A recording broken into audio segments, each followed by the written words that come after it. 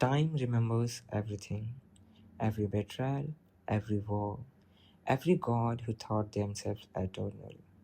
This is the story of what if Harry Potter was adopted by the Kronos, the time god, and turned against Olympus, a reality born in the deepest pit of existence. Here, Harry Potter is not raised by heroes or mentors, but by the god of time itself. He learns that patience is power and mercy is a weakness the universe exploits. As Olympus trembles and ancient powers prepare to fight, one truth becomes unavoidable. When time takes a side, the gods lose. Now let's start the story. What if Harry Potter was adopted by Kronos the Titan King and turned against Olympus? Chapter 1, Out of Time. You know that feeling when you wake up on the wrong side of the bed? Now imagine the bed is made of jagged obsidian, the room smells like burning sulfur and 3-day-old roadkill, and your alarm clock is a 60-foot reptilian monster trying to turn you into a chew toy. That was Tuesday for me. Tartarus isn't exactly a 5-star resort. It's a pit. The literal armpit of the universe where the gods toss their trash, their mistakes, and the things they're too scared to kill. The sky, if you can call it that, is a swirling vortex of deep purple and bruised black clouds that never rain water, only acid. The ground is a mix of glass shards, rock, and something that feels disturbingly like flesh. And right now, I was busy trying not to die. Again. The Lydian Draken hissed, a sound like a steam train blowing a gasket. It was massive, a serpentine nightmare of green scales and yellow eyes, coiled around a spire of black rock. Its venom dripped onto the stone below, hissing as it ate through the rock. I stood on a ledge about 50 feet below it, spinning a scythe in my hand. It wasn't a normal farm tool. This thing was 6 feet of celestial bronze and tempered steel, balanced perfectly for taking heads off. The handle was wrapped in leather from a beast I'd killed 3 years ago. "Come on, ugly," I yelled up at it. My voice sounded rough. "You scream a lot down here. I haven't got all eternity. Actually, wait, I do. But I'm bored." The Draken didn't appreciate the attitude. It lunged. Now, usually, when a 60-ton snake strikes, you don't see it coming. It's a blur of motion. But I don't see time the way normal people do. I focused. Just a twitch of a thought. The world turned gray. The colors desaturated. The roar of the wind dropped to a low, distorted bass rumble. The Draken was mid-air, its jaws wide enough to swallow a minivan, rows of serrated teeth glistening with slime. But it was moving through molasses. I could see the individual muscles bunching under its scales. I could see the droplet of venom suspended in the air, falling millimeter by millimeter. This was Kronos' gift. Or curse. Depending on how you looked at it. I stepped to the left. Just a casual step. I didn't run. Running is for prey. I let time snap back to normal. Boom. The Draken slammed into the ledge where I had been standing a microsecond ago. Rock shattered, sending shrapnel flying everywhere. Dust plumed up, choking the air. The monster screeched in confusion, thrashing its tail, cracking the stone floor. It expected to taste meat, but it just got a mouthful of gravel. I was already moving. I jumped onto its back. The scales were slippery, coated in some kind of natural oil, but I dug the heel of my boot in, finding purchase between the armor plates. The beast realized I was there and went ballistic. It whipped its body around, trying to fling me off into the void below. "Hold still!" I shouted, gripping a ridge of bone on its spine with my free hand. I raised the scythe. The blade glowed with a faint, golden aura. This wasn't just metal, it was an extension of my will.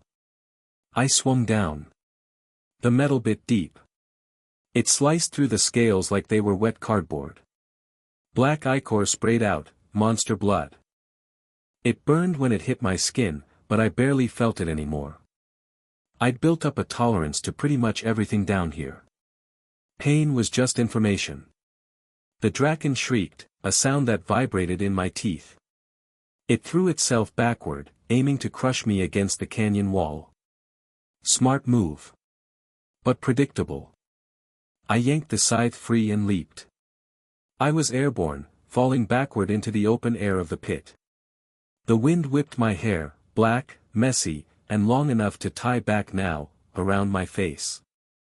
I watched the draken slam its own spine into the cliff face, cracking rocks and stunning itself. I flipped in midair, orienting myself. Gravity down here is weird. It pulls where it wants to. I spotted a jagged outcropping about 30 feet down and focused again. Stop.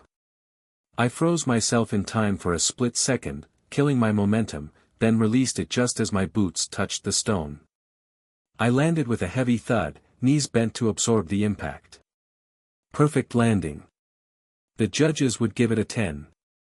The draken was recovering, shaking its massive head. It spotted me again. It was pissed now. Good. Angry enemies make mistakes. Is that it? I taunted, wiping the ichor off my cheek. My dad hits harder than you, and he's in 1,000 pieces. The monster opened its mouth, and I saw the throat glow green. Breath attack. Acid spray. I didn't dodge this time. I needed to finish this. I gripped the scythe with both hands, feeling the hum of power travel up my arms. The magic in my veins wasn't the wand-waving stuff I vaguely remembered from when I was a toddler. That was kid stuff. Stick magic. This was Titan magic. Raw. Ancient.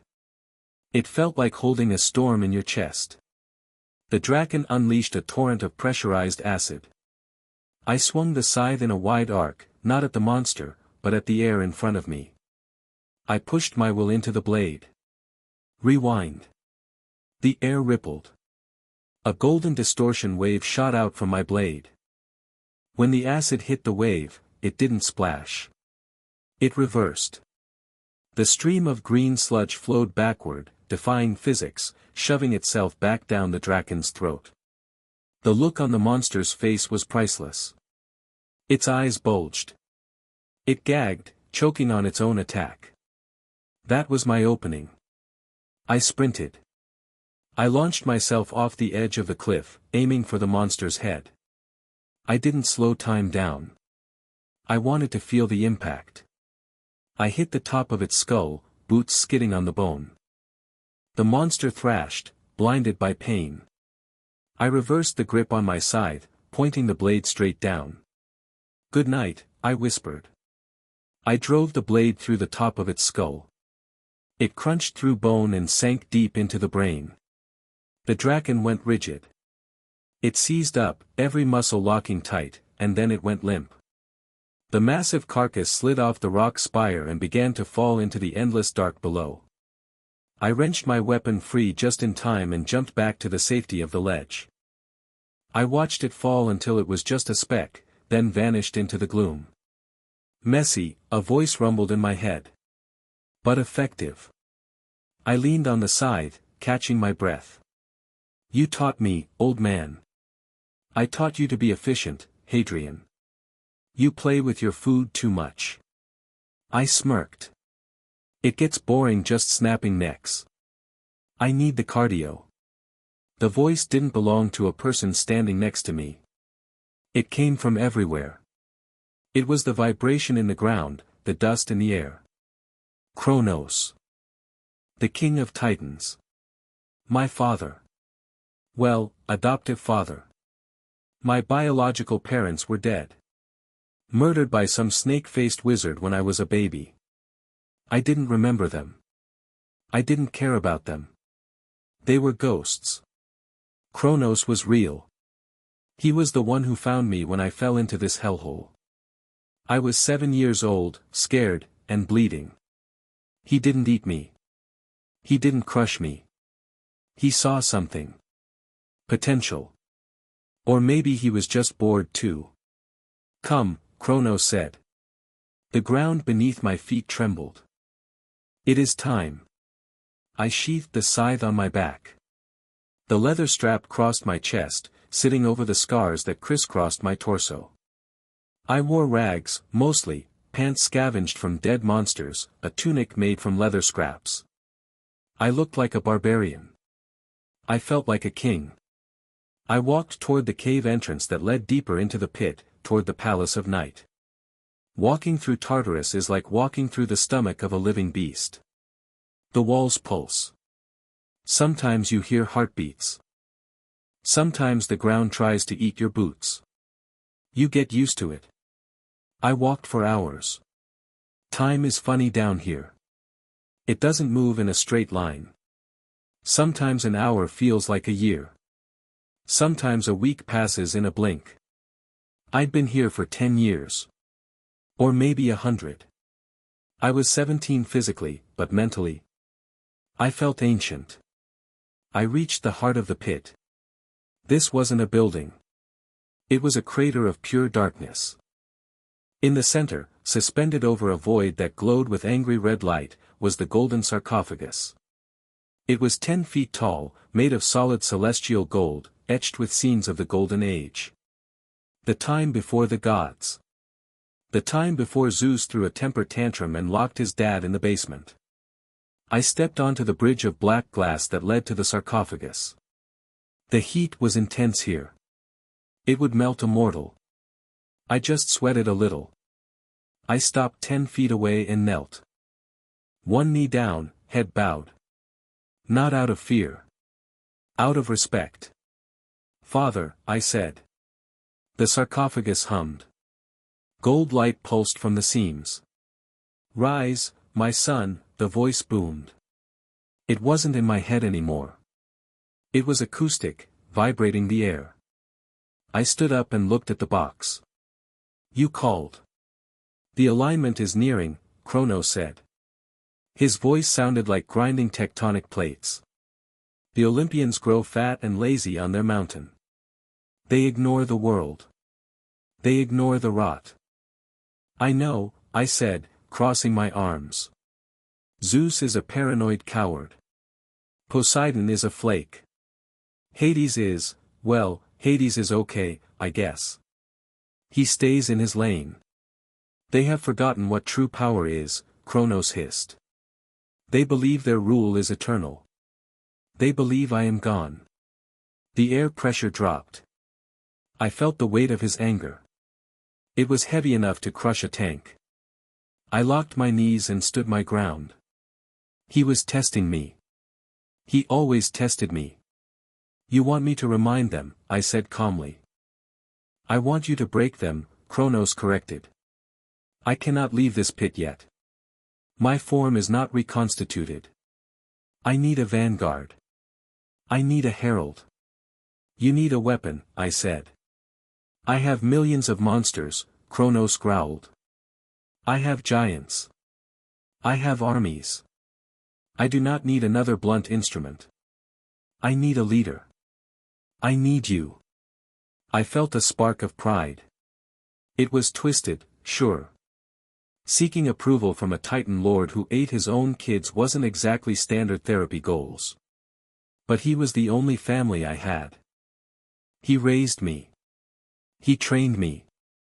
When I was weak, he gave me strength. When I was crying for my mommy, he told me to shut up and learn to fight. It was tough love. The toughest. The doors of death are weakening, Kronos continued. My spies tell me the wizarding world, your birthright, is in chaos. A dark wizard seeks to rule them. Voldemort, I spat the name. I knew the history. Kronos had shown me in visions. The noseless freak who killed my bio-parents. Small fry. He uses sticks and Latin. He is a nuisance, Kronos agreed. But his chaos provides a cover. The Olympians are distracted. They watch the mist, but they do not watch the shadows. So, what's the play? I asked. I go up there. I kill this Voldemort guy. Then what? No, Kronos said. Voldemort is insignificant. If he gets in your way, erase him. Your target is Olympus. But you cannot march on the mountain alone. You need to sow discord. You need to dismantle their support. You need to make the world ready for my return. A glimmer of light shot out from the sarcophagus. It hit my chest. I didn't flinch. It absorbed into my skin. I felt a rush of energy, cold and sharp. I have granted you access to the deeper currents of time, Kronos said. Use it wisely. It burns the soul if you pull too hard. I can handle it. Confidence is good. Arrogance is fatal, he lectured.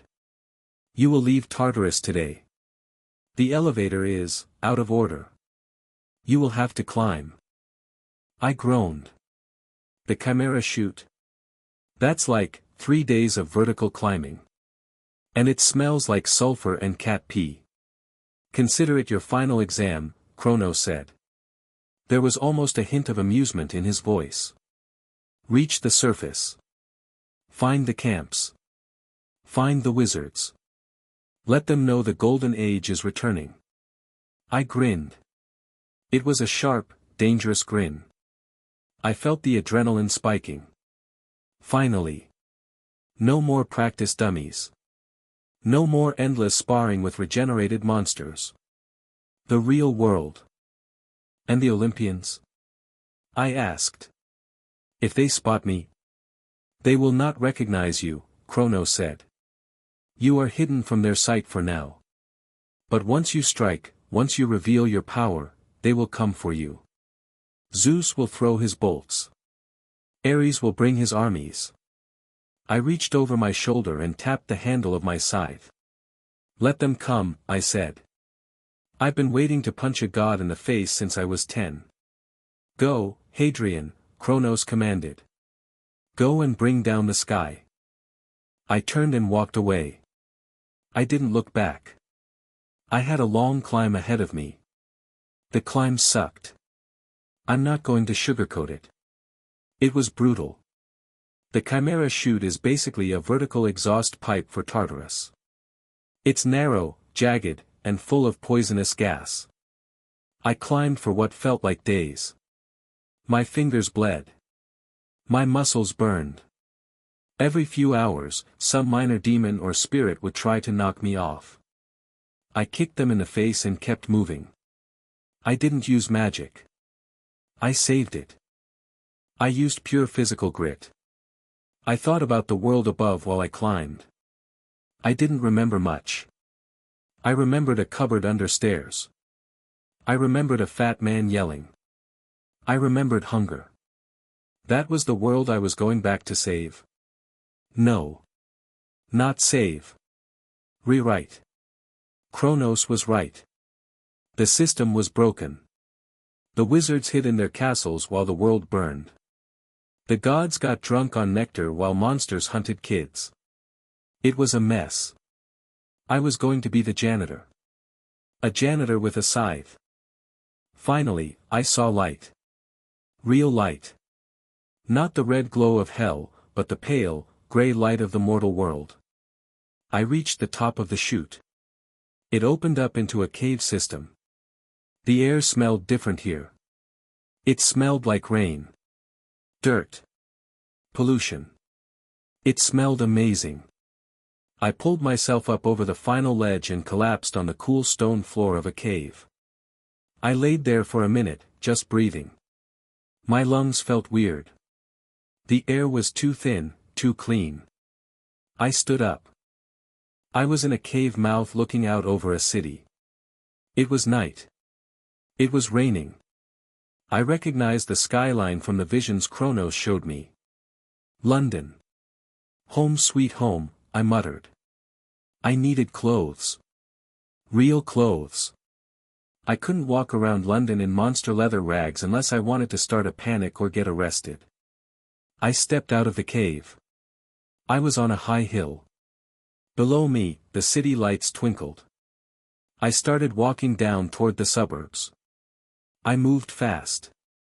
My body felt light. Gravity up here was a joke compared to the pit. I could jump 20 feet without trying. I bounded over rocks and fences, moving like a shadow.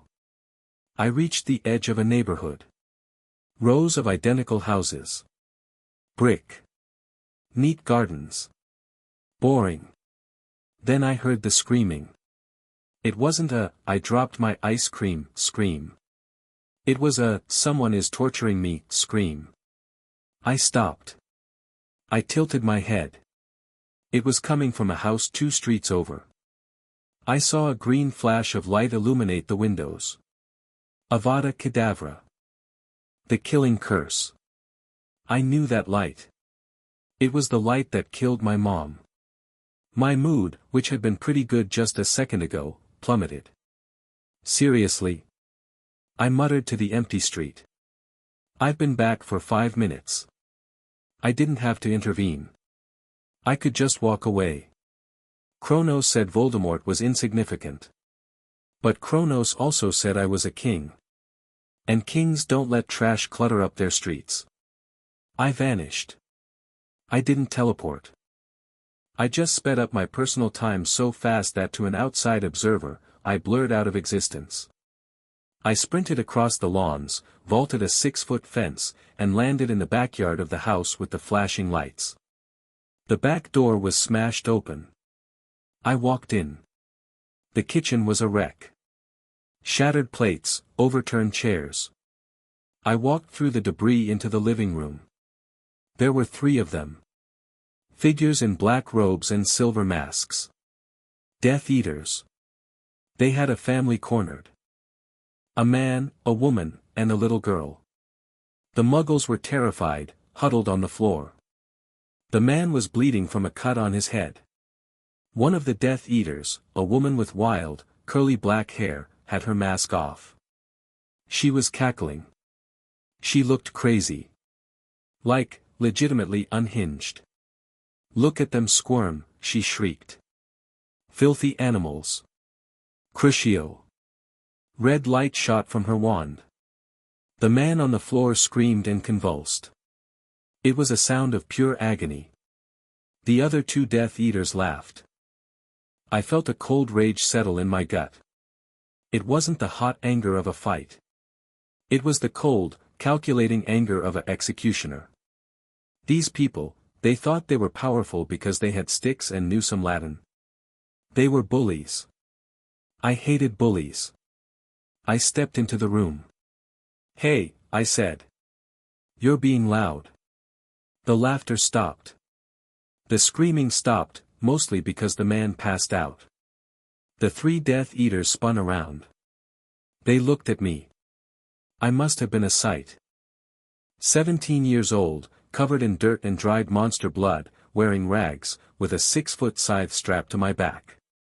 The woman, Bellatrix, I recognized her from the wanted posters in my visions, sneered. "What is this?" she asked, her voice high and scratchy. A homeless Muggle wandered in.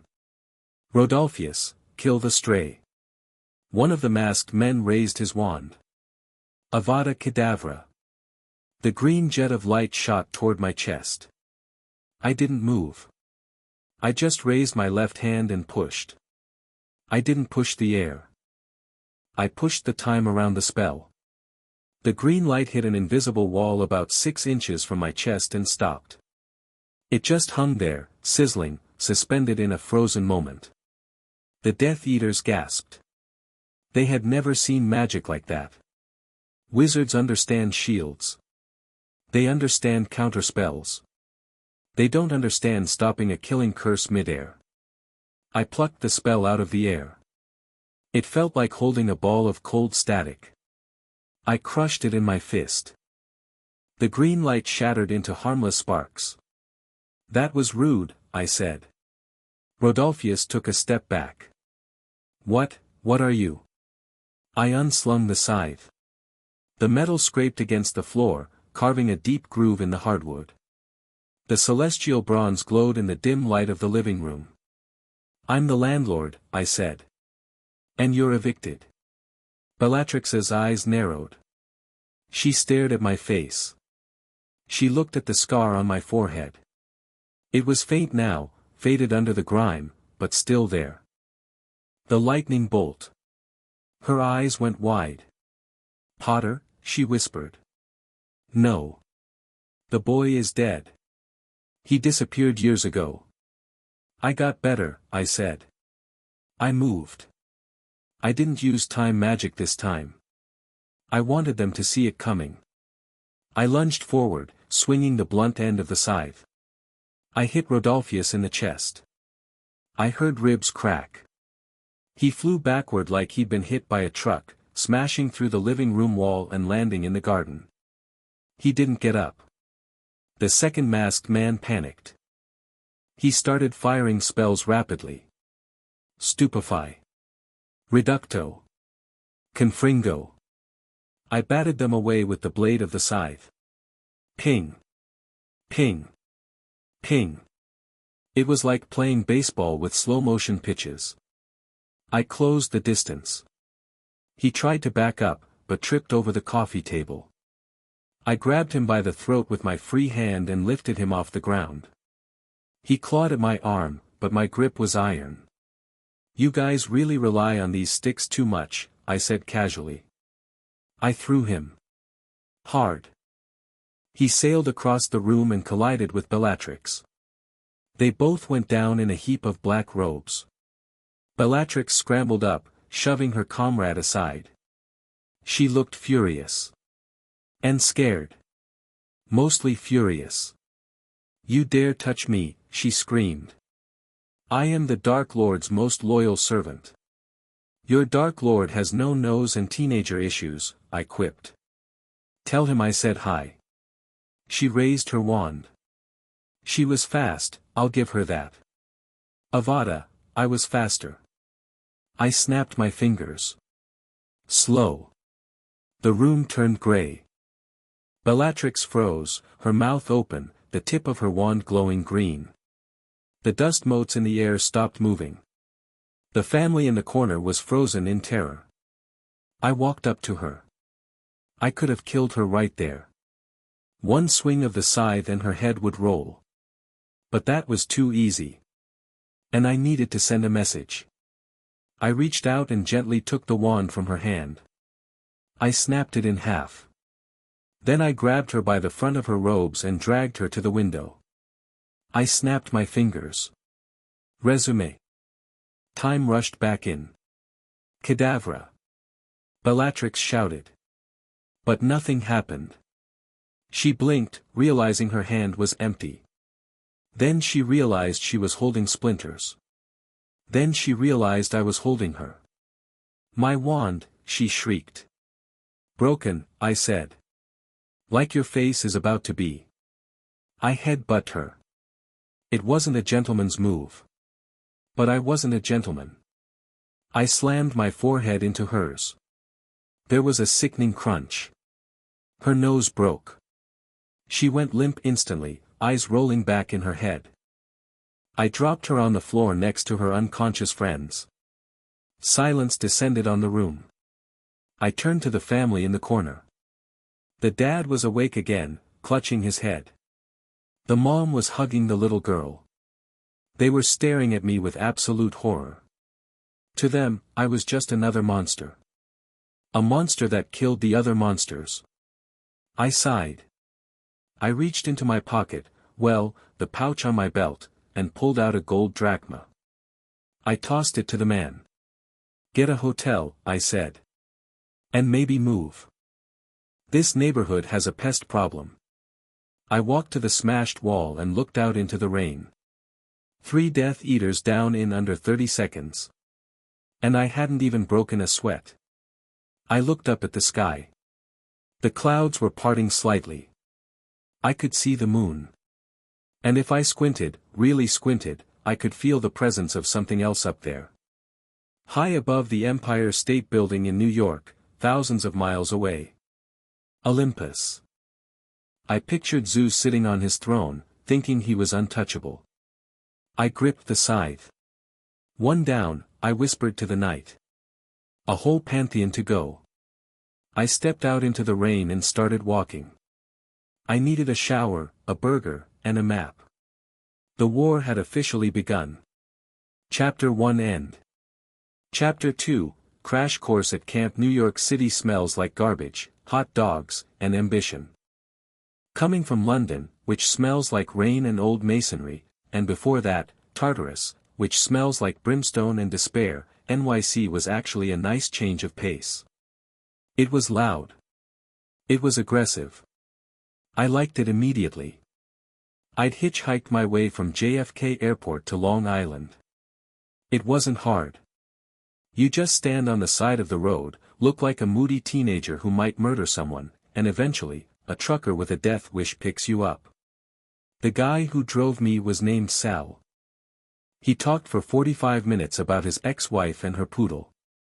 I didn't say a word. I just sat there, clutching the long bundle wrapped in dirty canvas that held my side, nodding every time he took a breath. When he dropped me off near the strawberry fields on the North Shore, he actually thanked me for being a good listener. People are weird. So, there I was. Standing at the bottom of a hill that looked totally normal to the average mortal eye. Just a grassy slope with a big pine tree at the top. But I wasn't average, and I definitely wasn't mortal anymore. To me, the hill was radiating magic. It was a beacon. A massive, shimmering dome of energy covered the valley beyond, smelling like ozone and pine needles. The mist, the magical veil that hides the spooky stuff from regular humans, was thick here. It was designed to keep monsters out. It was designed to keep regular humans out. It was a safe space for the children of the gods.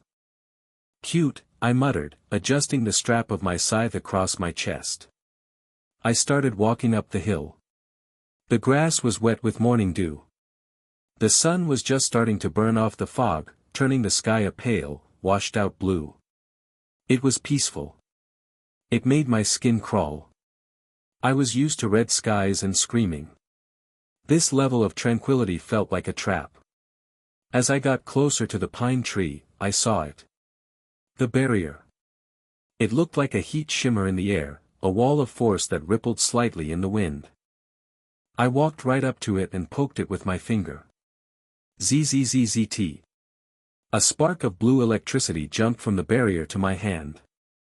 It stung, like a static shock from a doorknob, but about 10 times stronger. It was rejecting me. It tasted my aura, the scent of the pit, the residue of Titan magic, and it said, "No thanks, buddy. We don't serve your kind here." I grinned. I love it when inanimate objects tell me what to do.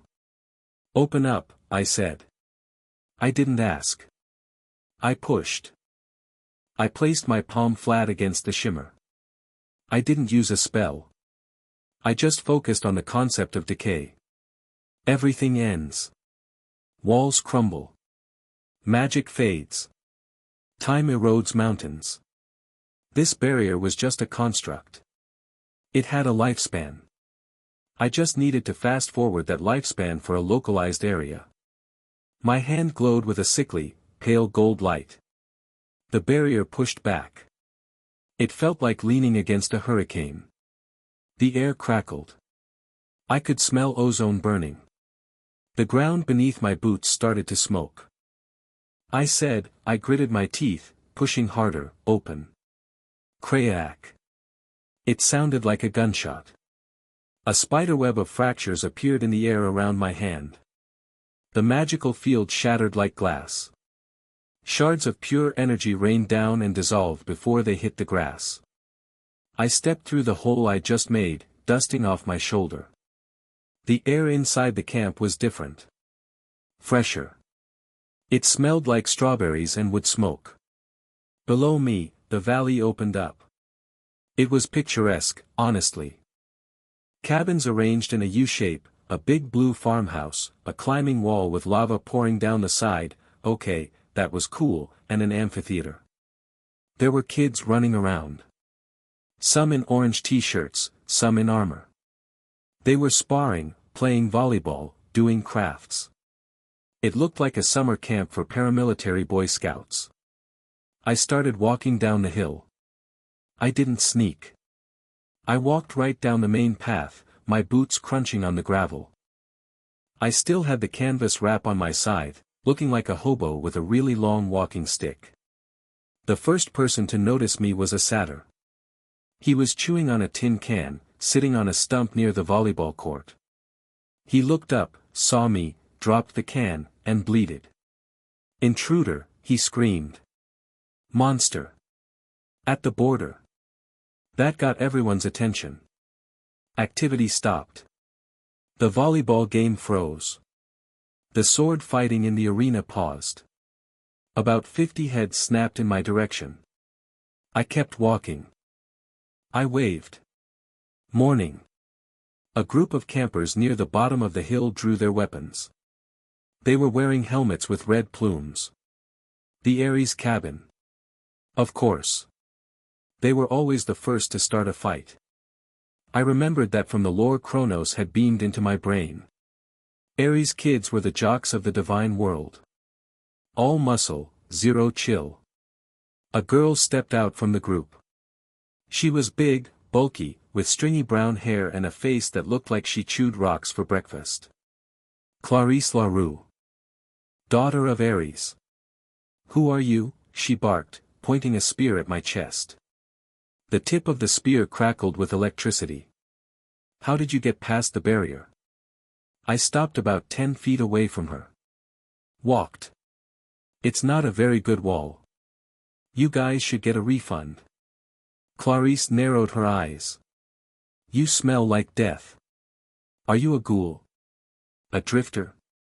"I'm a tourist," I said, looking past her at the cabins. "Nice place. A little rustic for my taste. Where's the manager?" "The manager?" She scoffed. The other Ares kids chuckled, gripping their swords. "You don't get to see Chiron, freak. You get to see the pointy end of Mamer." She patted her spear. She named her spear. That was adorable. "Mamer?" I raised an eyebrow. "You named a stick Mamer? That's trying way too hard." "That did it." Clarisse roared. It was a guttural sound, like a wild boar. She charged. Now, usually, when someone charges you with an electrified spear, you dodge. Or you block. Or you run away screaming. I yawned. She was slow.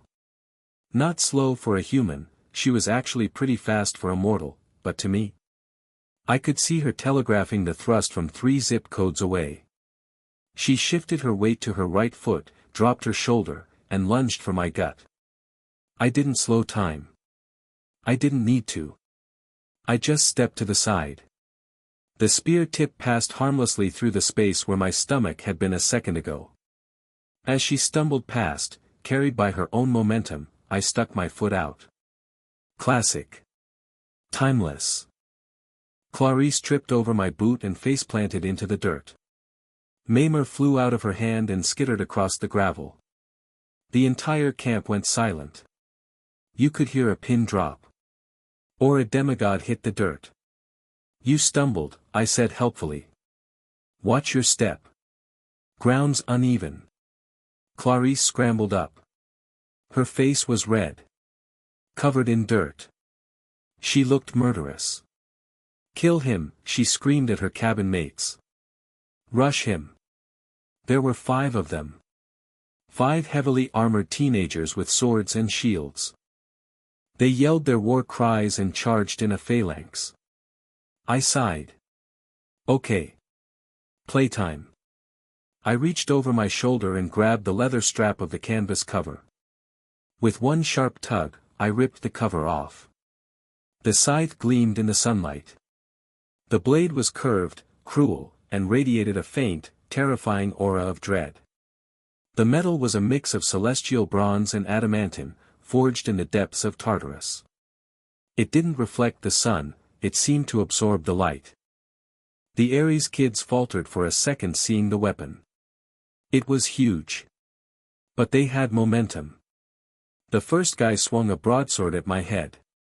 I ducked under it, spinning the scythe. I didn't use the blade. I used the haft, the long, steel handle. I slammed the butt of the scythe into his gut. Oof. He folded like a lawn chair. I spun again, sweeping the handle low, taking the legs out from under the second guy. He hit the ground hard. The third and fourth attacked together. One high, one low. A pincer move. Not bad tactics. I planted the scythe blade in the ground and vaulted, using it as a pivot point. I kicked the guy on the right in the chest with both feet, launching him back into the girl on the left. They went down in a heap of clattering armor. I landed lightly on my feet. Clarice was back, holding Mamer again. She was practically vibrating with rage. "You're dead," she shrieked. "I'm going to skew you like a kebab." She thrust the spear. Lightning arced off the tip. I caught it. I grabbed the shaft of the spear just below the blade with my bare hand. The electricity surged into me. It tickled. I'd bathed in the river Phlegethon. A little static shock wasn't going to hurt me. Clarissa's eyes bugged out. She tried to pull the spear back. I held fast. It was an immovable object meeting a very confused force. "You have a lot of anger," I said, looking her in the eye. "It makes you sloppy." I squeezed. The wood of the spear shaft groaned. Then it cracked. Then it shattered. I snapped Mamer in half like a twig. Clarice stared at the broken pieces in her hands. It was like I'd just snapped her puppy's neck. She was in shock. I tossed the spearhead I was holding over my shoulder. It landed with a dull thud in the grass. "Next?" I asked, looking around the circle of campers that had formed. Nobody moved. The Ares cabin was groaning on the ground. The other cabins, Athena, Hermes, Apollo, were watching with wide eyes. They were calculating. They saw a guy who just dismantled the camp bullies in under 30 seconds without breaking a sweat. Then, the water in the creek exploded. I turned just in time to see a wave, a literal wall of water about 10 feet high, rushing toward me from the direction of the canoe lake. Riding the wave like a surfer was a kid. Black hair, green eyes, holding a glowing bronze sword. Percy Jackson. Son of Poseidon. The hero. "Get away from them," he yelled. I didn't have time to be impressed by his entrance. The water was about to hit me. I held up my hand. Pause. I focused my will on the water molecules. I didn't stop time completely, that takes too much energy for a mass this big. I just slowed the kinetic energy. The wave hit an invisible cushion of slowed time about 5 feet in front of me. It lost all its momentum instantly.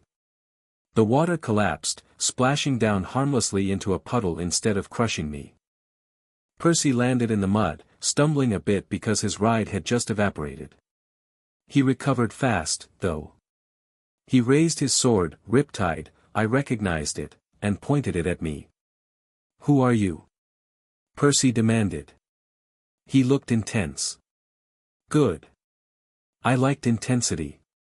"Hadrian," I said. "But you can call me Harry. And you must be the fish boy." "Poseidon," he corrected, narrowing his eyes. "Son of Poseidon." "Same thing," I shrugged. "You attacked campers," a new voice cut in. I turned to my left. A girl was stalking toward me. Spiky black hair, electric blue eyes, wearing a silver parka and a circlet that marked her as the lieutenant of Artemis. Wait, no, she wasn't a hunter yet in this timeline, she was just Talia Grace, daughter of Zeus. She held a shield that was terrifying to look at, Aegis. It had the face of Medusa molded into the bronze.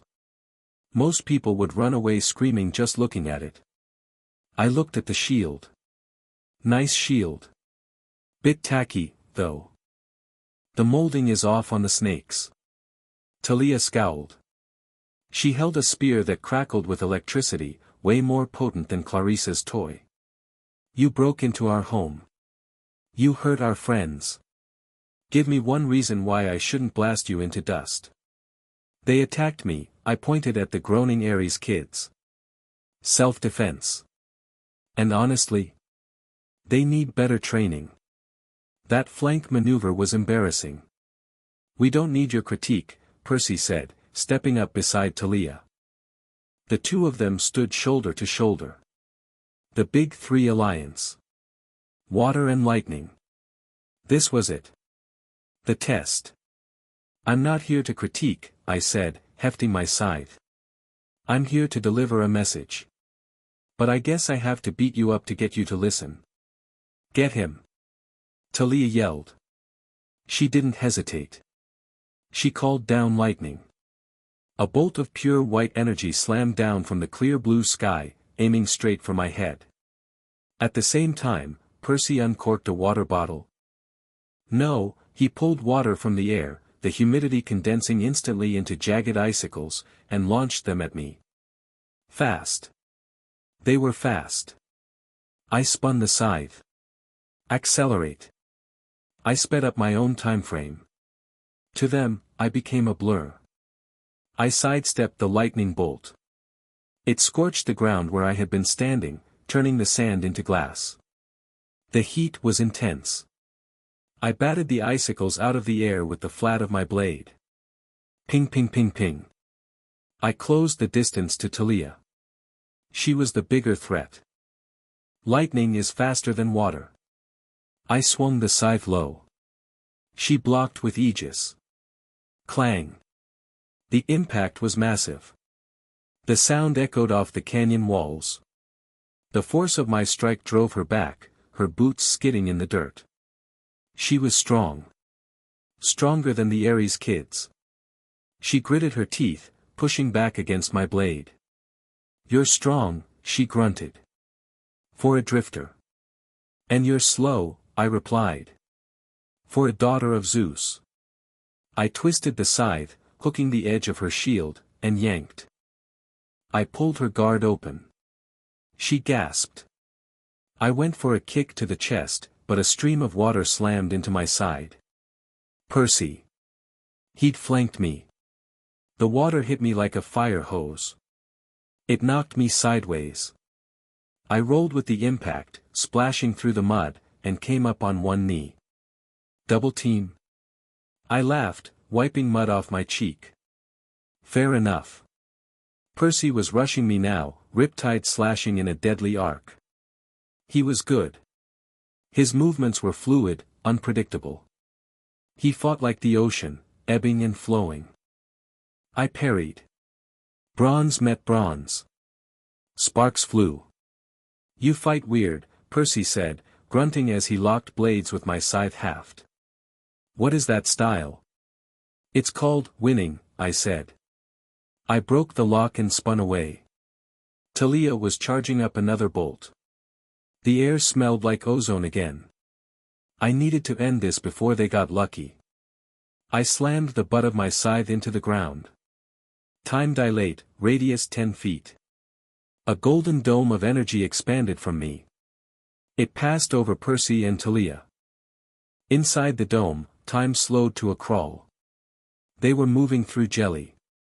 I saw Percy's eyes widen as he realized he couldn't move his arms fast enough. I saw the lightning bolt Talia summoned arching down from the sky in slow motion, like a jagged white tree branch growing downward. I walked, casually walked, between them. I tapped Percy on the forehead. Boop. I tapped Talia on the nose. Boop. Then I stepped out of the dome and snapped my fingers. Resume. The lightning bolt hit the ground where I had been. Kaboom. Dirt exploded. Percy and Talia, disoriented by the sudden time shift, stumbled forward. They swung their weapons at empty air, nearly hitting each other. Whoa! Percy yelled, ducking under Talia's spear. Where did he go? Talia shouted, spinning around. Behind you, I said. They spun around. I was leaning on my scythe, looking bored. Are we done? I asked. I can keep doing this all day. But I'm getting hungry. Do you guys serve breakfast? I heard the strawberries are good. They stared at me. They were breathing hard. I wasn't even winded. What are you? Talia whispered. She looked scared now. Not of the weapon, but of what I represented. Something she couldn't categorize. You're not a demigod. You moved like a titan, Percy finished the thought. He looked at my scythe. He really looked at it. That blade. It's the same metal as his. Don't say the name, I warned, my voice dropping an octave. Names have power. Just then, the sound of hoofbeats thundered across the field. Stop. Chiron galloped into the clearing. The centaur looked majestic, white stallion body, tweed jacket, grim expression. He held a bow, an arrow knocked and aimed at my heart. Stand down, everyone. Chiron ordered. He broke in, Chiron. Clarice yelled from the ground, clutching her bruised ribs. He broke Mamer. I saw, Chiron said. He didn't look at Clarice. He was looking at me. His eyes were ancient, full of thousands of years of sadness and wisdom. He lowered the bow slightly. And he could have killed you all, but he didn't. I nodded respectfully. Teach. Nice horse body. Very classic. You have the aura of the pit, Chiron said quietly. But you are human. A wizard, by the scent of your blood. But, twisted. Evolved, I corrected. I'm an upgrade. Why are you here? Chiron asked. To kill us? If I wanted to kill you, I would have poisoned the strawberries, I said. I'm here to talk. And maybe crash for a few days. My dad kicked me out of the house. Said I needed to socialize. Your father, Chiron murmured. He looked at the scythe. He knew. Of course he knew. He was Kronos' son too, technically. We were brothers. Sort of. Gross. Let's just say we have a complicated family tree, I said. Look, I'm not here to fight your war for you. And I'm not here to start one. Yet.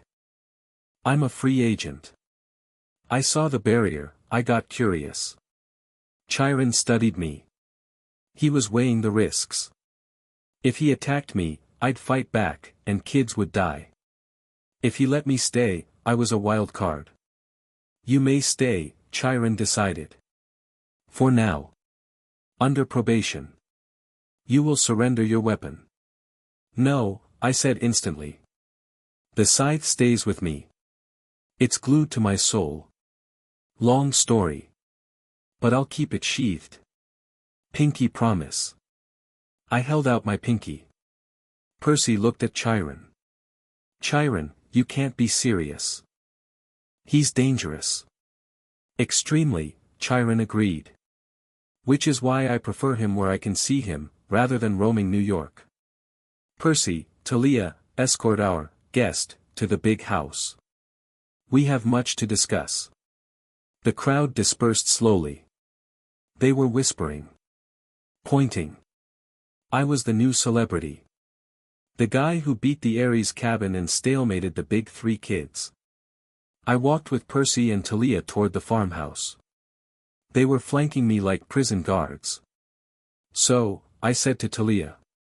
Nice hair. Very anarchy in the UK. I dig it. She glared at me. Don't talk to me. Feisty, I grinned. I like feisty. Shut up, she snapped. But she didn't zap me. Progress.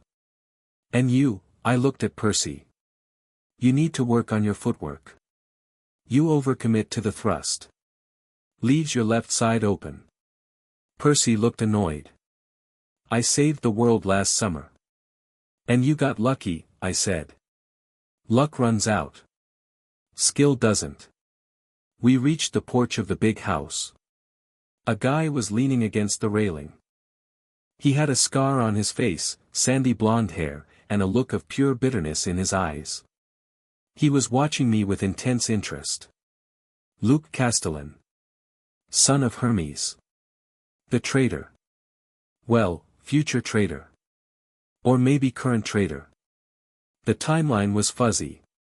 He pushed off the railing as we approached. Quite a show, Luke said. His voice was smooth, charming. I don't think I've ever seen Clarice get humbled like that. It was satisfying. Glad I could entertain, I said. Percy and Talia went inside to find Mr. Dionysus, leaving me on the porch with Luke. I leaned against the column next to him. I dropped my voice so only he could hear. You hate them, I said. It wasn't a question. Luke stiffened. Excuse me. The gods, I said, looking out over the camp. You hate them. I can see it. You look at the big house, at the attic where the oracle rots, and you just want to burn it all down. Luke's hand drifted toward his pocket. Probably reaching for his sword, backbiter. You don't know me, new guy. I know enough, I said. I know your dad Hermes is a busy absentee landlord. I know you went on a quest and got that scar for nothing. I know you feel like a pawn. Luke turned to face me fully. His eyes were cold. Who are you? I'm someone who agrees with you, I whispered. The system is broken, Luke. The gods use their kids as batteries and shields. They don't care if we live or die. They only care if we worship. Luke didn't attack. He was listening. My father, I continued, letting the word hang, he believes in a different way. A world where the strong rule. Where we aren't beholden to distant thunder and lightning. A golden age. Luke's breath hitched. The golden age, that's a myth. I'm standing right here, I said. I just broke the camp barrier with one hand. Does that look like a myth to you? I pushed off the column. I didn't need to push him further. The seed was planted. Think about it, Luke, I said, walking toward the door. You want to change the world. You can't do it by following the rules of the people who broke it. I left him standing there, staring at the strawberry fields. He looked conflicted. Good. Conflict breeds opportunity. I walked into the big house. There was a guy in a leopard print shirt playing pinochle with an invisible opponent. Dionysus. The god of wine. He looked up at me with bloodshot eyes. Oh, great. Another brat. And this one smells like my father's digestional tract. Lord Dionysus, I bowed mockingly. Love the shirt. Very, retro. Don't sass me, boy, he grumbled. Or I'll turn you into a dolphin. The ocean is getting crowded, but I can make room. Try it, I challenged. And I'll turn your wine into grape juice. Permanently. Dionysus stared at me. The air grew purple and heavy. Vines started to curl out of the floorboards. I stared back. My eyes flashed gold. I let a little bit of the Time Lord aura leak out. Just a taste. The grapes in the bowl on the table withered and turned to dust in a second. Dionysus blinked. He sat back in his chair. The vines retreated. You're a nuisance, he decided. Go find a bunk. Hermes' cabin. They take all the strays. Pass, I said. I'll sleep in the woods. I like the fresh air. I turned and walked out. I had entered the enemy's base. I had neutralized their strongest fighters. I had sown doubt in their leadership. And I had started the recruitment of their best soldier. Not a bad first day. I walked toward the forest, ignoring the stares of the campers. I found a nice clearing near the creek, away from the dryads who were giggling and hiding in the trees. I unrolled my scythe, cleaned the mud off the blade, and laid it across my lap. I leaned back against a tree and closed my eyes. But I didn't sleep. I reached out with my senses. I could feel the heartbeat of the camp. I could feel Talia arguing with Chiron in the big house. I could feel Percy confused and angry near the lake. I could feel Luke pacing in his cabin, his mind racing with the poison I'd poured into his ear. And deeper, below the earth, I could feel the rumble of my father. Good, Kronos' voice whispered in the wind. The pawns are moving. I smirked. Your move, Zeus, I whispered. The sun set over Long Island Sound, painting the sky in colors of blood and bruises. It was beautiful. Tomorrow, I would start breaking things for real. Chapter 2 End. Chapter 3, The God of War Bleeds. Los Angeles is a weird place. It's like someone took a bunch of glitter, mixed it with smog, and baked it under a heat lamp for 50 years. I stood on the Santa Monica Pier, watching the Pacific Ocean churn against the wooden pilings.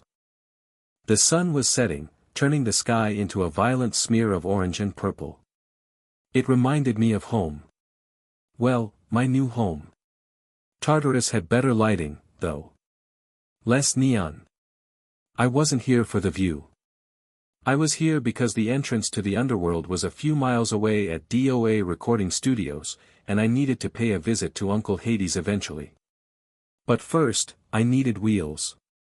Walking is for peasants and people who aren't currently trying to overthrow the divine order. I turned away from the railing and walked back toward the parking lot. The boardwalk was packed. Tourists eating cotton candy, locals jogging with dogs that cost more than my old house, and street performers trying to get discovered.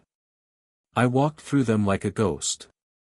People have a natural instinct to avoid predators. They didn't look at me, but they parted ways. Maybe it was the scythe strapped to my back wrapped in a glamour guitar case. Maybe it was the fact that I hadn't slept in 3 days and looked like I was ready to bite someone. I spotted it in the VIP lot near a fancy seafood restaurant. A Ducati Panigale V4. Bright red. Sleek. It looked fast. It looked expensive. Mine, I whispered. I walked up to it. A valet guy in a red vest stepped in front of me.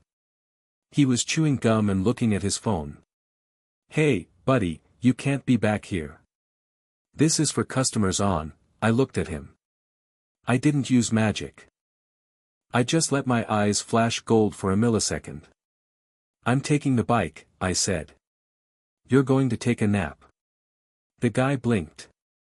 His brain short-circuited.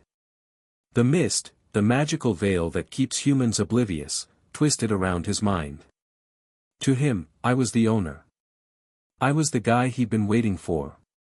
Right, he mumbled, tossing me the keys he was holding. Drive safe, sir. I never do, I grinned. I swung a leg over the bike. It fit perfectly. I turned the key. The engine roared to life, a deep, throaty growl that vibrated in my chest. This machine wanted to run. I kicked up the stand and revved the engine, drowning out the sound of the nearby carousel. I peeled out of the lot, leaving a strip of burnt rubber on the pavement. The valet waved. Nice guy. I hit the Pacific Coast Highway and opened the throttle. The wind whipped at my jacket. The world blurred at the edges. Speed is the only time I feel normal. When you control time, the world usually feels too slow. Everyone talks too slow. They move too slow. But at 150 miles per hour, things start to make sense. I wove through traffic, leaning hard into the curves. Left, right, center lane. I was a red streak cutting through the gridlock. Then the temperature spiked. It wasn't a gradual warm-up. It was instantaneous. 1 second, I was enjoying the cool ocean breeze. The next, it felt like I'd opened an oven door. The asphalt ahead of me started to shimmer. The smell of the ocean was replaced by the smell of burning oil, hot metal, and blood. I checked my rearview mirror. Nothing. Just a line of cars. I looked forward. A motorcycle was merging onto the highway from an on-ramp about 200 yards ahead. But it wasn't a Ducati. It was a monster. It was massive, all chrome and black leather. The exhaust pipes were shaped like dragon skulls. The wheels were wreathed in actual fire. And the guy riding it? He was huge. He wore a red leather duster, combat boots, and sunglasses that hid eyes I knew were burning with nuclear fire. Ares. The god of war. He didn't look back. He just drifted across 3 lanes of traffic without signaling. Cars swerved to avoid him, honking, but he ignored them. He was waiting for me.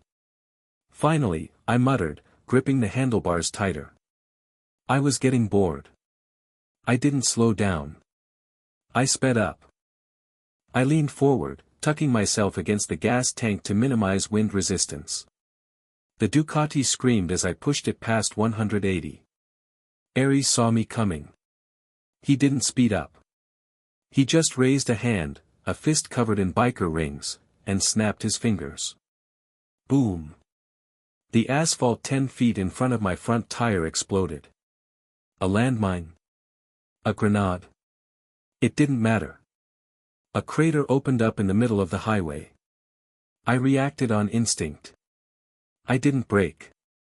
Braking would kill me. I yanked the handlebars up. Lift. I pulled on the flow of time around the bike, lightening its mass for a split second. The bike launched off the lip of the crater, soaring through the air. I flew over the hole, smoke billowing around me. I landed hard on the other side, the suspension groaning, the rear tire fishtailing violently. I regained control and shot past Ares. He laughed. I heard it over the wind and the engine. It was a deep, booming laugh that sounded like artillery fire. Nice trick, punk. Ares yelled. His voice wasn't just sound, it was a shockwave. Clarice said you were slippery.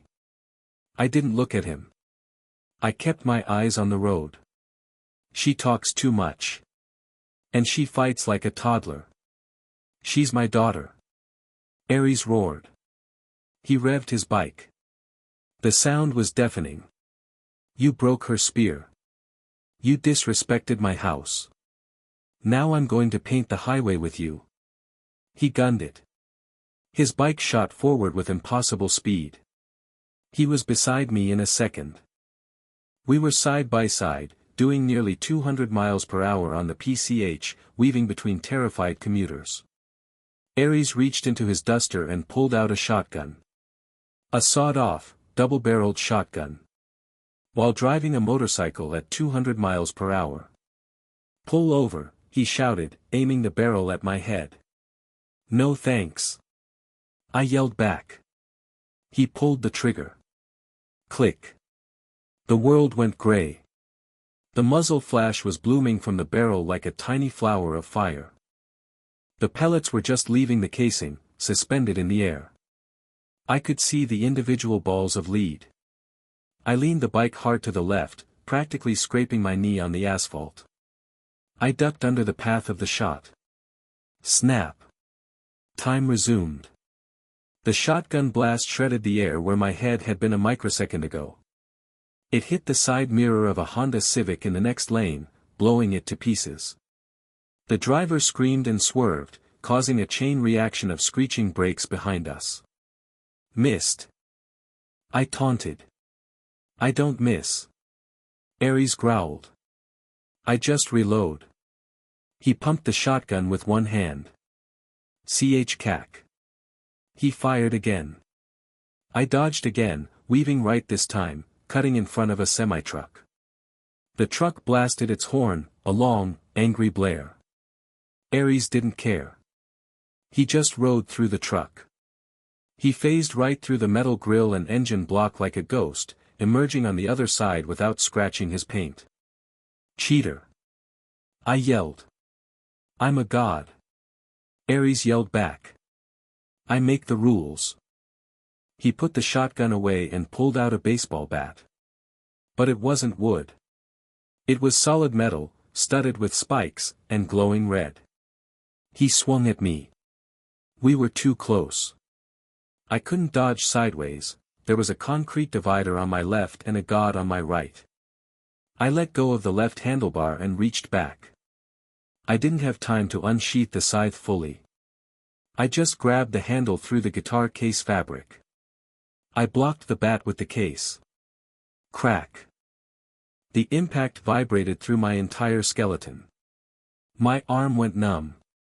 The guitar case shredded, revealing the celestial bronze shaft of my scythe. Ooh, shiny, Ares grinned. Let's see if it bleeds. He swung again. I ducked, hitting the brakes hard.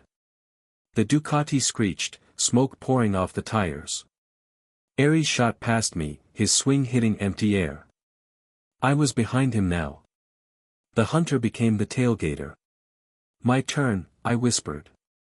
I accelerated. I came up on his rear wheel. I reached out with my left hand, fingers splayed. Rust. I focused my will on his rear fender. It was divine metal, hard to affect, but everything decays. Even God-forged steel. The metal turned gray, then brown. Flakes of rust flew off into the wind. The fender rattled. Ares felt it. He looked back, his sunglasses sliding down his nose. His eyes were actually little nuclear explosions. You little pest. He slammed on his brakes. His bike stopped instantly. From 200 to 0 in a split second.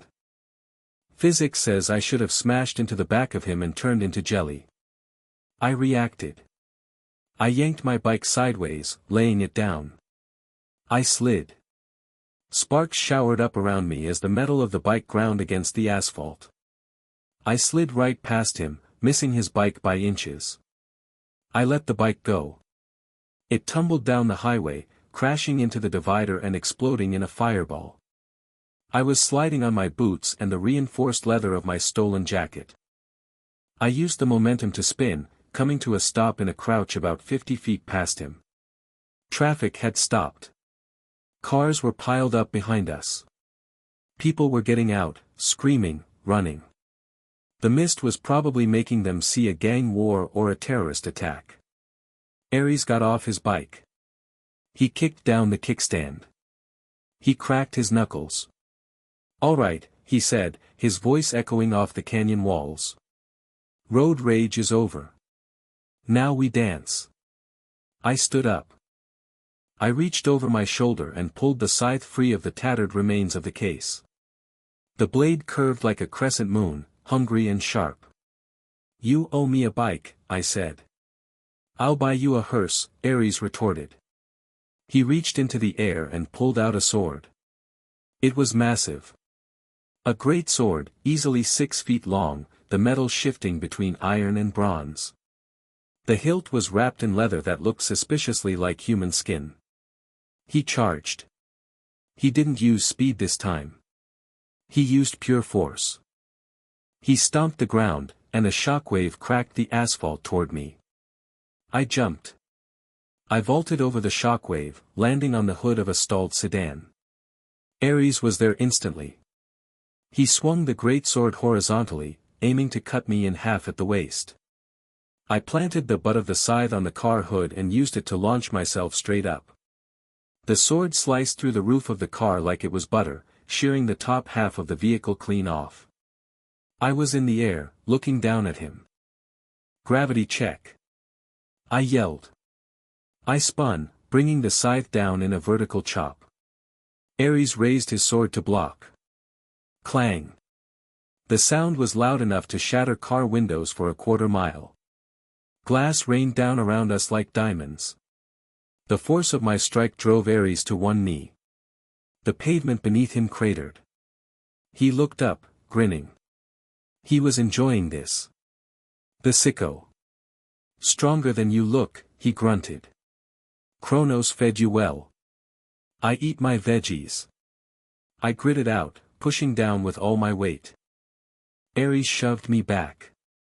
He was physically stronger. Way stronger. He threw me backward like I was a ragdoll. I flipped in the air and landed on my feet, sliding backward 10 yards. My boots carved grooves in the road. "You're fast," Ares said, standing up and dusting off his duster. "But you can't keep this up. You're mortal. You have limits." "I don't." He was right. My arms were shaking. Holding back a god takes a lot of juice. My magic reserves, my time pool, were draining fast. Every time I used a slow-motion trick or a strength boost, it cost me. If I ran dry, I'd age 50 years in a second or just burn out. I needed to end this. I needed to cheat. "You talk a lot for a guy wearing leather pants in California," I said, catching my breath. "Chafing must be a nightmare." Ares roared.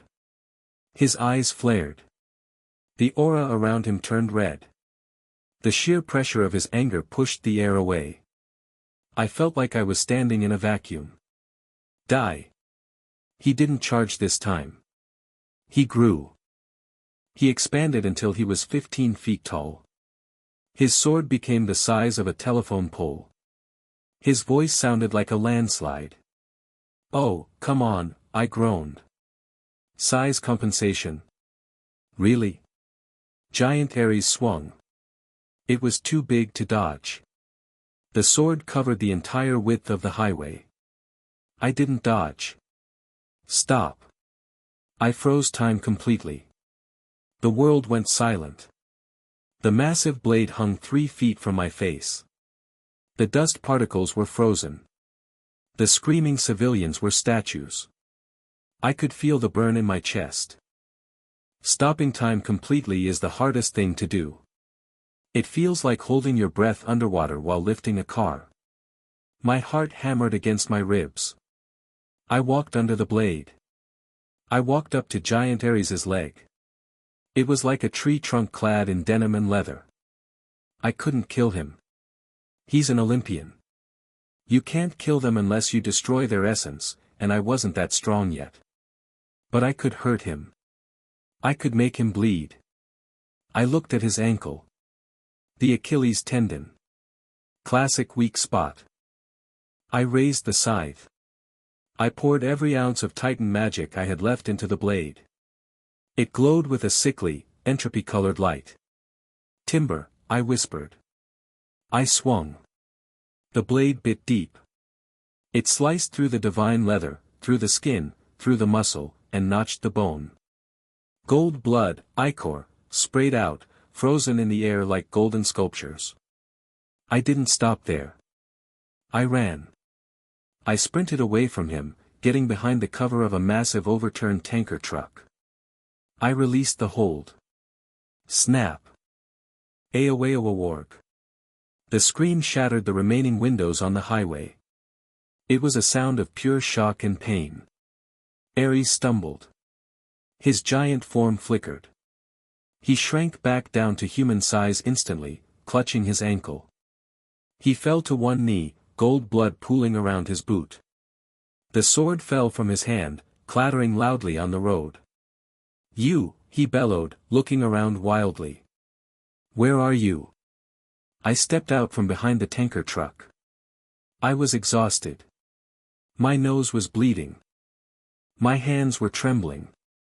But I stood tall. "Right here," I said. Ares looked at me. His eyes were wide. He looked at his ankle, then back at me. The wound wasn't healing. The cut from the scythe was festering, the time rot preventing the divine regeneration. You actually cut me," he whispered. He sounded confused. Like the concept didn't make sense. "I told you," I said, leaning on my scythe because my legs felt like jelly. "I'm the landlord. You're trespassing." Ares tried to stand, but his leg buckled. He snarled. The rage was still there, but now it was mixed with something else. Caution. "This isn't over," Ares spat. "You think this is a victory? You just made yourself the #1 target on Olympus. My father will blast you into atoms." "Let him try," I said. "But for now, you're leaving." I go where I want. Not with that leg you don't, I pointed out. Go home, Ares. Go get a band-aid. He glared at me. If looks could kill, I'd be a smudge on the pavement. But he knew he was compromised. A wounded god is vulnerable. Other monsters, other gods, they smell blood. He couldn't stay here exposed. He snapped his fingers. His motorcycle, the one parked back near the crater, disappeared in a flash of red light. Keep the bike, he growled. I hope you crash and die. He began to glow. A column of red light descended from the sky. Watch your back, time boy, Ares said, his form dissolving into the light. War is coming for you. I count on it, I replied. And then he was gone. The silence that followed was heavy. The only sounds were the distant sirens of approaching police cars and the crying of the mortals trapped in the traffic jam. I sat down on the guardrail. I wiped the blood from my nose. Ow, I muttered. My chest felt like it was caved in. Using that much power, it takes a toll. I needed sleep. I needed food. I looked at the spot where Ares had been. A pool of golden blood shimmered on the asphalt. I stood up and walked over to it. I dipped my finger in the ichor. It was hot. It burned my skin. Waste not, want not, I said. I touched the blood to the blade of my scythe. The metal drank it in. The scythe hummed, vibrating happily. It liked the taste of god blood. Good girl, I patted the blade. I looked around. My Ducati was a wreck. I was stranded on the PCH. Then I saw it. Parked on the shoulder, untouched by the chaos, was a motorcycle. But not just any motorcycle. It was the one Ares had been riding. Wait, no. He vanished his bike. This was different. It was a chopper. Black chrome. The gas tank had a painting of a flaming skull. It radiated a faint aura of fear. There was a note stuck to the speedometer. A pink sticky note. It smelled like perfume. Rose petals and sea breeze. I picked it up. He has terrible taste in bikes. This one suits you better. Try not to die, handsome. I blinked. Aphrodite? I looked up at the sky. A single pink cloud was drifting overhead against the darkening blue. Seriously? I laughed. The goddess of love is sliding into my DMs. The Olympians were messy. Ares wants to kill me. His girlfriend wants to give me gifts. This family was a soap opera. I walked over to the bike. I ran my hand over the leather seat. It was warm. Well, I said, swinging my leg over it. I'm not walking. I turned the key. The engine purred. It wasn't the angry roar of Ares's bike. It was a smooth, seductive purr. Like a jaguar. I put on the sunglasses that were hanging from the handlebars. I needed to get to the underworld entrance. I needed to see Hades. But first, I needed a hotel. A really nice hotel. As I revved the engine, a sound rolled across the sky. Rumble. It wasn't a storm. It was thunder. But it was singular. Distinct. It came from the east. From New York. The sky flashed white for a second, illuminating the entire coastline. Zeus. He knew. He felt the blood of his son spill. He felt the disturbance in the balance of power. The thunder rolled again, sounding like a gavel banging on a cosmic desk. War. That was the message. I looked east, toward the storm brewing on the other side of the country. Loud, I critiqued. Very dramatic. June 10th. I kicked the bike into gear. Come and get me, Sparky. I peeled out, leaving the wreckage of the battle behind me. The police cruisers were just arriving, their red and blue lights flashing. I wove through them, invisible, untouchable. I drove toward the lights of Los Angeles. The city of angels. The city of fallen stars. I felt a vibration in the scythe on my back. Good, Kronos' voice echoed in my mind, sounding stronger than before. The first blood is drawn. The fear begins to take root. He was sloppy, I thought back. He relies on brute force. They all do, Kronos replied. They have forgotten the subtlety of true power. They have forgotten what it means to be hunted. I'm tired, old man, I said. Let me sleep. Rest, Kronos allowed. But do not get comfortable. The master of the dead is not as easily provoked as the god of war. Hades, I mused. Yeah. He's the smart one. I hit the off-ramp for Hollywood. The Hollywood sign loomed in the distance, white letters glowing in the moonlight. I wondered if the underworld had room service. I found a motel near West Hollywood. It wasn't 5 stars, but it had a bed and a shower that didn't smell like mold. I parked the Aphrodite-gifted bike right inside the room. I wasn't trusting LA parking, divine protection or not. I stripped off my ruined clothes. My body was a map of bruises. A massive purple welt covered my ribs where the shockwave had hit me. My arms were trembling with muscle spasms. I stood in the shower for an hour. The hot water felt like heaven. I watched the grime and dried monster blood swirl down the drain. I wrapped a towel around my waist and stepped out. I wiped the steam off the mirror. I looked at myself. Green eyes. Messy black hair. The scar on my forehead. But there was something else now. My eyes, the pupils weren't round anymore. They were slightly elongated. Like a cat. Or a snake. Or a dragon. And there was a faint golden ring around the iris. The mark of Kronos. Heir of time, I whispered to my reflection. I looked dangerous. I didn't look like the savior of the wizarding world. I looked like the villain of the story. Maybe I am, I muttered. I flopped onto the bed. It squeaked. I closed my eyes. I didn't dream of sugar plums. I dreamed of a mountain burning. I dreamed of a golden throne crumbling. I dreamed of a girl with electric blue eyes standing over me with a spear, crying. Talia.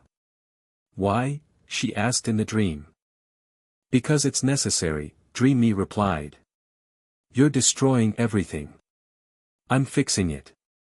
Then the dream shifted. I saw a castle. A magical castle in Scotland. Hogwarts. But it was under siege.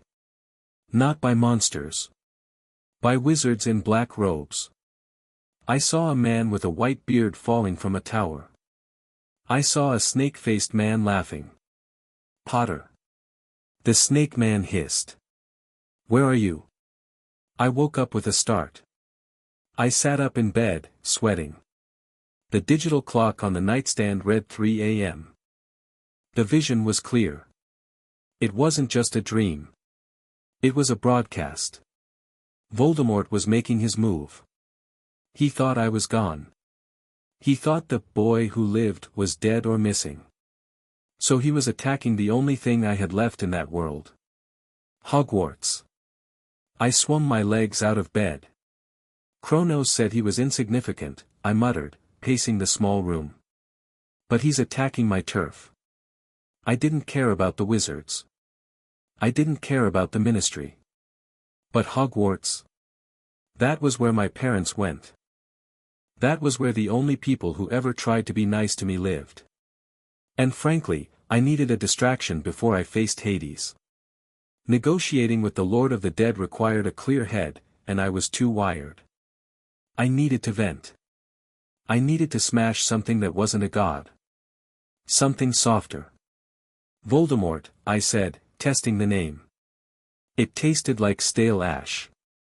I looked at the scythe leaning against the wall. Road trip detour, I decided. I grabbed my clothes. They were tattered, but they would do. I'd steal something better later. I wasn't going to the underworld tomorrow. I was going to Scotland. I walked to the center of the room. I didn't have a port key. I didn't have a phoenix. But I had time. I could fold the space between here and there. It would hurt. It would burn. But I could do it. I closed my eyes and focused on the concept of distance. Distance is just time multiplied by speed. If I remove the time it takes to travel, the distance becomes zero. I reached out with my magic. I visualized the castle. The stone towers. The lake. Hold on tight, I told myself. I clapped my hands. Fold. The motel room twisted. The walls bent inward. The world dissolved into a tunnel of gray swirling light. I was gone. Next stop, Hogwarts. And a very, very bad day for the Death Eaters. Chapter 3 End. Chapter 4, The Wizarding Distraction. Folding space-time without a spaceship or a god-level invite is a terrible idea. It feels like being pushed through a cheese grater made of static electricity while simultaneously having a hangover. I slammed into the cobblestones of the Hogwarts viaduct with enough force to crack the masonry. My knees buckled, absorbing the impact, and I had to put a hand down to steady myself. Steam rose off my jacket. My skin felt like it was vibrating at a different frequency than the rest of the world. Note to self, I gritted out, standing up and shaking the dizziness out of my head. Take the bus next time. I looked around. It was night. The Scottish air was cold, biting, and smelled like ozone and fear. Below me, the castle was a light show. Red, green, and blue sparks were flying everywhere. Explosions rocked the stone walls. I could hear screaming. I could hear the distinct crack of apparition. The Battle of Hogwarts. Or a siege. Whatever they wanted to call it. To me, it looked like a disco gone wrong. I walked to the edge of the bridge and looked down into the courtyard. It was chaos. Figures in black robes were swarming the gates. The stone statues, the gargoyles and suits of armor, had been animated and were fighting back, smashing into the invaders. But the sheer number of Death Eaters was overwhelming the defenders. I spotted the Order of the Phoenix. I recognized them from the files Kronos had shoved into my brain. There was a guy with a magical eye spinning around, moody. There was a woman with pink hair fighting 3 guys at once, Tonks. And there was Remus Lupin, looking tired and gray, throwing shield charms up to protect a group of students. It was quaint. They were standing still. Pointing sticks. Yelling words. So inefficient, I muttered. In Tartarus, if you stood still to shout a spell name, a hellhound would eat your kidneys before you finished the first syllable. These guys were fighting like gentlemen. I adjusted the scythe on my back. I didn't draw it yet. I wanted to see what these dark wizards were made of. I jumped off the bridge. It was 100-foot drop. I didn't use a spell to slow down. I just increased my density at the moment of impact. Tum. I landed right in the middle of the courtyard, between a group of terrified third years and a squad of 5 Death Eaters. The impact created a shockwave that knocked everyone flat on their backs. Dust and stone chips sprayed outward. Silence fell over the immediate area. The fighting stopped as everyone tried to figure out what kind of bomb just went off. I stood up from the crater, dusting off my leather jacket. "You guys are loud," I said, my voice cutting through the ringing in everyone's ears. "I'm trying to have a dramatic entrance here." One of the Death Eaters scrambled to his feet. He wore a silver mask. He pointed his wand at me, his hand shaking. "Who are you?" he shouted. "Identify yourself." I looked at him. I looked at the students behind me, huddled, crying, clutching their wands like lifelines. One of them, a girl with bushy brown hair, was staring at me with wide, recognition-filled eyes. Hermione Granger. Harry, she whispered. It was barely audible, but I heard it. I ignored her for a second. I focused on the Death Eater. I'm the guy who thinks your masks are tacky, I said. Silver? Really? It clashes with the black. Avada Kedavra. The green light shot toward me. I sighed. Predictable. I didn't block it. I stepped around it. I shifted my personal timeframe just enough to make the world move at half speed. To them, I blurred. I sidestepped the jet of green light, closed the 10-foot gap, and grabbed the Death Eater's wrist. Snap. I broke his wrist like a dry twig. He screamed and dropped the wand. I didn't let go. I spun him around and used him as a human shield as his buddies started firing curses. Stupefy. Confringo. Sectum Sempra. The spells hit their friend. He convulsed and went limp. I tossed the unconscious body at the group. They scattered like bowling pins. Next, I said, cracking my knuckles. The courtyard erupted into chaos again. But this time, the focus was on me. It's Potter, someone screamed. It's the boy. Kill him. A dozen Death Eaters turned their attention away from the students and toward me. Spells rained down like a monsoon. I started moving. I didn't use the scythe. These guys didn't deserve the blade. I used my fists and my boots. I ducked under a purple curse, slid across the cobblestones, and swept the legs of a guy trying to flank me.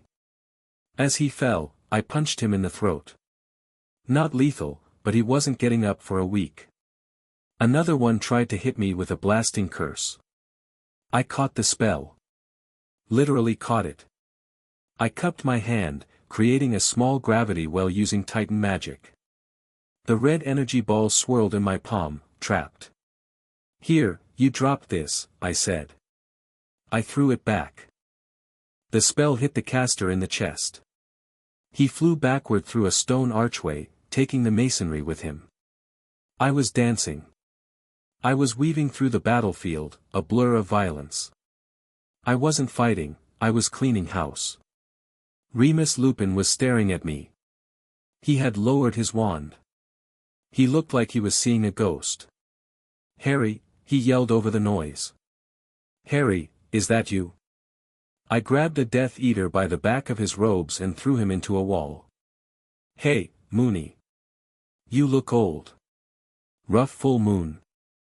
Remus blinked. Where have you been? We thought you were dead.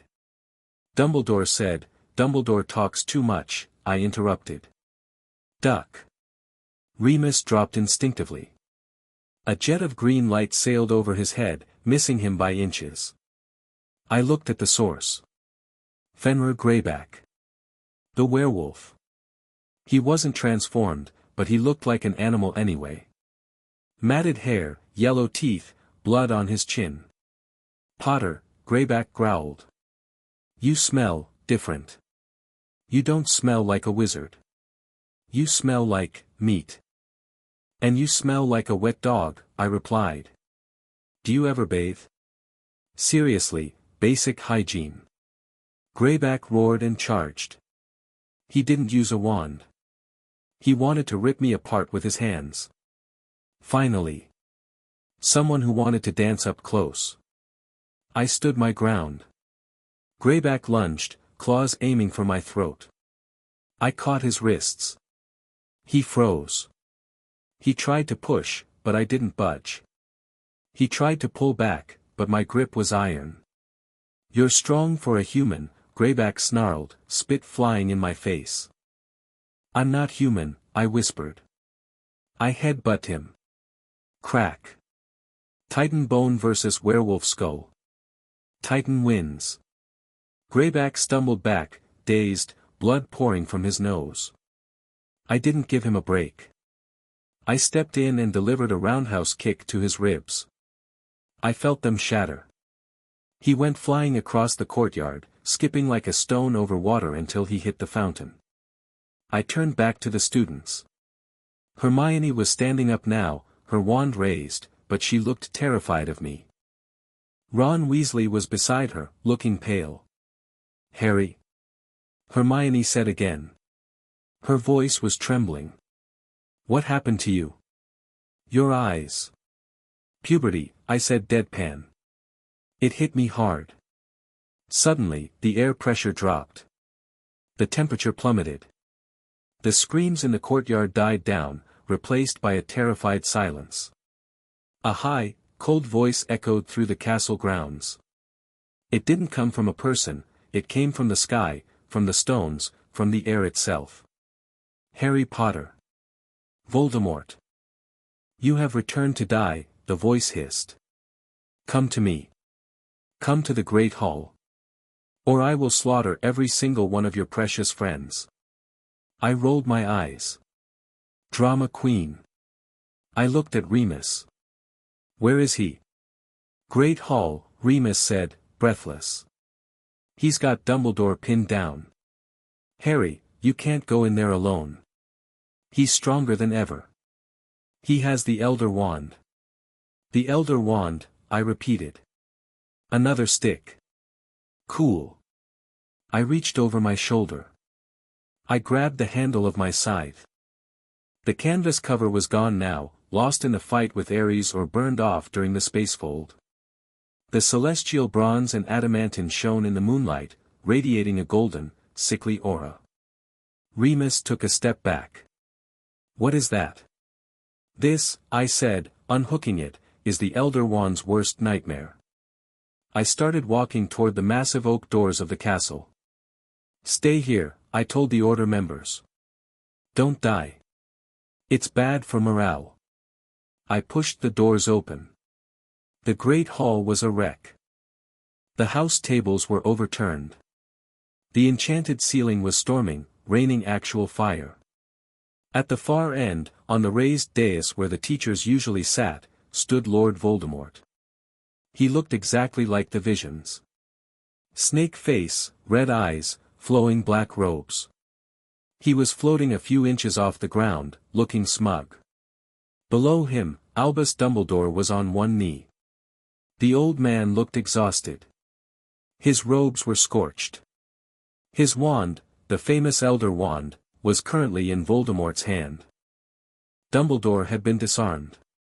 A ring of Death Eaters surrounded them, jeering and laughing. Bellatrix was there, nursing her broken nose, "You're welcome," looking vindictive. "It is over, Albus," Voldemort said softly, twirling the wand. "The order is broken. The boy is a myth. I am eternal." "Myths have a habit of being real," Dumbledore wheezed. "You cannot kill hope, Tom." "I can kill you," Voldemort sneered. "And that will be enough."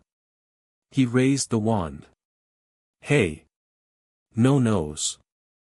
The voice, my voice, echoed through the massive hall, bouncing off the stone walls. Voldemort froze. He turned slowly. The Death Eaters turned. Dumbledore lifted his head. I was standing in the doorway, scythe resting casually on my shoulder. I walked in. My boots clicked loudly on the stone floor. "You're interrupting my schedule," I said, walking down the center aisle. "I was supposed to be in the underworld negotiating with a god, but instead I'm here dealing with a balding cosplayer." Voldemort stared at me. His red eyes narrowed. He looked at the scar. "Harry Potter," he whispered. A slow, cruel smile spread across his lipless mouth. "The boy who lived. You have grown." "And you haven't," I retorted. "Still obsessed with a high school grudge. Get a hobby, Tom. Try knitting." The Death Eaters gasped at the name. Voldemort's face twitched. "Do not use that name," he hissed. "I am Lord Voldemort. I have conquered death." "Conquered death?" I laughed. It was a harsh, barking laugh. "Buddy, I was raised by the thing that invented death. You didn't conquer anything. You just hid from it like a coward. I stopped about 20 feet away from him. The Death Eaters formed a circle around us. It was a duel. You speak with arrogance, Voldemort said, gliding down from the dais to face me. But you have no wand. Do you intend to fight me with a farming tool? He gestured to the scythe. This farming tool harvested souls before your ancestors crawled out of the mud, I said. But sure. Let's see what you got. Voldemort didn't wait. He flicked the Elder Wand. Crucio. The torture curse. Invisible, instant, unblockable by normal shields. I didn't block it. I took it.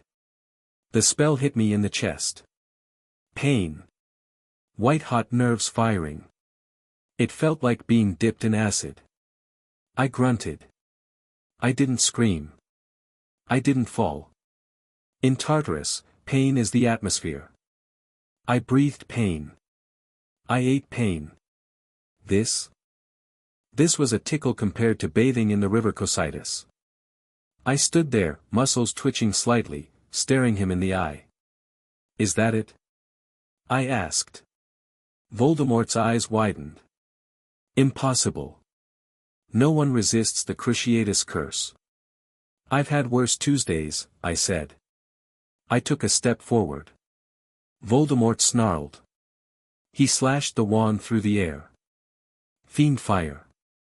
A massive serpent of cursed fire erupted from the tip of the wand. It roared, the heat instantly scorching the stone floor. The fire consumed the air, turning into a dragon, a chimera, a hydra. It rushed toward me, a tsunami of destruction. This was dangerous. Fiend fire consumes souls. It burns magic. I gripped the scythe with both hands. Time out, I whispered. I swung the scythe horizontally. Stasis wave. A ripple of gray energy shot out from the blade. It hit the wall of fire. The fire didn't go out. It stopped. The flames froze in place, looking like a sculpture made of orange and red glass. The heat vanished. The roar cut off. Voldemort stared at his frozen spell. He looked genuinely rattled now. What magic is this? He demanded. This is not wizardry. Nope, I said. It's physics. Sort of.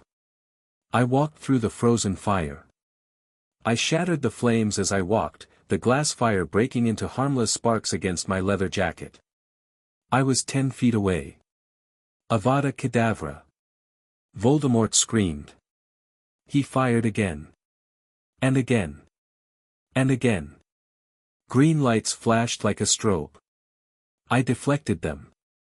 I spun the scythe, the celestial bronze blade acting as a lightning rod. The killing curses hit the metal and dissipated. The scythe absorbed the energy, glowing brighter with each hit. I was closing the distance. Voldemort panicked. He wasn't used to people walking through his best shots. He started backing up. The Dark Lord, retreating. Kill him, he shrieked at his followers. Everyone. Kill him. The Death Eaters raised their wands. Oh no you don't, I growled. I stomped my foot. Kronos field, decay.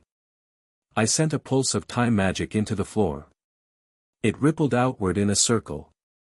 When the wave hit the Death Eaters, their wands, made of wood and core material, aged instantly. Snap. Crackle. Pop. Hundreds of years of rot happened in a second. The wands turned to dust in their hands. Bellatrix screamed as her second wand disintegrated. Lucius Malfoy stared at the pile of ash in his palm. My turn, I said to Voldemort. I lunged. Voldemort tried to apparate. He turned into black smoke. Stay, I ordered. I reached out with my left hand and grabbed the smoke. I grabbed his essence. I anchored him in the now. I yanked him back into solid form. He stumbled, looking horrified. He couldn't flee. I had locked the space around us. I swung the scythe. I didn't aim for his head. I aimed for the wand arm. Schlick. The blade passed through his wrist. Voldemort screamed. It was a high, thin sound. His hand, still clutching the Elder Wand, fell to the floor. He clutched the stump. No blood came out, just black sludge. "My wand," he wailed. I kicked him in the chest. He flew backward and slammed into the teacher's table, breaking it in half. He lay there, gasping, looking pathetic. I walked over and picked up the Elder Wand. It felt powerful. Cold. Hungry. But compared to the scythe, it was a toy. "You rely too much on tools," I said, looking down at the wand. "And anchors." Voldemort looked up at me, hatred burning in his eyes. "You cannot kill me. I have Horcruxes. I am immortal." "Horcruxes," I mused. "Soul shards. Anchors in time. Keeping you tethered to existence." I crouched down so I was face to face with him. "Here's the thing about time, Tom. It's not linear. Everything happens at once if you look from high enough." I placed my hand on his forehead. "I can see the strings," I whispered. "I can see the little threads connecting you to a cup, a locket, a snake, a diadem, and me." Voldemort's eyes widened. "You know. I was one," I said. "But the pit burned that out of me a long time ago. As for the others." My eyes glowed gold. I poured power into him. Not to heal, not to hurt, but to pull. I'm cutting the lines. I visualized the threads of black magic connecting his soul to the objects scattered across Britain. I grabbed them mentally. And I pulled. Snap. I felt them break. I felt the scream of the soul shard in the locket miles away. I felt the cup in Gringotts shatter. I felt the snake Nagini, outside in the hall, drop dead. Voldemort convulsed. He felt it too. He felt his immortality stripping away. "No," he shrieked. "What have you done?" "I made you mortal," I said, standing up. "Just a man. A broken, ugly man." Voldemort tried to scramble away. He looked at his Death Eaters for help, but they were terrified. They were watching their god get dismantled by a teenager in a leather jacket. "Please," Voldemort gasped. He was actually begging. "We can rule together. You have power. Think of what we could do." "I don't share," I said. I raised the scythe. "And I don't rule graveyards." I brought the blade down. I didn't decapitate him. That would be too messy. I used the flat of the blade, infused with the power of entropy. I hit him in the center of his chest. Age. Voldemort screamed as his body began to wither. His skin turned to paper. His bones became brittle. His organs failed. He aged 1,000 years in 10 seconds. He turned gray, then white, then dust. He crumbled. He literally fell apart, turning into a pile of ash on the stone floor of the Great Hall. The robes fell empty. Lord Voldemort was gone. Not spirit gone. Gone. Silence. Absolute silence. I turned around. Hundreds of eyes were staring at me. Students. Teachers. Death Eaters. I looked at the Elder Wand in my left hand. I looked at the scythe in my right. I snapped the Elder Wand in half. Gasps filled the room. Dumbledore looked like he was having a heart attack. I tossed the broken pieces onto the pile of Voldemort ash. "Show's over," I said loudly. I looked at the Death Eaters. They were shaking. Without wands, they were defenseless. "Run," I said softly. They didn't need telling twice. They scrambled, tripping over their robes, fleeing the hall like rats. I let them go. They weren't a threat anymore. They were broken. I turned to Dumbledore. He had managed to stand up, supported by McGonagall. "Harry," Dumbledore said. His voice was weak, trembling. "What have you become?" I walked up to the dais. I towered over him. I felt no affection. No nostalgia. Just pity. "I became what you were too afraid to make me," I said. "A weapon." You used dark magic," Dumbledore whispered. "You killed him without remorse." "I killed a rabid dog," I corrected. "There's no remorse in pest control." I looked out at the students. They looked terrified of me. Even Hermione and Ron. They didn't see their friend. They saw a Titan. Good. Fear keeps people safe. Listen up. I shouted, addressing the hall. Voldemort is dust. The war is over. Go back to your dorms. Go back to your lives. And you? McGonagall asked, her voice stern but shaking. Where will you go, Mr. Potter? Potter is dead, I said. My name is Hadrian. And I have bigger gods to kill. I turned and walked away. I walked down the aisle, the sea of students parting for me. I didn't look back. I didn't say goodbye to Ron or Hermione. I couldn't. If I looked at them, I might remember being human. And I couldn't afford to be human right now.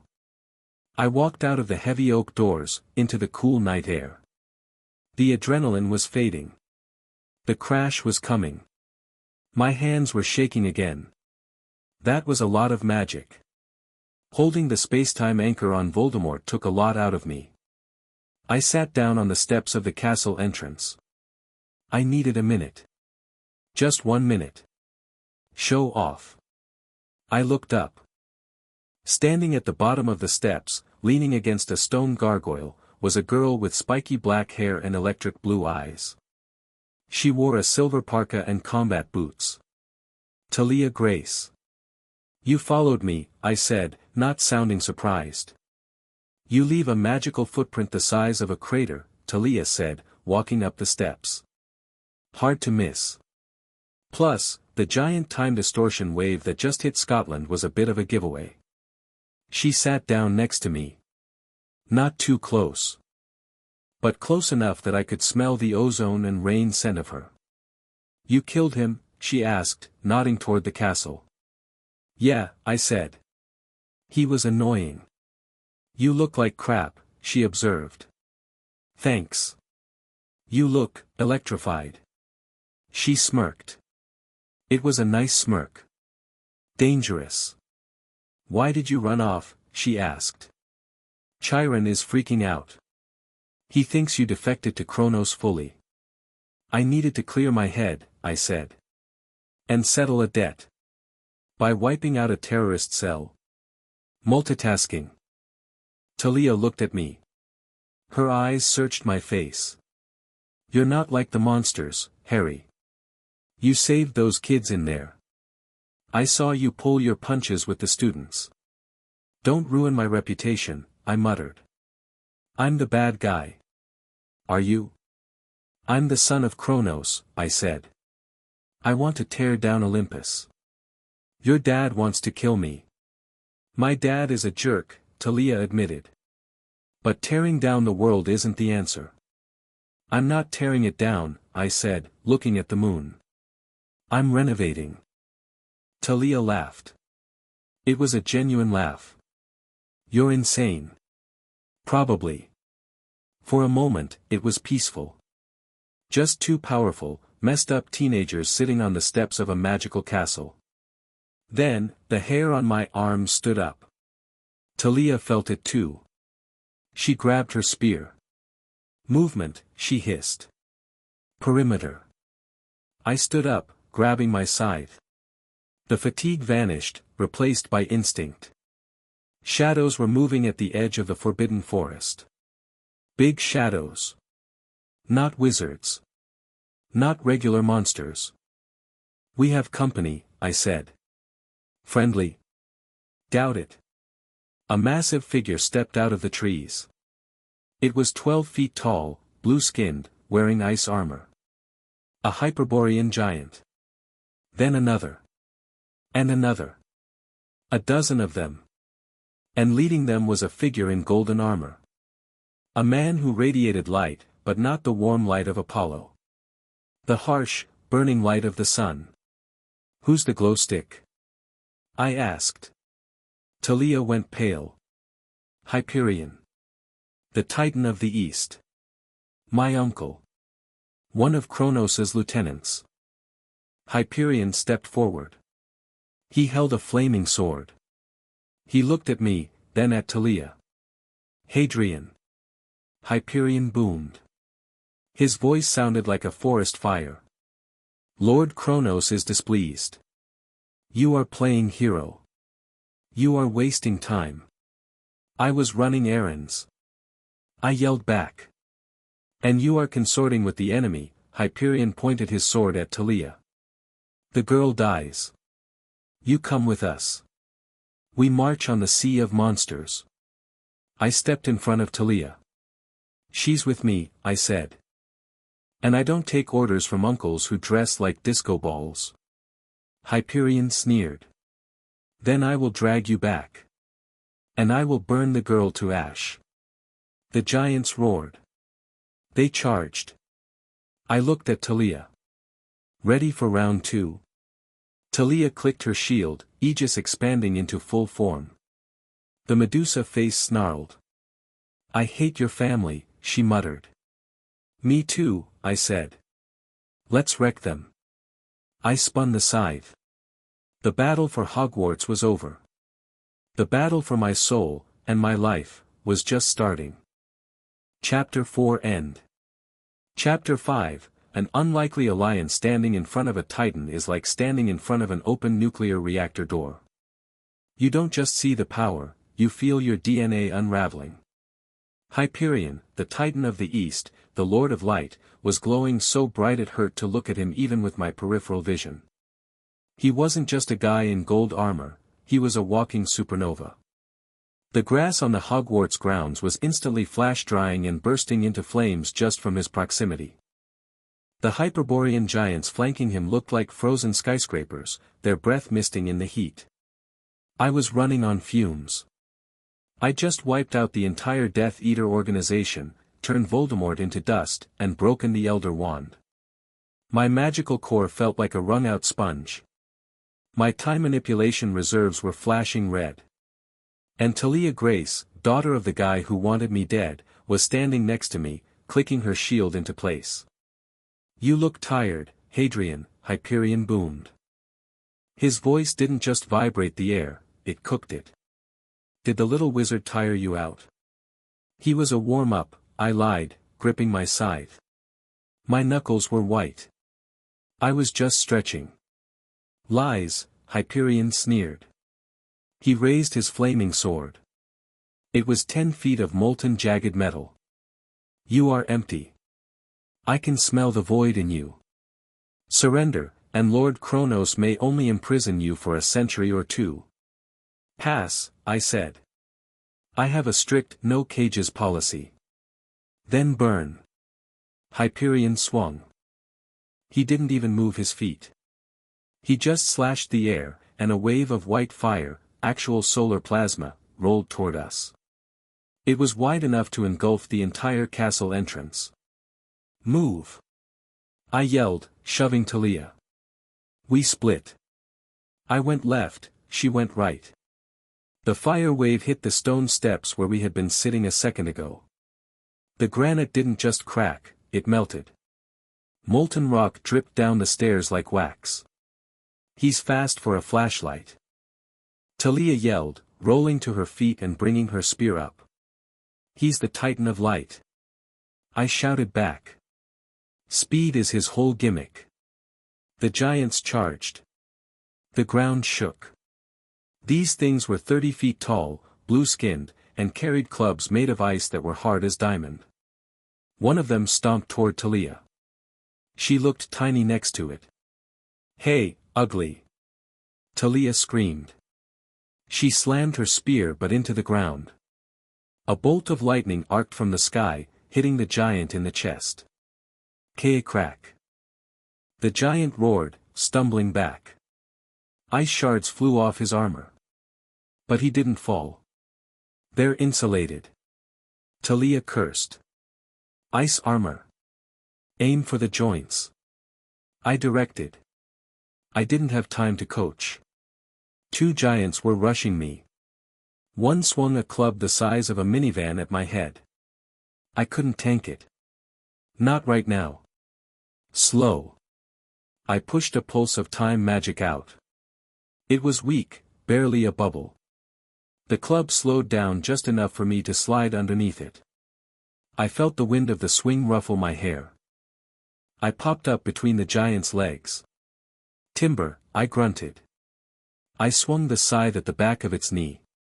Celestial bronze bit through the ice and into the blue flesh. The giant howled and buckled. I didn't stop.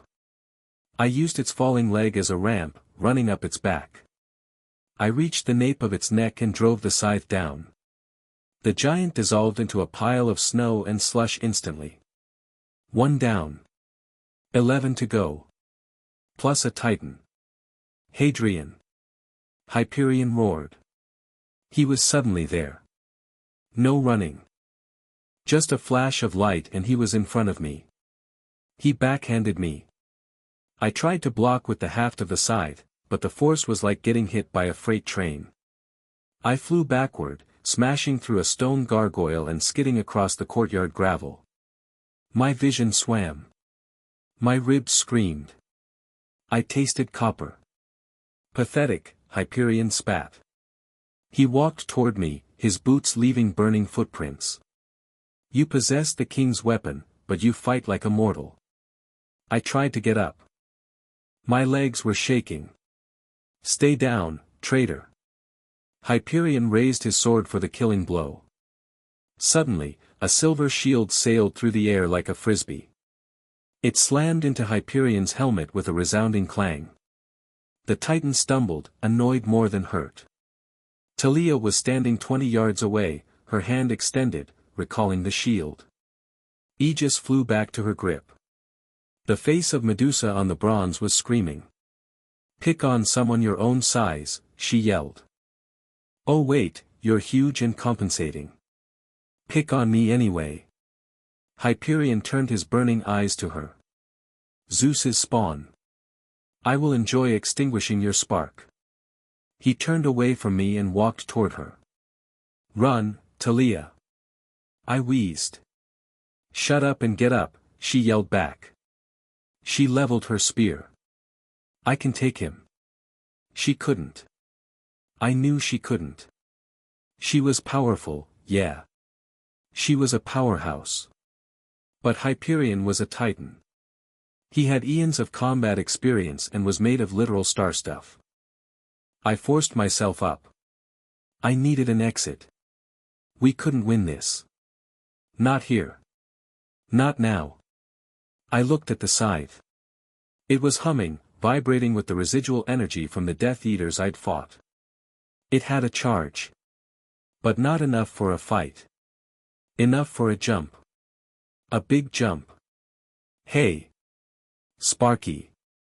I yelled at Hyperion. The Titan paused. I sprinted. I forced every last drop of adrenaline into my muscles.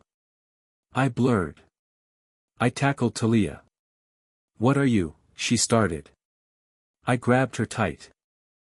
I slammed my hand onto the flat of the scythe blade. Get us out of here. I screamed at the weapon. I didn't visualize a destination. I couldn't focus. I just visualized a way. Snap. The world dissolved. The Hogwarts courtyard, the burning giants, the angry titan, it all stretched into infinity and vanished. We were pulled into the void. It felt like being flushed down a toilet made of razor blades. Time folded, space twisted. We were falling. We hit water. Hard. It wasn't a splash, it was like hitting concrete. The impact knocked the wind out of me. Cold, dark, salty water rushed into my nose and mouth. I thrashed, disoriented.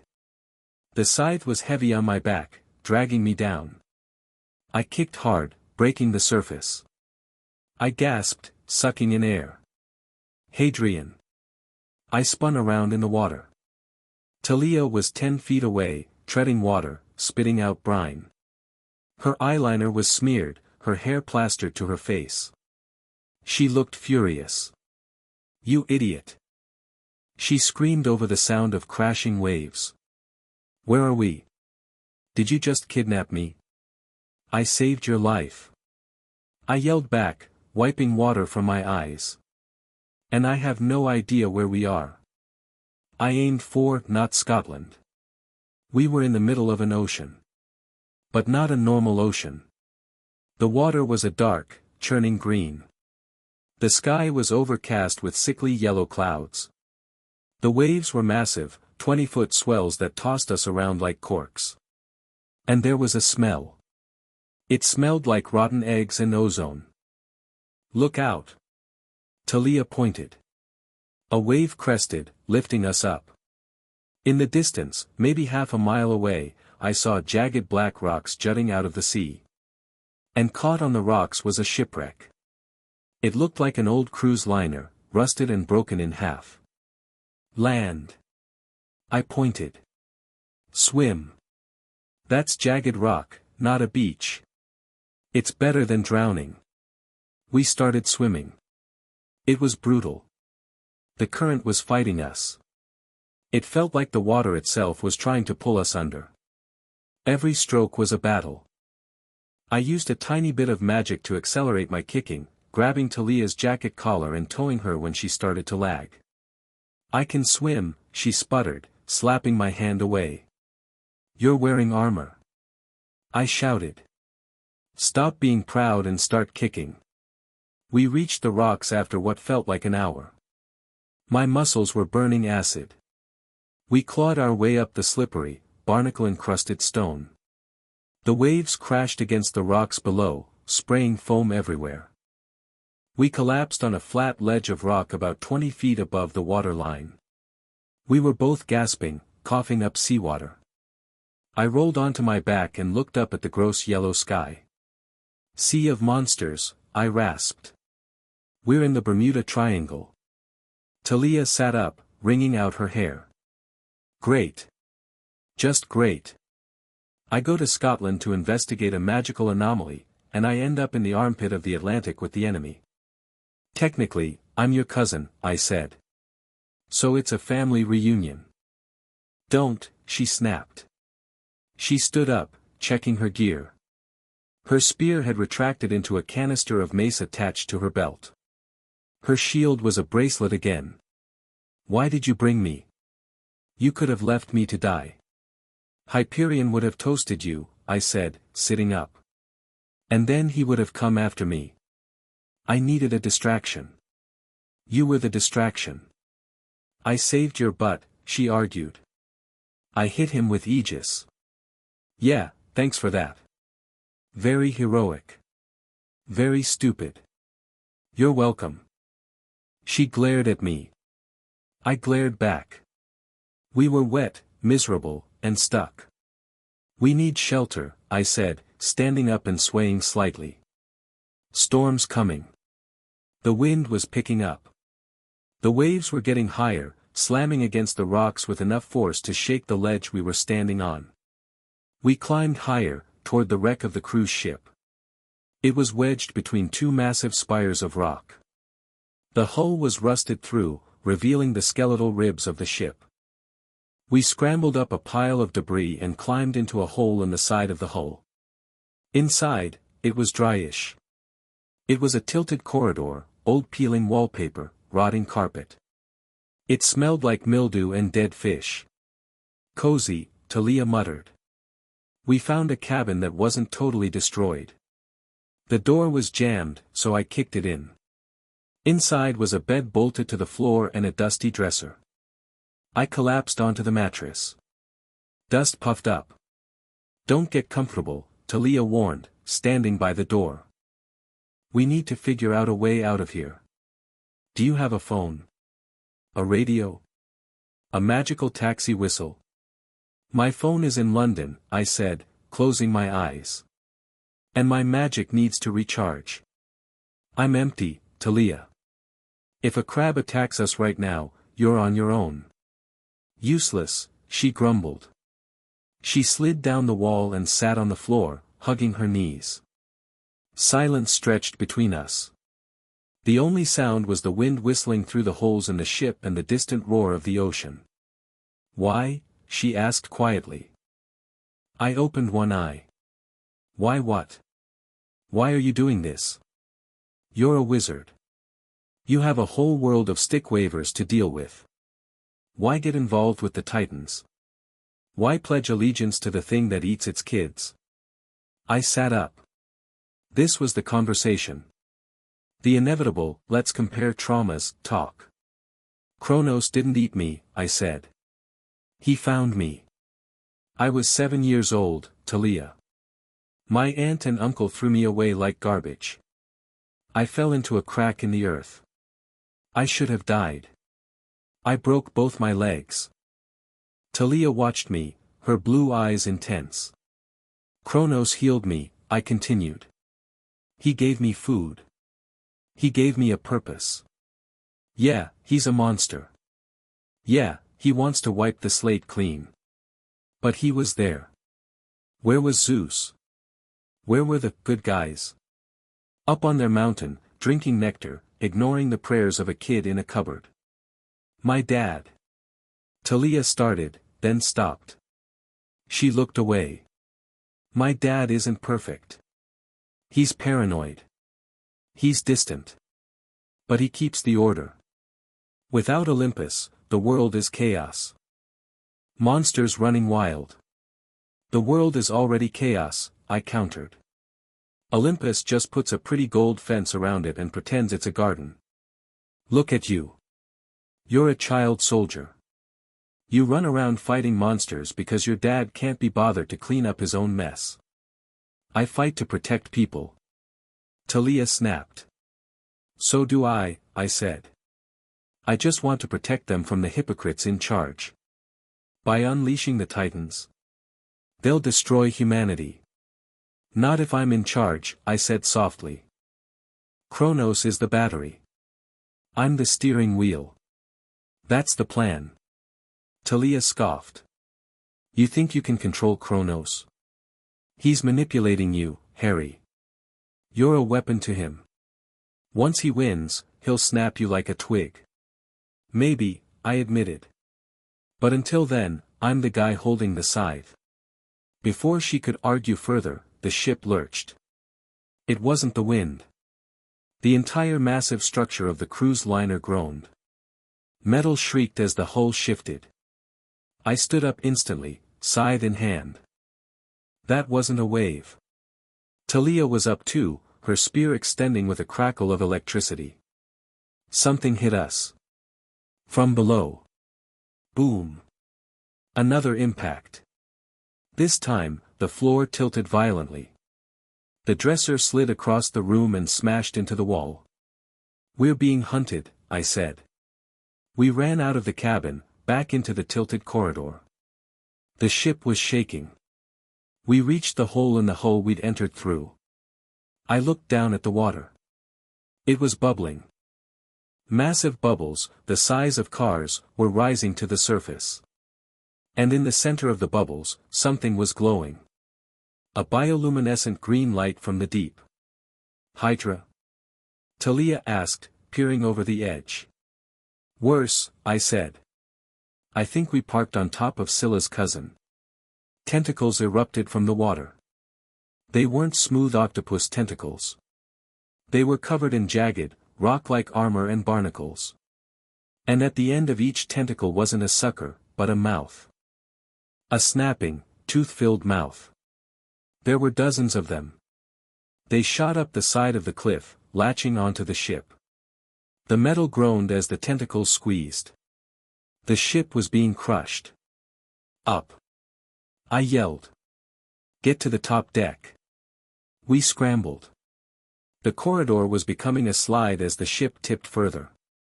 We vaulted over debris, dodging falling pipes. A tentacle smashed through the wall right in front of us. The mouth snapped, biting a chunk out of the steel bulkhead like it was cheese. Confringo! I shouted, instinctively using a wizard spell because it was faster. I blasted the tentacle with a kinetic pulse. It exploded in a shower of green slime. I thought you were out of magic. Talia yelled, jumping over the writhing stump. I found some loose change in the couch cushions. I lied. I was burning my life force now.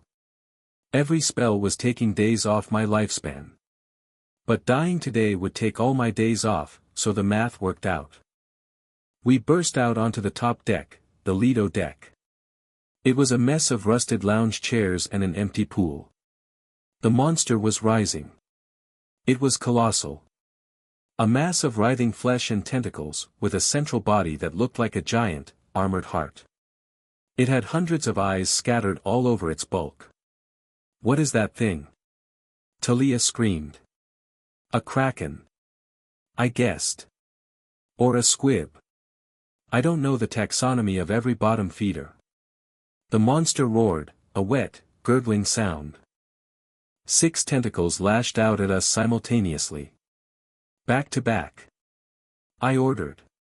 Talia didn't argue. She slammed her back against mine. We stood in the center of the empty pool. I'll take the left, she yelled. Right is mine. The tentacles struck. It was a dance. Talia was a whirlwind of silver and blue lightning. Her spear moved so fast it hummed. She sliced through the thick flesh, cauterizing the wounds with electricity. Zap slice zap. Eat static, calamari, she shouted. I was more surgical. I didn't have her range. I waited for the mouths to get close, then I used microbursts of time dilation. A mouth lunged for my face. Slow. It hung in the air. I spun the scythe. Slash. I took the head off. Resume. Another one came low, trying to sweep my legs. I jumped, landed on the tentacle, ran up it 3 steps, and drove the scythe into the joint. It was chaotic. Slime and blood sprayed everywhere. The deck was slippery. The rain was pouring down now, mixing with the gore. There's too many. Talia yelled. She shielded a blow that would have crushed her skull. Aegis groaned under the impact. We need a big hit. I can't do a big hit. I shouted, decapitating another tentacle. I'll pass out. Then I will, she screamed. Cover me.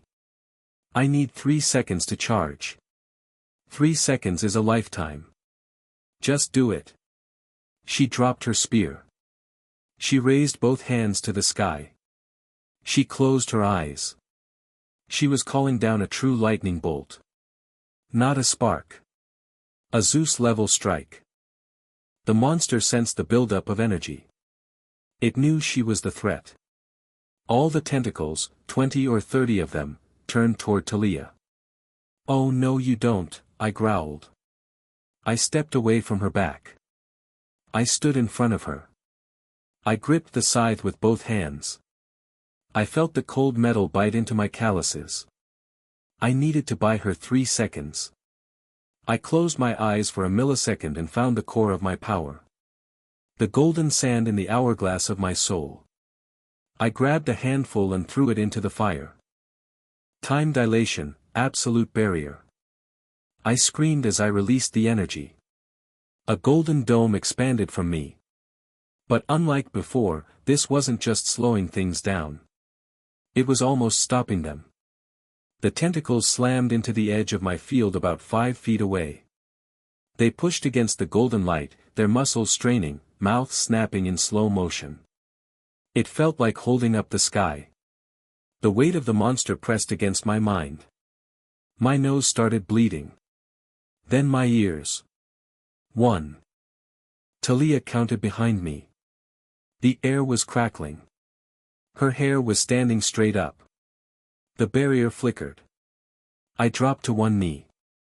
Hold it, Harry. I told myself. Don't pop. Two tentacles broke through. They moved sluggishly, like they were underwater, but they were coming for me. 2.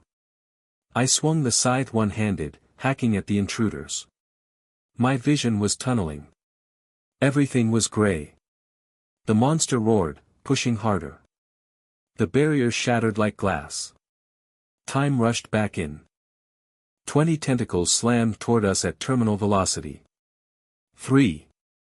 Talia screamed. KBOM. It was blinding. It was deafening. A column of pure white lightning, as thick as a redwood tree, slammed into the monster's central body. The electricity conducted through the wet deck, through the tentacles, through the monster's blood. The creature didn't just die. It exploded. Chunks of calamari the size of cars flew into the air. The shockwave knocked us both flat. I lay on the wet deck, staring up at the rain. My ears were ringing so hard I thought I was deaf. Then, silence.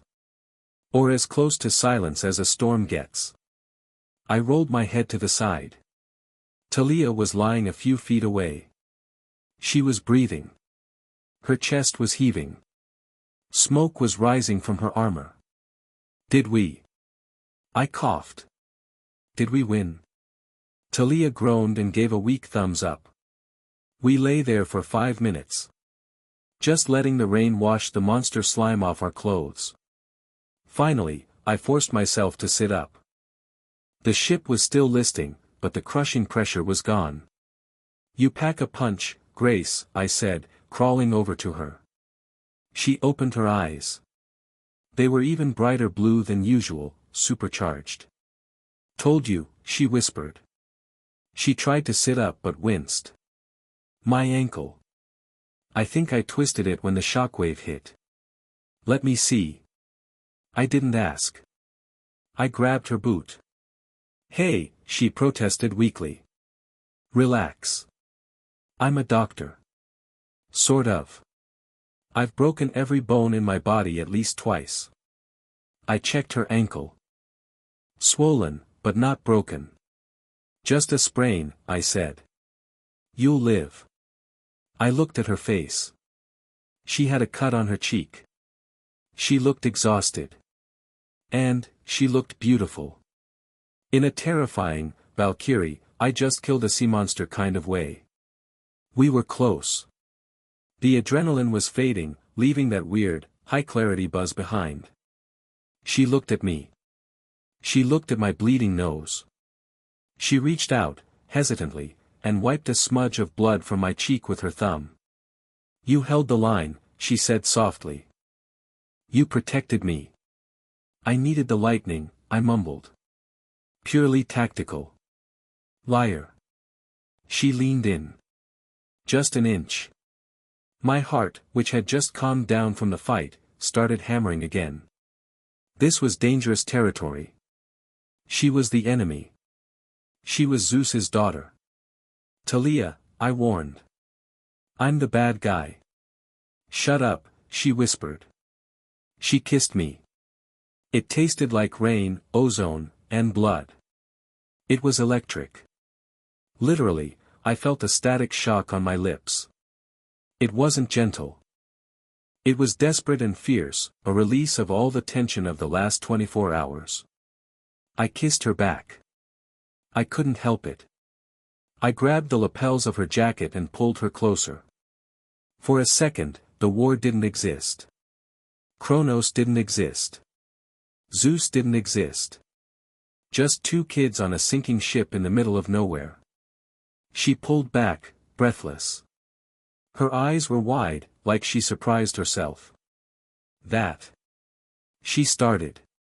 That was a mistake, I finished for her. But I was grinning. A huge mistake, she agreed.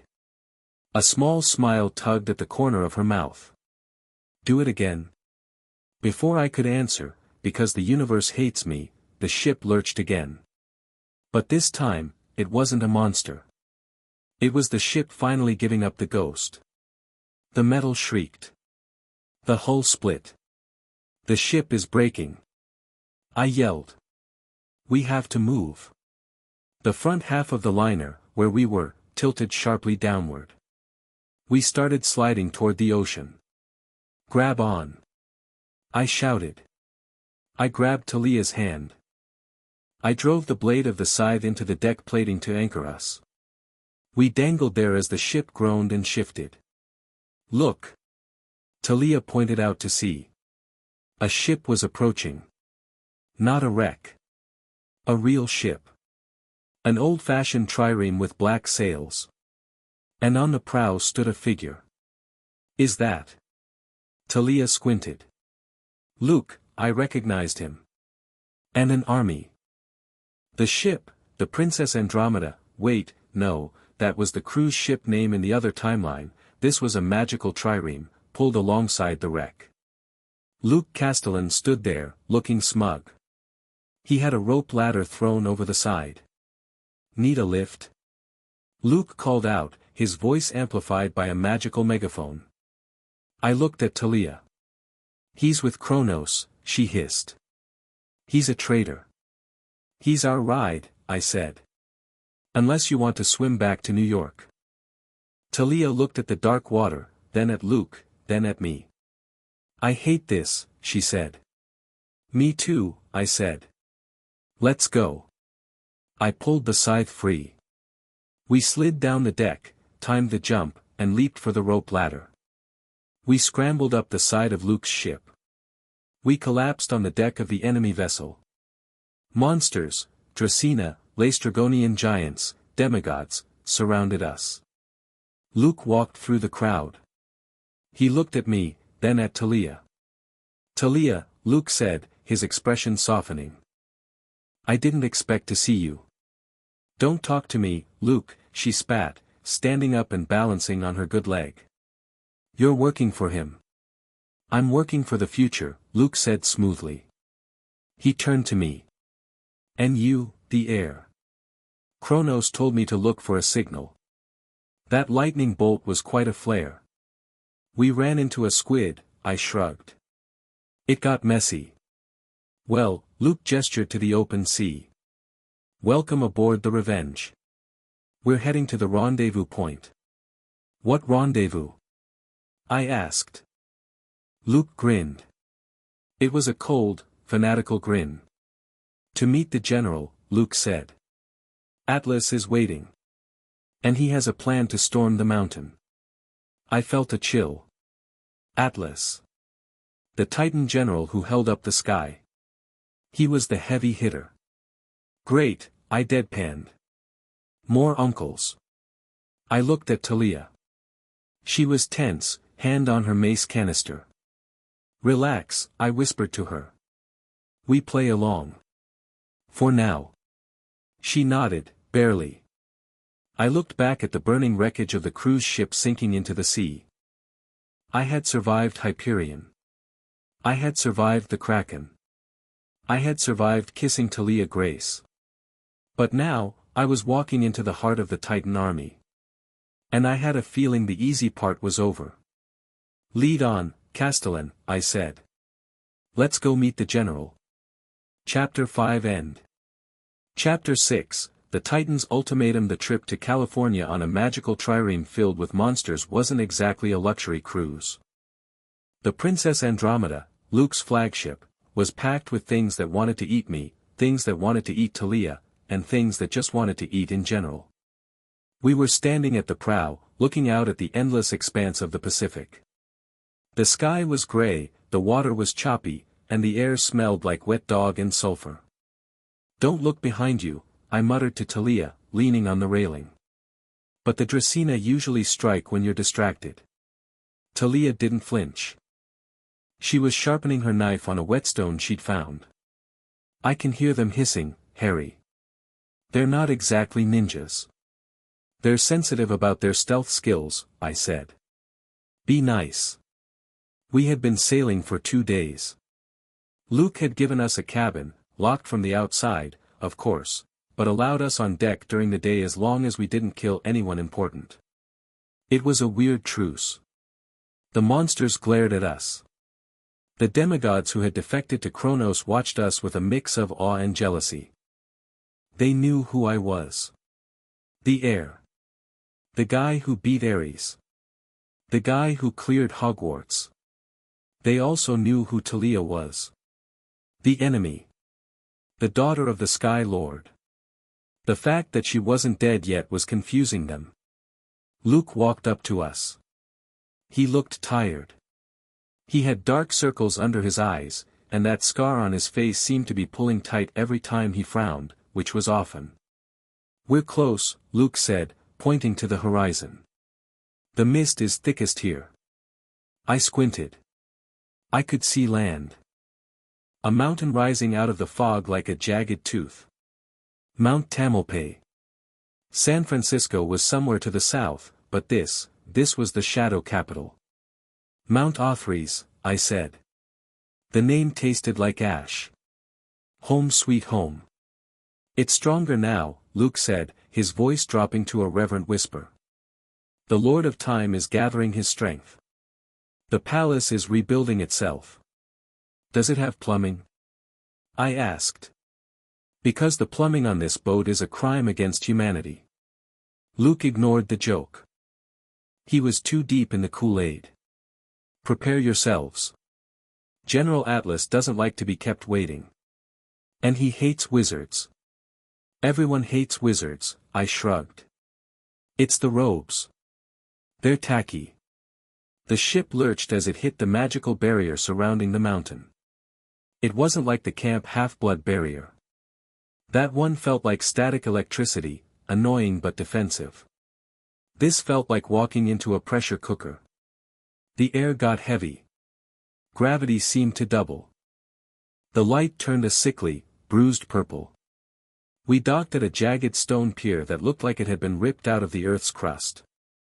Laestrygonian giants were waiting to tie off the ropes. They were huge, 8 feet tall, with tattoos and mismatched armor. "Move it, meat," one of them yelled at a group of goblin-like creatures carrying crates. "Charming," Talia muttered, sheathing her knife. "So this is the Titan army? A bunch of bullies and rejects?" "It's a meritocracy," I corrected, unhooking my scythe from my back. "The strong rule. The weak carry crates. It's honest. It's brutal. Same thing." We walked down the gangplank. Luke led the way, backbiter sheathed at his hip. I walked next to him, scythe resting on my shoulder. Talia walked slightly behind me, her hand hovering near her mace canister. She was tense. I didn't blame her. We were walking into the lion's den, and she was wearing a "I Love Lions" t-shirt. The path up the mountain was steep. The rocks were black obsidian, sharp enough to cut through boots if you weren't careful. The vegetation was twisted, black thorny bushes, trees that looked like agony frozen in wood. As we climbed, the pressure increased. It was the weight of the Titan's presence. Kronos wasn't just a guy in a box, he was a force of nature. His aura permeated the entire mountain. It whispered in your ear. Burn. Break. End. I felt right at home. Talia looked like she was going to throw up. "Breathe," I told her quietly. "Don't fight the pressure. Let it flow through you. If you fight it, your brain will pop." "It feels like the sky is falling," she gasped, wiping sweat from her forehead. "That's just the neighbor," I said. "Atlas is literally holding the sky a few miles up. It ruins the property value." We reached a plateau about halfway up. It was a garden. But not a nice garden. The grass was silver, the trees bore golden apples that glowed with a hypnotic light. The garden of the Hesperides. "Don't touch the apples," Luke warned without looking back. "Layden bites." "I know Layden," I said. "We're buddies." As if on cue, a massive shape shifted in the shadows of the largest tree. A dragon. But not a streamlined, cool dragon. This thing had 100 heads, all twisting and hissing independently. It smelled like reptile musk and eucalyptus. One of the heads snapped at me as I walked by. I didn't flinch. I just hissed back. It was a sound I learned in the pit. A sound that meant back off or I eat you. The head recoiled. Another head sniffed me, recognized the scent of Kronos, and whined. Good boy, I said, reaching out to scratch a snout that was covered in scales hard as diamond. Talia stared at me. You just petted the nightmare dragon. He likes behind the ears, I said. Well, the third ear on the left. You're a freak. I try. We passed the garden and reached the ruins. Greek columns of black marble lay shattered on the ground, but they were knitting themselves back together. I watched as stone crawled over stone, reforming arches and walls in fast forward. Time was fluid here. Destruction was reversing. And standing in the center of the ruins, looking out over the Bay Area, was a man. He was huge. 7 feet tall easily.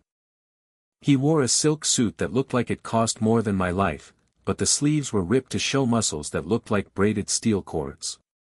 His skin was bronze. His hair was slicked back.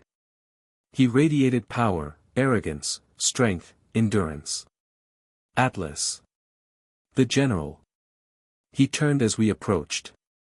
His eyes were like polished volcanic glass. Cold, hard, sharp. Castellan, Atlas rumbled. His voice was deep, like boulders grinding together underwater. You took your time. We had complications, General, Luke said, bowing slightly. But I brought the air. Atlas looked at me. He looked me up and down, inspecting me like I was a horse he was thinking of buying. He sneered. Small, Atlas decided. Scrawny. He smells like mortal magic. Nice to meet you too, Uncle, I said, stepping forward. Love the suit. Is it evil henchman, chic? The air dropped 10 degrees. The monsters standing around the perimeter stopped breathing. You don't insult Atlas. Atlas took a step toward me. The ground shook. You have a loose tongue, boy. Kronos may favor you, but out here, you are under my command. I don't recall signing up, I said, leaning on my scythe. I'm a freelancer. You are a tool, Atlas corrected. A weapon forged in the pit. And weapons do not speak. He moved. For a big guy, he was terrifyingly fast. He backhanded me. I saw it coming. I could have slowed time. I could have dodged. But I needed to make a point. I needed to show I could take a hit. I took it. Crack. His hand hit my jaw. It felt like getting hit with a sledgehammer. I flew backward, tumbling across the black stone, and slammed into a reforming pillar. The stone cracked on impact. My jaw throbbed. I tasted blood. Talia yelled and stepped forward, her hand going to her spear. Harry! Stay back! I shouted, spitting out a glob of bloody spit. I stood up. I wiped my mouth. I rolled my neck. Crack. Crack. Is that it? I asked, grinning. My teeth were stained red. My grandmother hits harder. Atlas's eyes narrowed. He looked surprised I wasn't unconscious. You have durability. Good. But durability is not strength.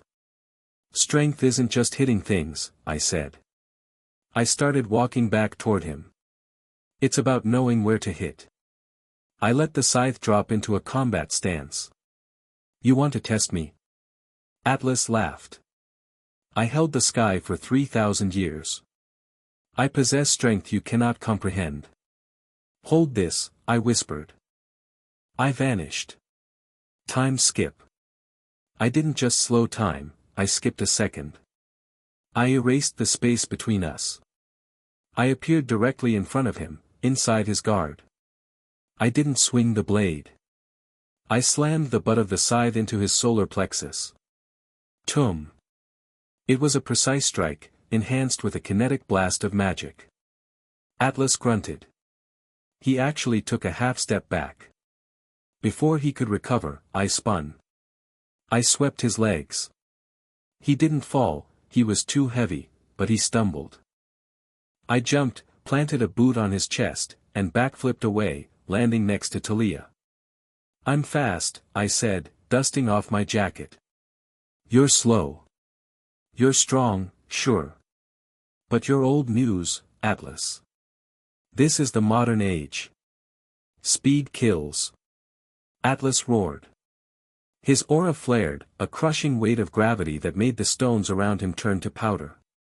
He looked ready to murder me right there. Enough. The voice came from everywhere. It came from the stones, the sky, the air itself. It was the same voice I heard in the pit. Kronos. Atlas froze. The rage on his face was replaced by fear. Pure, unadulterated terror. He straightened up, smoothing his suit. My lord, Atlas bowed to the empty air. Bring him to me, Kronos commanded. Now. Atlas looked at me with pure hatred. You heard the king. Inside. He pointed toward the main structure, a massive palace of black obsidian and gold that was half-built, constantly shifting and growing. After you, I said to Talia. I hate this place, she whispered as we walked past the fuming Titan general. Just keep walking, I whispered back. And don't look at the statues. They blink. The throne room of Mount Othries was designed to make you feel small. The ceiling was lost in shadows. The floor was polished obsidian that reflected your soul back at you, usually looking darker than you remembered. In the center of the room, on a raised dais, sat the golden sarcophagus. It was glowing. The intense, golden light pulsed like a heartbeat. Thump thump. Thump thump. With every pulse, time in the room distorted. I saw shadows flicker. I saw Talia age a year and then de-age in a second. This was the source. This was the king. I walked up to the dais. Talia stopped 20 feet back, unable to get closer due to the sheer pressure of the Titan's aura. I could feel her anxiety radiating off her, but she stood her ground. That girl had a spine of steel. I stopped 10 feet from the sarcophagus. I didn't kneel. Father, I said. Hadrian, the voice resonated from the box. You have returned. And you have brought a pet. She's not a pet, I said calmly. She's an ally. Talia Grace. Daughter of Zeus. I know her blood, Kronos hissed. I can smell the ozone. Why does she live? Why did you not leave her to rot in the sea of monsters? Because she's useful, I said. And because she's disillusioned. She hates Olympus almost as much as we do. Almost, Kronos mused. Hate is a good fuel. But loyalty is better. The sarcophagus glowed brighter. A shape began to form above it. A projection made of golden dust and time sand. It formed a face. A face that looked vaguely like mine, but older, crueler, with eyes that held galaxies. Report, Kronos commanded. Voldemort is dead, I said. I dusted him. The wizards in Britain are leaderless and terrified. They won't interfere. Good. The insect is crushed. Ares is wounded, I continued. I cut his tendon with the scythe. He can't walk, let alone fight. The Olympian morale is taking a hit. Better, Kronos purred. The god of war humbled by a child. Zeus must be trembling on his throne. He sent Hyperion, I added. We ran into him at Hogwarts. He's enthusiastic. Hyperion is a blunt instrument, Kronos dismissed. But he serves a purpose. You have done well, my son. You have proven yourself worthy of the blood I gave you. I felt a flicker of pride. It was automatic. The abused kid in me wanted the praise. But the rational part of me, the part that had been watching the world, stayed cold. So, what's next? I asked. We have the army. We have the chaos. Do we march on New York? March? Kronos laughed. It was a dry, rasping sound. No. We do not march yet. We prepare the final stroke. Phase 2. Phase 2. I asked. I thought Phase 2 was, take over Olympus. That is the goal, Kronos said. Phase 2 is the method. The sand face shifted. It showed a vision. A map of the world. Cities glowing with light. New York. London. Tokyo. The gods derive their power from the mortals, Kronos explained. Their worship, their consciousness, their very existence anchors Olympus to this reality. Without the mortals, the gods fade. They become nothing. I frowned. Okay. So we make the mortals stop worshipping them. Burn the temples, ban the myths. Cultural revolution. I can do that. Too slow, Kronos said. Humanity is stubborn. They cling to their heroes. The map on the projection changed. The lights in the city started to go out. There is a faster way, Kronos whispered. I have recovered the scythe's true purpose. It is not just a weapon of war. It is a harvesting tool. I gripped the handle of my scythe. It suddenly felt very heavy. Harvesting what? I asked quietly. Life, Kronos said. I will cast a spell. A global time dilation field. But instead of slowing time, it will accelerate entropy for organic matter not protected by my mark. I stared at the golden face. You mean, you're going to age them? I am going to turn them to dust, Kronos corrected. Every mortal. Every human. In an hour, they will live 1,000 years. They will wither and blow away. The cities will remain. The earth will remain. But the parasites, gone. Silence. Absolute, ringing silence in the throne room. I felt Talia gasp behind me. I felt the blood drain from my face. All of them? I asked. Billions of people. They are weeds, Hadrian, Kronos said dismissively. They poisoned the earth. They spawned the gods. We will start fresh. A new golden age. Titans and monsters. And you. You will be the king of the new world. You will have the pick of the spoils. He sounded so casual. Like he was talking about fumigating a house for termites. No, I said. The word hung in the air. The golden face stopped swirling. It froze. What did you say? Kronos asked softly. The temperature in the room plummeted.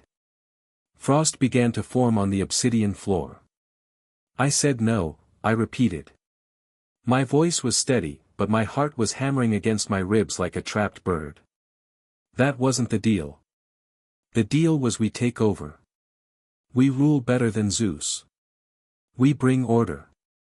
This is order, Kronos argued. Absolute order. Silence. Purity. It's genocide, I snapped. I didn't sign up to be the king of a graveyard. I want to rule people, not ash piles. What's the point of power if there's no one to witness it? Vanity, Kronos hissed. You sound like a god. I sound like a sane person. I yelled. You can't just wipe out a species because you're grumpy about losing the last war. I am the king. Kronos roared. The blast of sound hit me physically. It knocked me off my feet. I slid backward across the floor. Talia screamed as the pressure wave hit her, pinning her to the wall. I made you. Kronos bellowed. The sarcophagus was shaking violently. I pulled you from the pit. I gave you magic. I gave you life. You are nothing without me. I struggled to my knees. My head was spinning. The pressure was immense. It felt like my bones were being compressed. I am your son, I gritted out, forcing myself to stand up against the gravity. But I am not your executioner. Then you are a traitor, Kronos stated coldly. The golden sand formed a hand. It reached out toward me. Pain. It wasn't physical pain. It was the pain of time. I felt my joints ache like I was 80 years old. I felt my memories fading. I felt the fatigue of 1,000 years hit me all at once. I dropped the scythe. I clutched my head, screaming. You think you can defy me? Kronos whispered in my mind. I control the clock, boy. I can make you an infant again. I can make you dust. Do it, I gasped. Do it, you coward. The pressure increased. I was on my hands and knees, drooling, my vision going black. Harry! Talia yelled. I heard the crackle of electricity. Talia had thrown her spear. It hit the projection. It passed right through the sand, but the lightning discharged into the sarcophagus. ZZZRT. The golden light flickered. The pressure eased for a microsecond. That was all I needed. I grabbed the scythe. I didn't attack Kronos. I couldn't. He was too strong in this room. I attacked the floor. Break. I drove the spike of the scythe into the obsidian dais. I poured my chaotic, rebellious magic into the stone. The dais shattered. The connection between the sarcophagus and the ley lines of the mountain was disrupted for a second. The golden face dissolved.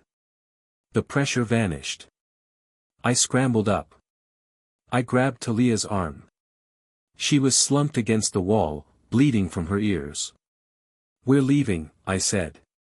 You. Kronos's voice was glitching, sounding distant. You cannot hide. Watch me, I spat. I didn't use teleportation. The wards were too strong inside the throne room. I ran. We burst out of the double doors, back into the courtyard. Atlas was there. He was waiting. He heard the commotion. Trouble in paradise? Atlas sneered, cracking his knuckles. Move, Atlas. I shouted. Make me, he grinned. I didn't have time for a duel. I had Talia. I had a ticking clock before Kronos re-established control. I looked at the scythe. It was glowing hot. Talia, I whispered. Do you trust me? No, she wheezed. Good. Hold your breath. I grabbed her waist. I looked at Atlas. I looked at the cliff edge behind him. I didn't run at him. I ran away from him. Toward the sheer drop that fell thousands of feet into the San Francisco Bay. Coward! Atlas yelled. We jumped. We plummeted off the side of Mount Othries. The wind rushed past us. We were falling into the clouds. Harry! Talia screamed. We're going to die. Not today. I twisted in midair. I aimed the scythe down. Wind shear. I slashed the air. The magic of the scythe cut a hole in the air pressure, creating a vacuum tunnel. We fell faster, breaking the sound barrier. We were aiming for the water. But at this speed, water is concrete. Pull up. Talia yelled. I waited. 5,000 feet. 2,000. 500. Now. I slashed upward. Updraft. I reversed the air flow. A massive column of wind hit us from below. It was like hitting a giant pillow. It slowed our descent violently. My stomach lurched into my throat. We hit the water with a splash, not a splat. We went deep. The cold shock of the bay revived me. I kicked for the surface, dragging Talia. We broke the surface, gasping. The Golden Gate Bridge loomed above us in the fog. I looked back at the mountain. The peak was glowing with angry golden light. A storm was gathering. He's mad, Talia coughed, treading water. He's furious, I corrected. I just broke up with my dad. And he tried to kill us. That's just how Titans handle conflict resolution. We swam toward the shore of the Presidio. We crawled onto the sandy beach, collapsing for the second time in 2 days. I lay on my back, staring at the fog. My body hurt. My soul hurt. I had done it. I had severed the tie. I was no longer the heir of Kronos. I was, just Harry. So, Talia said, wringing out her hair again. That went well. We learned the plan, I said. He wants to nuke humanity. And you said no. Talia looked at me. There was a new respect in her eyes. You stood up to him. You actually said no. I like humans, I muttered. They make pizza. And movies. And Ducati motorcycles. Dust doesn't make motorcycles. You're an idiot, she smiled weakly. But you're a good idiot. Don't let it get around. I sat up. I looked at the city of San Francisco. People were driving cars, walking dogs, living their lives. They had no idea that an hour ago, a golden box almost decided to turn them all into mulch. We have a problem, I said. Besides the angry Titan King. Yeah. I just quit my job. Which means I don't have an army anymore. And I can't go back to Camp Half-Blood because they think I'm a terrorist. We're alone, Talia realized. Not quite, I said. A plan was forming in my head. A dangerous, stupid, desperate plan. What are you thinking? Talia asked, seeing the look in my eyes. I know that look. That's the, I'm going to do something illegal, look. Kronos has the monsters, I said. Zeus has the gods. We need a third option. We need numbers. We need soldiers who don't care about pain or time. Robots? Dead people, I corrected. Talia froze. Harry. No. The underworld, I said, standing up. Hades hates everyone. He hates Zeus for banishing him. He hates Kronos for eating him. He's the ultimate neutral party. He's not neutral. He's grumpy and vindictive. Exactly. We're going to make him an offer he can't refuse. Which is? We're going to break into his house, beat up his security, and offer to make him the king of the dead in the New World Order. Or, we steal his keys and let all the souls out. You want to start a zombie apocalypse? I want to start a recruitment drive, I grinned. It was a feral grin. The souls of the damned. The warriors of Elysium. Imagine an army of Achilles, Hector, and guys who have been waiting 3,000 years for a rematch. Talia stared at me. She shook her head. But she stood up. You're crazy, she said. But, it's better than waiting to be dusted. That's the spirit. I looked south. Toward Los Angeles. Toward the DOA recording studios. Road trip? I asked. I'm driving, Talia said. You crash everything. Fair. We walked toward the city to steal a car. Behind us, Mount Tamalpais rumbled. The war had changed. It wasn't Titans versus gods anymore. It was Titans versus gods versus Harry Potter. And I liked my odds. We hot-wired a Ford Mustang convertible. Well, Talia hot-wired it. She learned it from the Hermes kids. I just stood lookout and intimidated a pigeon that looked suspicious.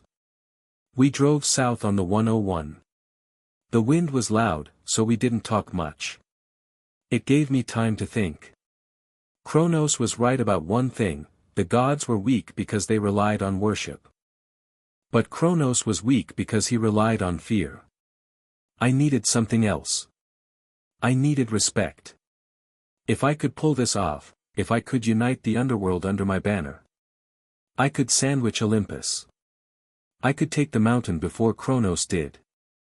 And then I'd have to fight my dad. For real this time. No projection. No box. Flesh and blood. I looked at the scythe resting in the back seat.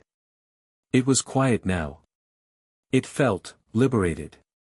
It wasn't vibrating with Kronos's will anymore. It was attuned to me. "Hey," Talia shouted over the wind. "Yeah. If we survive this, I want a date. A real date. Dinner. Movie. No monsters." I looked at her. She was wearing a stolen leather jacket, her hair was a mess, and she had a bruise on her jaw. She was the most terrifying, beautiful thing I'd ever seen. "Deal," I shouted back. "But I'm picking the movie. No rom-coms. We'll see." We drove into the night. The road to hell was paved with good intentions. But we weren't walking. We were driving a Mustang at 90 miles per hour. And hell wasn't ready for us. I pulled out the map I'd grabbed from the glove box. I circled Los Angeles. "Hades," I whispered. "Knock knock." The plan was simple: enter the underworld. Don't die.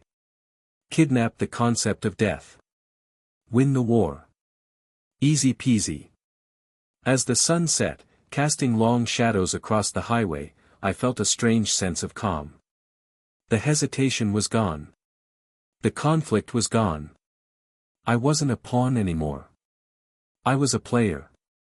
And the board was about to get flipped. Chapter 6 End. Chapter 7, Siege of the Underworld. DOA recording studios in West Hollywood doesn't look like the gateway to hell. It looks like a place where dreams go to die, which I guess is technically accurate, just in a more literal sense than the aspiring musicians in the lobby realize. The sign out front was flickering, the N in recording buzzing like a dying insect. I parked the stolen Mustang right in the red zone. A parking ticket was the least of my worries when I was about to commit a felony against a major deity. "You ready?" I asked, killing the engine. Talia sat in the passenger seat, checking her gear. She had raided a sporting goods store on the way down: new boots, tactical pads, and a makeshift holster for her mace canister. She looked like a futuristic gladiator who listened to too much Green Day. "I'm breaking into the underworld with the son of the Titan King," she muttered, clicking a strap into place. I was born ready. Or stupid. Probably stupid. "Stupid is just bravery with less planning," I said, grabbing my scythe from the back seat. The lobby was freezing. Not air-conditioned freezing, but soul-sucking freezing. The carpet was a depressing shade of gray, the walls were covered in platinum records that featured artists I was pretty sure had died in tragic plane crashes, and the music playing overhead was a soft, instrumental version of "Highway to Hell." Subtle. A line of people stood, floated, shuffled, and drifted, toward the security desk. Some of them looked confused, holding luggage. Some looked terrified. All of them were transparent. "Don't make eye contact," I whispered to Talia. "The newly dead are clingy." We walked past the line. A guy in a 1970s disco suit tried to grab my arm, asking where the disco was. I phased right through his hand. The chill of his touch felt like walking through a freezer door. At the desk sat the gatekeeper. Sharon. He wore a pristine Italian suit, silk tie, and sunglasses that cost more than the building. He was reading a magazine called Underworld Weekly. He didn't look up as we approached. "We're full," Sharon drawled. "Take a number." Wait time is 3 to 5 business eternities. I'm not here for a room, I said, leaning on the desk. I'm here to see the boss. Sharon lowered the magazine. His eyes were invisible behind the shades, but I felt him scanning me. He looked at the scythe strapped to my back. He looked at Talia's electric aura. Living, Sharon sniffed. Disgusting. You smell like sunlight and hope. Get out before I have security eat your souls. Security? I laughed. You mean the dog? I brought treats. I slammed a bag of gold drachmas onto the desk. It was a heavy bag. I'd robbed a Cyclops safe house in San Francisco before we left. Sharon paused. He reached out a manicured hand and opened the bag. The gold shimmered. Inflation is a killer, Sharon muttered, his tone softening instantly. The ferry fuel prices are up. The union dues are astronomical. Keep the change, I said. Take us down. Express elevator. No stops. Sharon pocketed the bag in a motion so fast it blurred. He stood up, smoothing his suit. Follow me. Don't touch the walls. They bite. He led us to the elevator. It was huge, big enough to fit a tank. The doors were made of black iron with skulls embossed on them. We stepped in. Sharon pressed a button that wasn't numbered, just labeled with a frowny face. The elevator dropped. It wasn't a normal descent. My stomach hit the roof of my mouth. The gravity shifted sideways. We were falling through the crust of the earth, bypassing the mantle, heading straight for the spiritual basement of reality. So, Talia asked, trying to break the tension as the elevator rattled. How's the job market down here? Sharon looked at her. Dead end. The doors opened. We weren't in a hallway. We were on a wooden dock. The air was thick, humid, and smelled like sulfur, rot, and old perfume. Before us stretched a river of black water that seemed to be made of liquid oil. The river Styx. It was wide, dark, and noisy. Not water noise. Voices. Millions of whispers coming from the current. Promises broken, dreams lost, lies told. All aboard, Sharon said, gesturing to a skiff that looked way too flimsy for this kind of water. We got in. The boat didn't rock. It felt solid, anchored by the weight of the death it carried. Sharon began to pull us across. I looked down at the water. I saw things.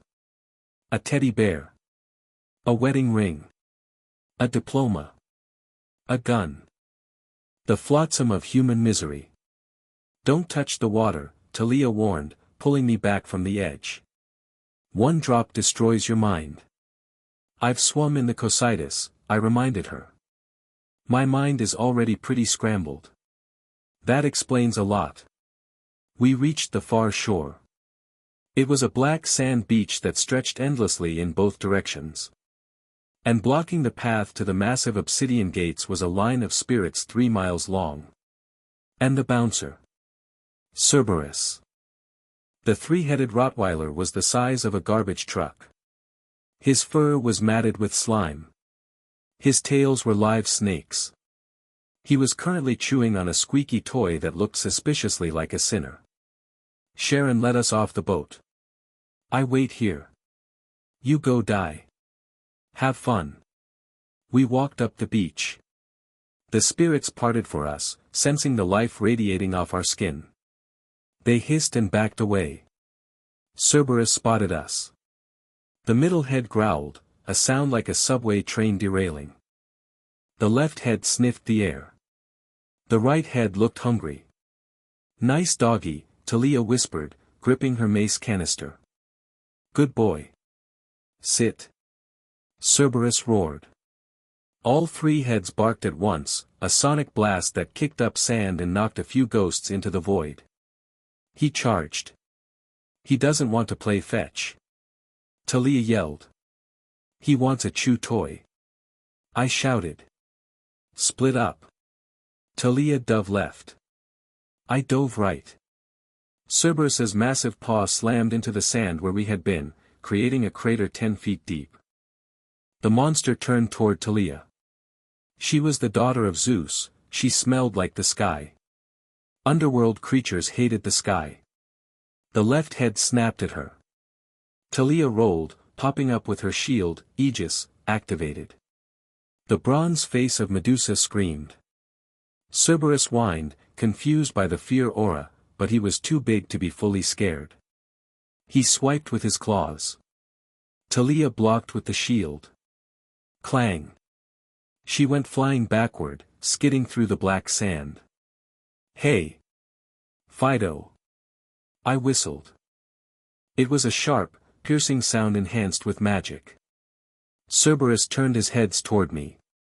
I was standing on a jagged rock, holding the scythe. I let the blade scrape against the stone, creating sparks. Over here, you overgrown rug. Cerberus lunged.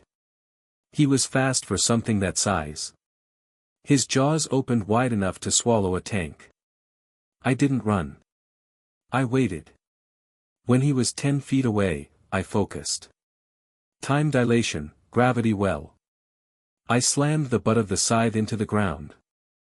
I didn't slow him down, I increased the gravity around his paws. Crunch. Cerberus tripped. His front legs suddenly weighed 50 tons. He face-planted into the sand, sliding toward me like a furry avalanche. He stopped inches from my boots, snapping his jaws. I jumped onto his nose. I ran up the snout of the middle head, right between the eyes. Sit. I commanded, pouring Titan dominance into my voice. I stomped on his forehead. Cerberus whimpered.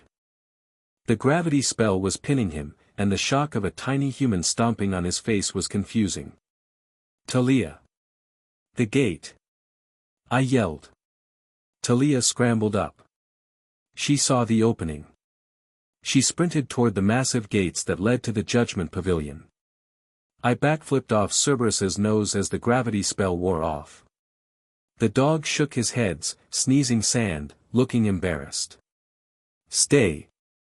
I pointed the scythe at him. Cerberus looked at the sharp celestial bronze. He looked at me. He decided the squeaky toy sinner was an easier meal. He turned away and went back to his chewing. He's trained, I said, jogging to catch up with Talia. You have a way with animals, Talia panted. Terrifying, abusive ways. It's called leadership.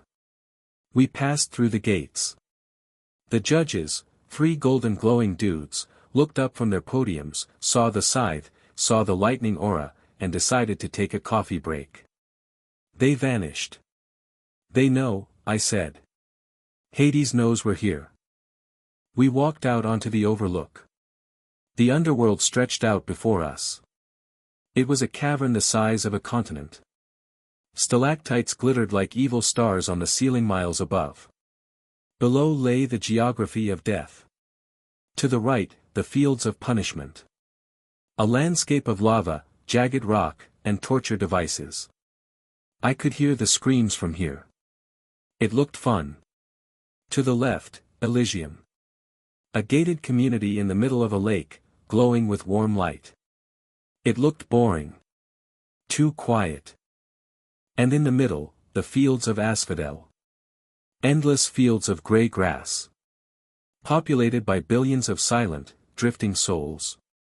They stood there, chattering like bats, remembering nothing, waiting for nothing. It was an ocean of wasted potential. That's the army, I said, pointing to asphodel. They're mindless, Harry, Talia argued. They're husks. How are they going to fight? They just need a wake-up call, I said. And a leader. I walked down the path toward the fields. Talia followed, looking skeptical. We reached the edge of the gray grass. The souls drifted around us. They were translucent, fading in and out of existence. I found a high rock, a piece of volcanic glass jutting out of the ground. I climbed it. I looked out over the sea of the dead. Listen up. I shouted. My voice didn't carry. The dead didn't care. They kept whispering. I sighed. Okay. Hard way it is. I raised the scythe. I tapped into the core of the weapon. This blade had severed the soul of the Titan King from his body once. It had harvested galaxies. It was the ultimate necromancy tool. I channeled my magic into it. Wake up. I slammed the blade into the rock. A shockwave of purple and gold energy rippled out. It swept across the fields like a tsunami. Where the wave touched, the souls changed. They stopped drifting. They solidified. The gray color faded, replaced by the faint colors of who they were in life. Ancient Greek armor appeared on some. World War II uniforms on others. Medieval plate. Samurai robes. Modern street clothes. Their eyes cleared. The fog of death lifted for a second. Silence fell over the field. Millions of eyes turned toward me. You've been sleeping. I bellowed, my voice amplified by the magic so it echoed across the entire cavern. You've been standing in the grass, waiting for eternity to end. Well, guess what? It's over. A murmur ran through the crowd. The gods put you here. I continued, pacing on the rock. They used you up and threw you away. They promised you rewards, but gave you silence. Are you tired of the silence? The murmur grew louder. A few souls shouted, yes. I am Hadrian, son of Kronos. And I offer you a deal. I raised the scythe high. Fight for me. Fight to take back the world above. Fight to feel the sun on your face one last time. Join me, and I will break the gates of this prison. What about Hades? A voice yelled from the front. It was a guy in Roman centurion armor. He looked tough. Hades is a landlord. I shouted back. I'm the guy with the eviction notice. We're going to march on his palace right now. We're going to demand your freedom. The crowd roared. It was a sound that hadn't been heard in the underworld for eons. Hope. Or rage. Probably a mix. Who's with me? The centurion drew a ghostly gladius. For the sun. For the sun, the crowd chanted. I jumped down from the rock. The centurion saluted. Name's Vitus, he said. 12th Legion. We've been bored. Vitus, you're in charge of the left flank, I said. Gather the soldiers. Anyone who can hold a weapon. I looked at Talia. Her mouth was open. You just started a revolution, she whispered. With a speech. And a massive pulse of necromantic magic, I admitted. I basically jump-started their batteries. It won't last forever. We have to move fast. To the palace. To the palace. We marched. It was a sight to behold. Me, Talia, and a growing army of 10,000 ghosts marching across the grey fields. The ground shook with the phantom footsteps. We bypassed the fields of punishment. The torturers, furies and demons, saw the mob and fled. They knew better than to stand in front of a riot. The palace of Hades loomed ahead. It was made of black obsidian, towering hundreds of feet high. The gates were closed. The walls were manned by skeleton warriors. Open the gate. I yelled, standing at the front of my ghost army. A skeleton archer on the wall chattered its teeth and fired an arrow. I caught it. Wrong answer, I said. I turned to Talia. You want to knock? Talia grinned. She unclipped her mace canister. It expanded into her spear. Lightning or heavy lightning, she asked. Heavy. She stepped forward. She spun the spear. The air pressure dropped. Crack boom. A bolt of lightning hit the obsidian gates. The stone shattered. The massive doors blew inward, crushing the skeletons behind them. Charge! Vitus yelled. The ghost army surged forward. We ran into the courtyard. It was chaos. Skeleton warriors versus Roman ghosts versus medieval knights. Bones were flying everywhere. Spectral swords clashed with real iron. I didn't stop to fight the grunts. I headed for the main keep. Talia was right beside me, blasting skeletons with arcs of blue electricity. We kicked open the double doors to the throne room. The room was dark. Shadows clung to the walls like spiderwebs. At the far end, on a throne made of fused human bones, sat Hades. He looked exactly like a rock star who had been underground too long. Pale skin, long black hair, wearing robes woven from the souls of the damned. He held a bident, a two-pronged fork, that radiated fear. Beside him, sitting on a smaller stool, was a kid. Maybe 10 years old. Olive skin, aviator jacket. Nico D'Angelo. He was playing with a deck of mythomagic cards. Hades looked up. He didn't look impressed. You broke my gate, Hades said. His voice was smooth, oily, and cold. Do you have any idea how much obsidian costs to import? Send the bill to Zeus, I said, walking into the room. I hear he's flush with cash. Hadrian, Hades sighed. The Titan's pet project. And Talia Grace. My brother's mistake. What a delightful family reunion. We need to talk, uncle, I said, stopping in the center of the room. The shadows were trying to grab my ankles. I kicked them away. I don't talk to intruders, Hades said. I bury them. He slammed the butt of his bident into the floor. The floor exploded. Skeletal hands erupted from the obsidian tiles. They grabbed my legs. They grabbed Talia.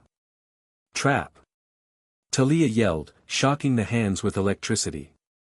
They crumbled, but more came. Cute, I said. I spun the scythe. Decay. I sent a pulse of rot into the floor. The skeletal hands turned to dust instantly. The floor tiles grayed and cracked. You're going to ruin the resale value, I quipped. Hades narrowed his eyes. That weapon. It offends me. It smells of him. It's under new management, I said. Look, Hades.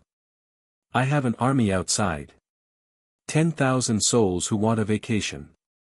I can tear this palace down brick by brick. An army of ghosts? Hades scoffed.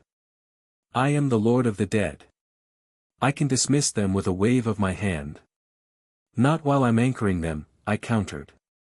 My magic is holding them here. You want them back in line? You have to go through me. Hades stood up. He grew. He became 10 feet tall. Shadows wrapped around him like a cloak. Then I will go through you. He attacked. He didn't move linearly. He shadow traveled. He vanished from the throne and appeared directly behind me. The bident thrust toward my spine. I didn't see it.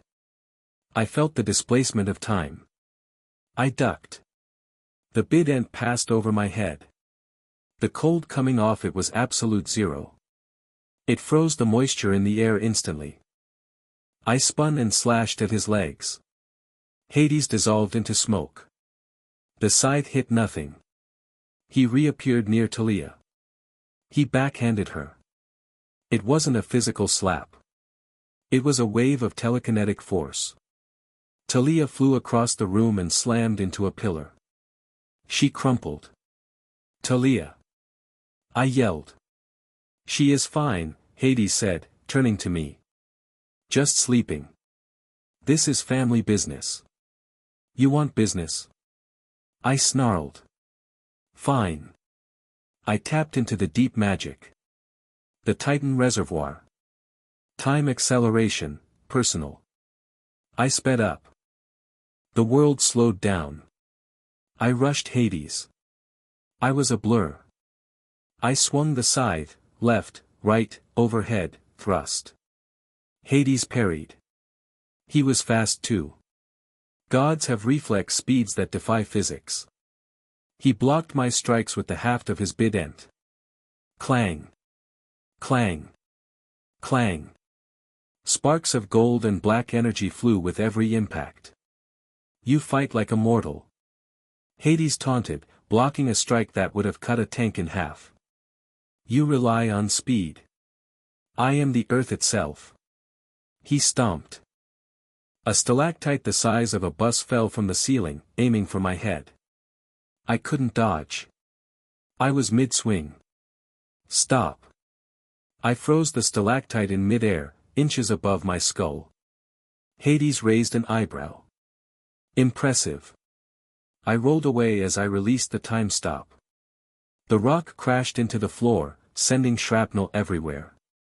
I was breathing hard. Fighting a big three god in his own throne room was draining. The ambient magic here was fighting me. The shadows were trying to slow me down. Give up, boy, Hades said, walking through the dust cloud. Kronos cannot help you here. This is my domain. I don't need Kronos, I said. I looked at the kid. Nico. He was still sitting on the stool, watching with wide eyes. He wasn't scared. He was fascinated. Hey, kid. I yelled. Is your dad always this grumpy? Nico blinked. He hasn't had his coffee. Hades groaned. Nico, go to your room. But I want to watch the fight. Nico. Distraction. I used it. I reached into my pocket, not for a weapon, but for a concept. I grabbed the time around the throne. Revert. I cast a spell on the throne itself. The bones unfused. The chair collapsed into a pile of loose skeletons. Hades stumbled as his seat of power disintegrated behind him. My chair, he yelled. That was custom made. I'm redecorating. I shouted. I charged again. But this time, I didn't swing for him. I swung for the bident. I caught the prongs of his weapon with the curve of my scythe. I twisted. Leverage. I yanked the bident down, pinning it to the floor. Let's make a deal. I grunted, straining against his god strength. No deals. Hades roared. He tried to blast me with necrotic energy. Listen to me. I yelled, my eyes flashing gold. Kronos wants to wipe out humanity. He wants to starve the gods. If he wins, you have no subjects. No fresh souls. Just an empty, silent kingdom for eternity. Hades paused. The necrotic blast hovered in his hand. What did you say? He asked quietly. He's going to dust the mortals, I said, holding the lock on his weapon. Phase 2. Total genocide. No more worshippers. No more dead. Just silence. Hades lowered his hand. The shadows retreated slightly. That sounds like my father, Hades admitted. He never did understand the value of a sustainable economy. I'm offering you an alternative, I said, not letting go of his weapon. Help me. Help me take Olympus before Kronos does. We depose Zeus. We set up a council. You get your seat back. You get respect. And you keep the underworld stocked with fresh souls because humanity keeps living. Hades looked at me. He looked at the pile of bones that used to be his throne. He looked at Nico. You intend to betray Kronos, Hades stated. I already did, I said. I threw myself off his mountain this morning. Hades chuckled. It was a dry, rattling sound. You have guts, nephew. I'll give you that. He pulled his bident back. I let go. We stepped apart. Talia groaned in the corner, rubbing her head. Did we win?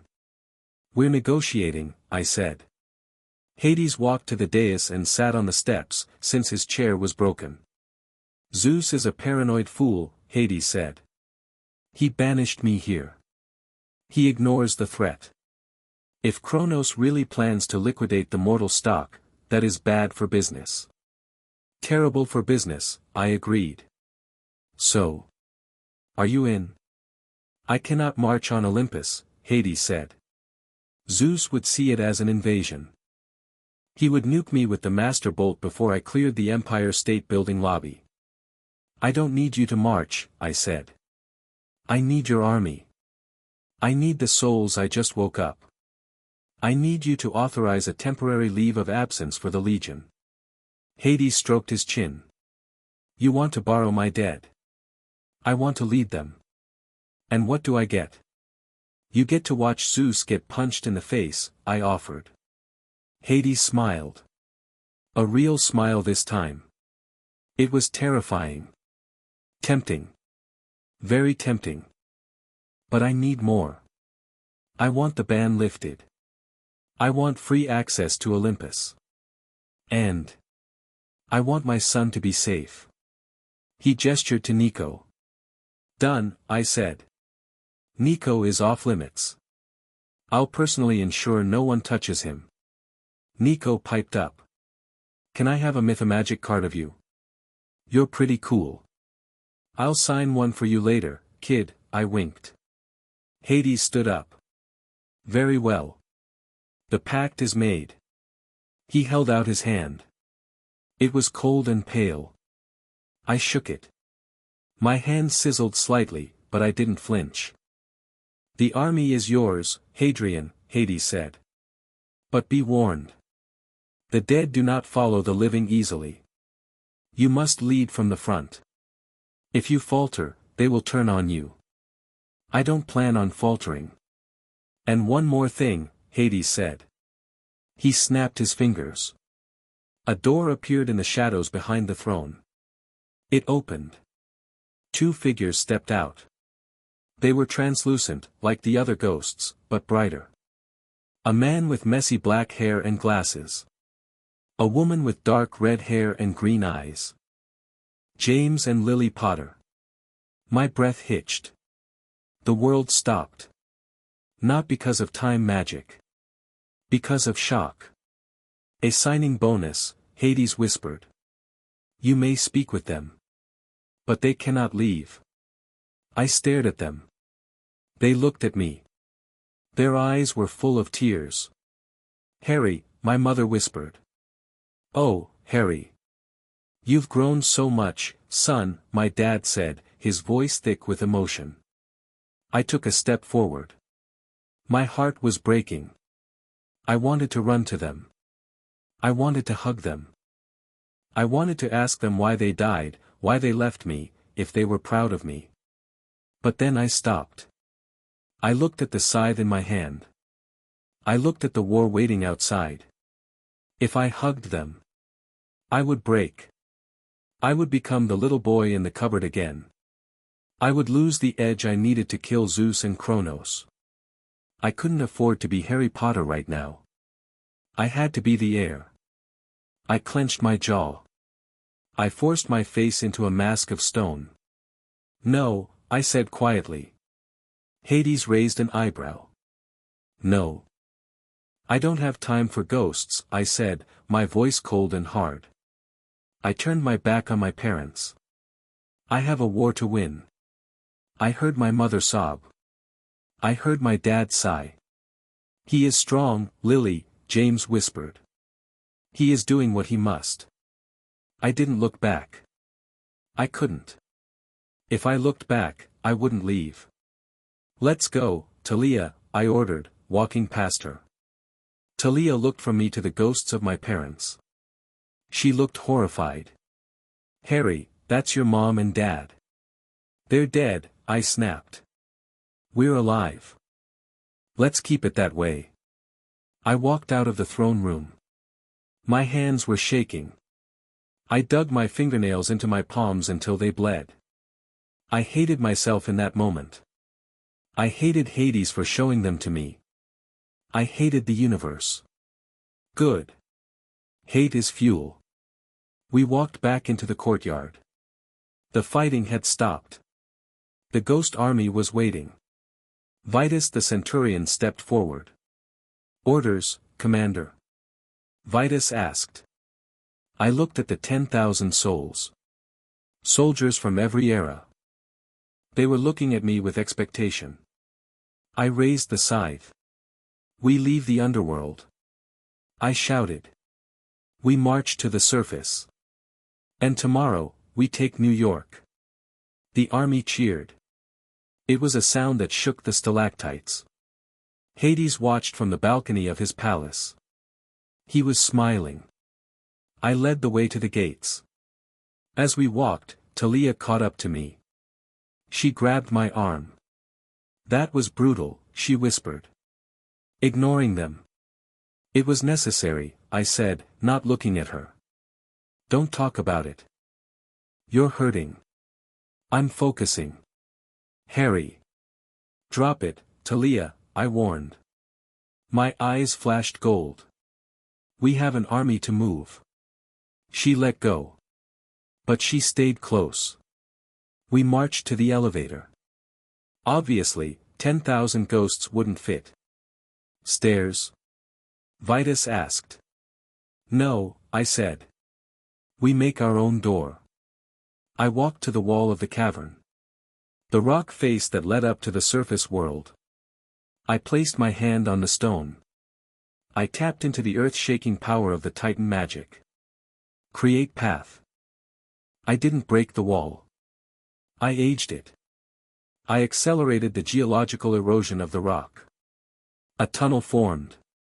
A massive, spiraling ramp that bored upward through the bedrock. Walk, I commanded. The army began the ascent. It took hours to climb out. We emerged in the Hollywood Hills, near the Hollywood sign. It was night. The city lights of Los Angeles were spread out below us like a glittering carpet. 10,000 ghosts poured out of the tunnel, standing on the hillsides. They shimmered in the moonlight. They were invisible to mortals, but I knew the local monsters could see them. I stood on the ridge, the wind whipping my coat. I had my army. I had my weapon. I had my plan. Where to now? Talia asked, standing beside me. She looked out at the city, then at the ghostly legion. How do we get them to New York? They can't exactly take a plane. Shadow travel, I said. Hades gave me the keys to the highway when we shook hands. I focused. I could feel the shadows connecting every dark corner of the world. Gather up. I yelled to the legion. The ghosts huddled together. I raised the scythe. I cut a hole in the darkness. Next stop, Central Park. We stepped into the shadow. The world dissolved. Cold darkness enveloped us. We were traveling through the void, skipping the space between west and east. We emerged in Central Park. It was dawn in New York. The park was misty. The birds were singing. And suddenly, the great lawn was filled with 10,000 dead soldiers. I looked up. Above the Empire State Building, high in the clouds, Mount Olympus floated. I could feel the power radiating from it. Wake up, Zeus, I whispered.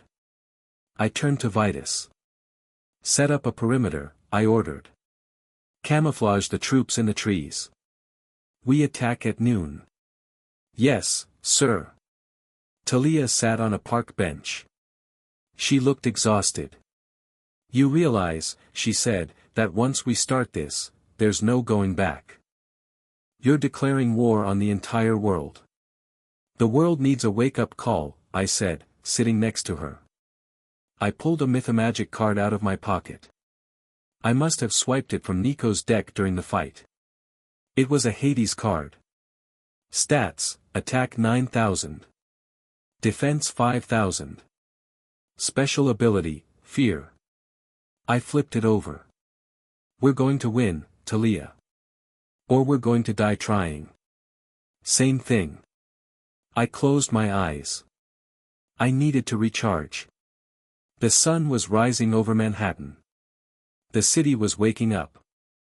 They had no idea that the king of the dead and the heir of time were camping in their park.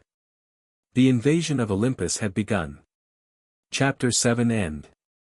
Chapter 8, Olympus Falls. The sun rising over Central Park usually signals joggers, overpriced coffee, and pigeons fighting over bagel crusts. Today, it signaled the end of the world. I sat on a park bench near the Great Lawn, watching the mist curl around the ankles of 10,000 dead soldiers. The ghost army was restless. They weren't solid enough to trample the grass, but their presence killed the chlorophyll. The lawn was turning a dull, lifeless gray in a widening circle around us. Vitus, my ghostly centurion, walked up to me. He adjusted his spectral helmet, looking at the skyline. "The mortals are waking up, Commander," Vitus said. His voice sounded like wind blowing through dry leaves. "The local constabulary is already gathering at the perimeter. They see disturbances.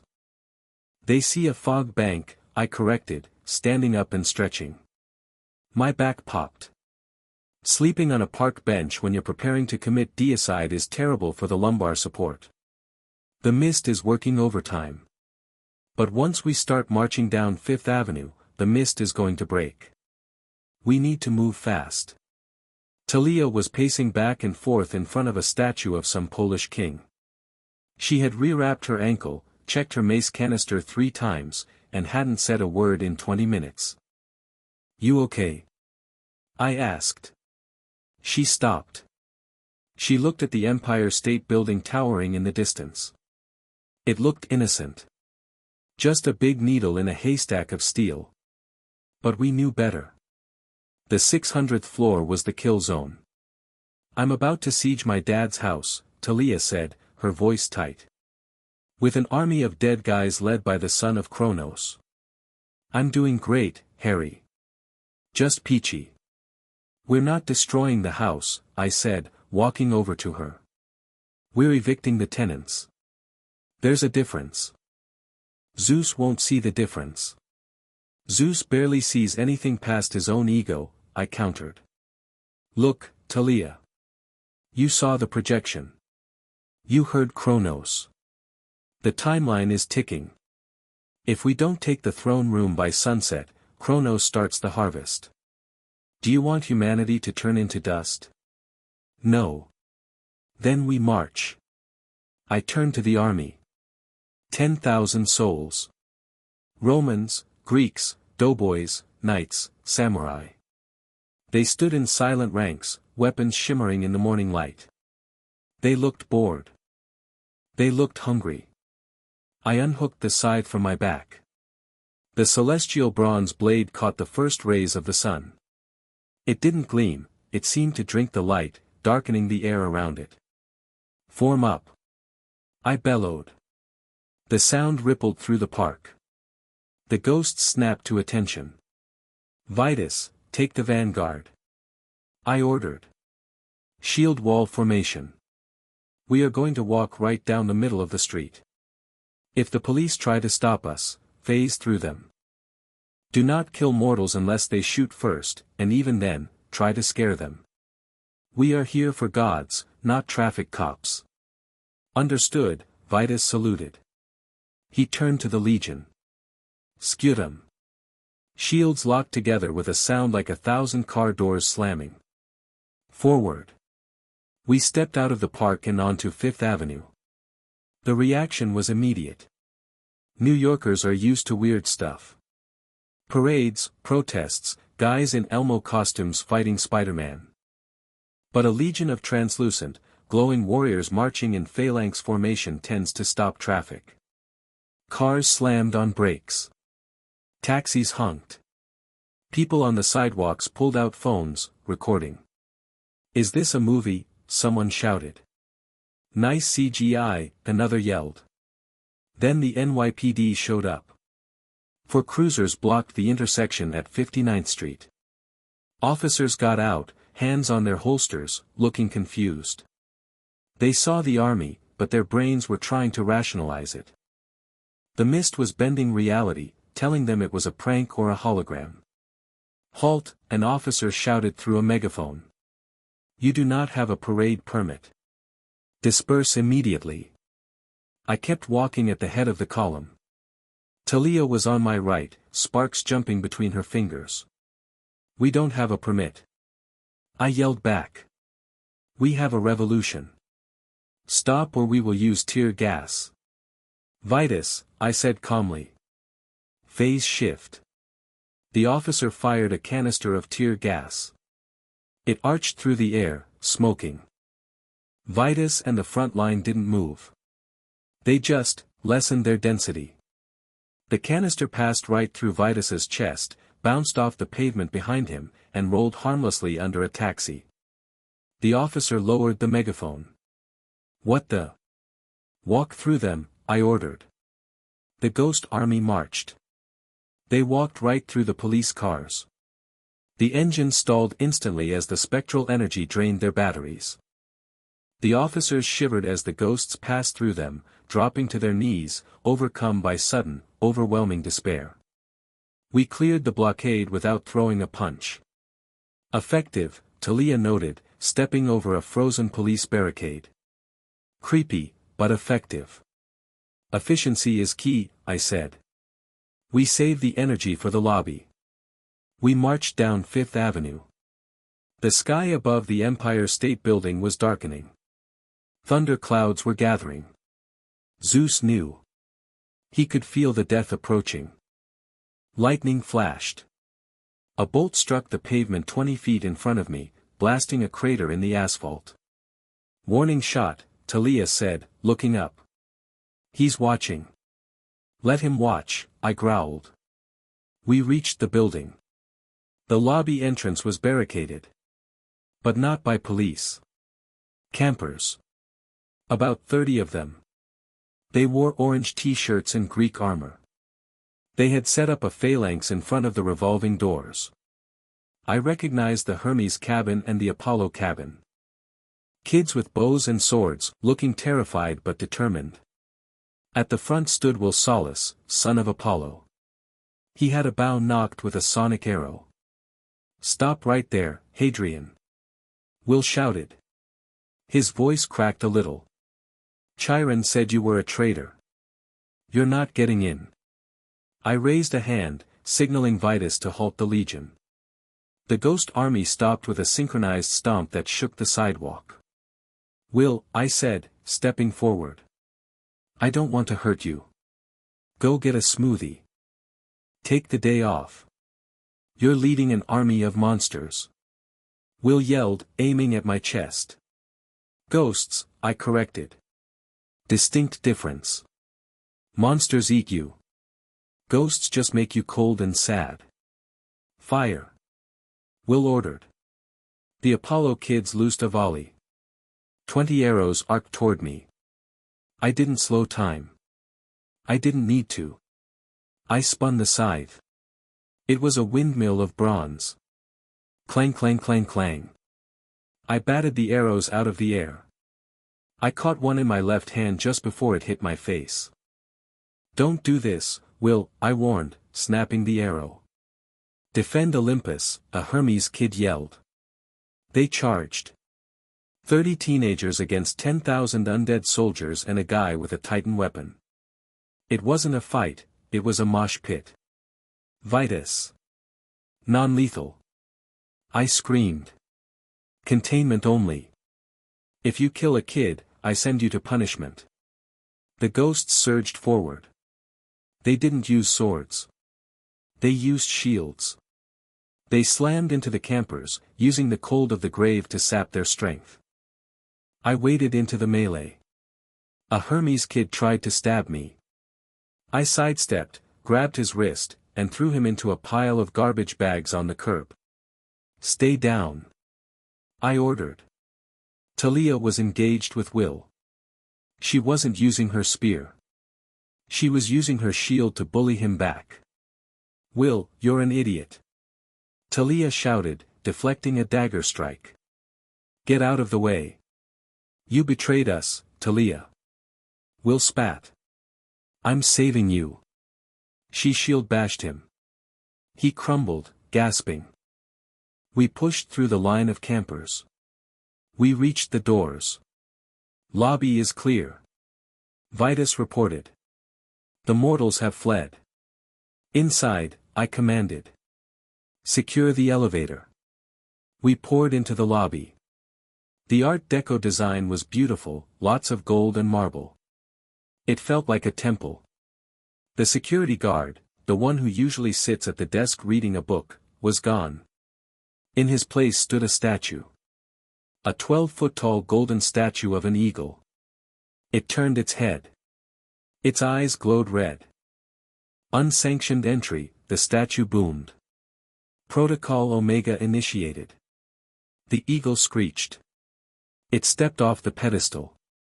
Its wings were razor-sharp blades. I hate birds, I muttered. The eagle lunged. It was fast, diving for the center of the ghost formation. It slashed with a wing, and 3 ghosts evaporated, their essence scattered back to the underworld. It has celestial bronze plating. Vitus yelled. It can hurt us. Back up. I shouted. I sprinted at the eagle. The bird snapped its beak at me. I slid on my knees across the polished marble floor, going under the beak. I swung the scythe upward. Uppercut. The blade caught the eagle under the chin. Metal screeched against metal. I carved a deep gash in its neck, wires and hydraulic fluid spraying out. The eagle flapped, creating a wind that knocked the ghosts back. It rose into the air, hovering near the ceiling mural. Talia. Skeet shooting. I yelled. Talia was already moving. She vaulted off the security desk. Pull, she screamed. She threw a lightning bolt. It wasn't a spear throw, it was raw energy from her hand. The bolt hit the eagle in the chest. The gold plating conducted the electricity perfectly. The statue seized up in mid-air, twitching violently. Smoke poured from its joints. It crashed to the floor with a massive THOM, cracking the marble tiles. I walked up to it and drove the scythe through its head to make sure. The red lights in its eyes died. Elevator, I said, pointing to the bank of gold doors. Vitus, hold the lobby. If reinforcements come from the street, hold them off. And you, Commander? Vitus asked. We're going up, I said, looking at Talia. Just us. Just us. Talia asked, wiping sweat from her forehead. Into the city of the gods. The elevator won't fit the army, I explained. I have to open the back door from the inside.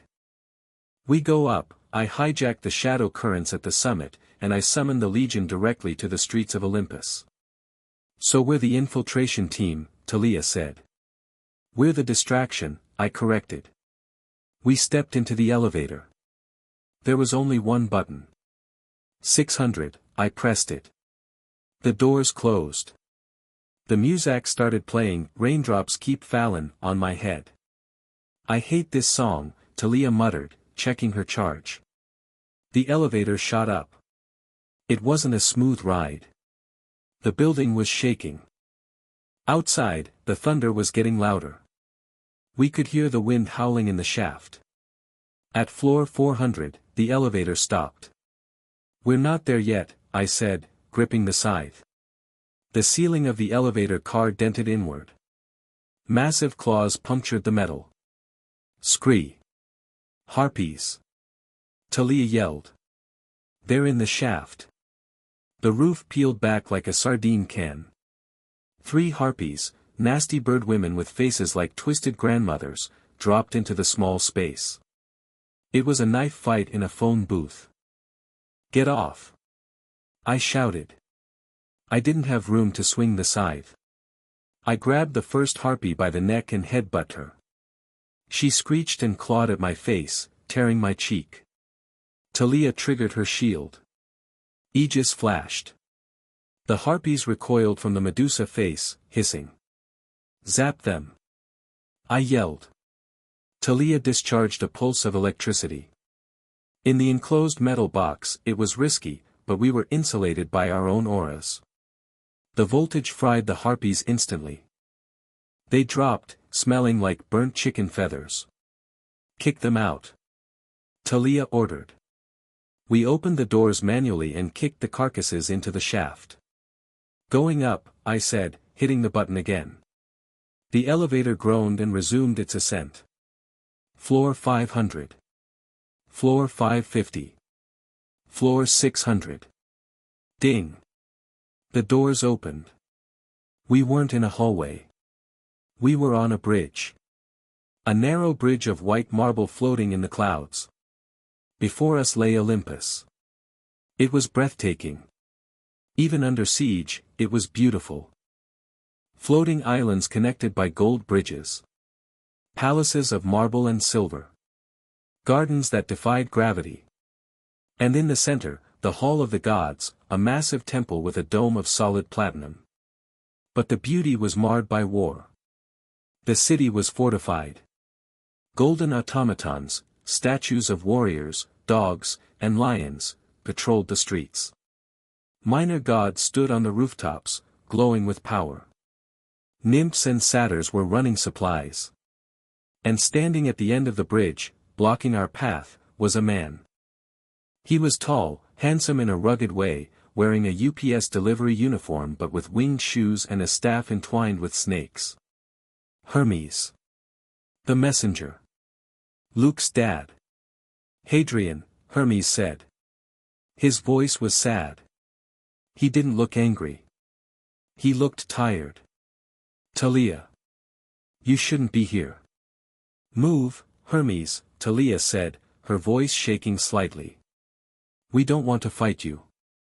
"I can't move," Hermes said, leaning on his caduceus. "Zeus has ordered a lockdown. No one enters. No one leaves." "We're entering," I said, stepping onto the bridge. "Tell Zeus his delivery is here." Hermes sighed. "I was afraid you'd say that." He pulled a phone out of his pocket. "Sorry, kids. Priority shipping." He tapped the screen. The bridge exploded. Hermes didn't attack us. He destroyed the path. The marble bridge beneath our feet turned into confetti. We fell. We were plummeting into the abyss between the floating islands. Below us was the mortal city of New York, thousands of feet down. "Harry!" Talia screamed, reaching for me. "I got you." I grabbed her hand. I didn't panic. I had a scythe. I swung the blade toward the nearest floating island, a small park with a fountain. "Extend." I poured magic into the weapon. The shadow of the scythe elongated, becoming a solid hook of darkness. It snagged the railing of the island. The jerk almost dislocated my shoulder. We swung in a wide arc, dangling over the void. "Climb." I gritted out. I pulled us up. We scrambled over the railing and collapsed onto the grass of the floating island. "Hermes is a jerk." Talia gasped. "He blew up the bridge." "He bought time," I said, standing up. "He didn't want to fight us. If he wanted to kill us, he would have teleported us into a volcano." I looked at the Hall of the Gods. It was still a mile away, across a maze of streets and bridges. And now the alarm was raised. "We need the army," I said. "I can't fight the whole city alone." I walked to the center of the island. I found a shadow cast by a large oak tree. "Stand back," I told Talia. I drove the scythe into the shadow. "Open." I twisted the blade. I tore the fabric of space. The shadow expanded, turning into a whirlpool of darkness. "Vitus!" I roared into the void. "To me." The shadow erupted. Ghosts poured out like a geyser. Hundreds. Thousands. They flooded the small island, spilling over the edges, floating in the air. Vitus emerged, looking grim. The elevator music was atrocious, sir. Thank you for the shortcut. Take the city. I pointed at the Hall of the Gods. Street by street. Secure the perimeter. Do not loot the temples. Legion. Advance. The ghost army swarmed. They flew across the gaps between islands. They marched over the connecting bridges. The battle for Olympus began. It was urban warfare in paradise. We ran through the market district. Nymphs threw baskets of ambrosia fruit at us. Satyrs played panic pipes that made vines grow out of the pavement to trip the ghosts. Suddenly, a metallic roar shook the street. A mechanical giant stepped out from behind a temple. It was made of bronze, 20 feet tall, steam venting from its shoulders. An automaton. One of Hephaestus's toys. It raised a flamethrower arm. Whoosh! Greek fire sprayed down the street. The green flames incinerated a squad of ghosts instantly. You can't kill what's dead, but Greek fire burns the spirit. Cover! I yelled, diving behind a fruit stand. Talia rolled behind a pillar. It's a Talos unit. It's immune to magic. Is it immune to gravity? I asked. I popped up. Time skip. I blurred forward. The flamethrower tracked me, but too slowly. I got under its guard. I swung the scythe at its ankle hydraulics. Clang. The metal didn't cut. It was divine bronze, tempered in Mount Etna. My blade bounced off, vibrating my arms. Sturdy. I yelled, ducking a mechanical fist that pulverized the pavement. Harry. The heel. Talia shouted. It's always the heel with these things. There was a bolt cap on the back of its heel. A maintenance hatch. Distract it. Talia jumped out. She screamed a war cry and threw her spear. It hit the robot in the chest, discharging a massive shock. The robot staggered, its sensors blinded by the flash. I slid behind it. I reversed my grip on the scythe. I used the spike on the back of the blade. I drove it into the bolt cap. It pierced. Oil sprayed out. Have a nice trip. I yanked the cap off. The hydraulics failed. The giant robot groaned, listed to the side, and toppled over. It crashed into a bakery, crushing it. Sorry about the pastries. I yelled. We kept moving. We fought past the Temple of Ares, which I vandalized with a "kick me" sign made of magic. We fought past the Temple of Apollo. Finally, we reached the steps of the Hall of the Gods. The throne room. The doors were 50 feet high, made of silver and gold. They were closed. And standing on the steps, guarding the final approach, was nobody. It was empty. Where are the guards? Talia asked, looking around suspiciously. Where is the elite? They're inside, I said. Waiting. We walked up the steps. My boots echoed on the marble. The ghost army held the perimeter at the bottom of the stairs, fighting off waves of minor gods and nature spirits. This was it. Just me and Talia. We reached the top. The doors loomed over us. I reached out to push them open. Stop. Talia stepped in front of me. She put her hand on my chest. Talia? I asked. What are you doing? She looked at me. Her eyes were filled with tears. She looked at the doors. My father is in there, she whispered. My family. I know, I said softly. And we're going to stop them from being wiped out. But, if we go in there, Harry, we fight them. We humiliate them. If I help you dethrone Zeus. I'm a traitor. Forever. There's no coming back. Talia, I said. Look at the city. Look at the smoke. Look at the ghosts. We crossed the line miles ago. I can't do it, she said. Her voice broke. She stepped back, raising her spear. I can't let you hurt him. I stared at her. My heart sank. Talia, I said, my voice hardening. Get out of the way. No. She clicked her shield.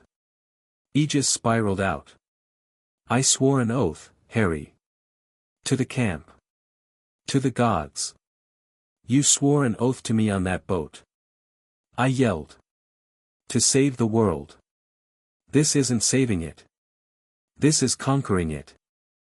She lunged. She wasn't holding back this time.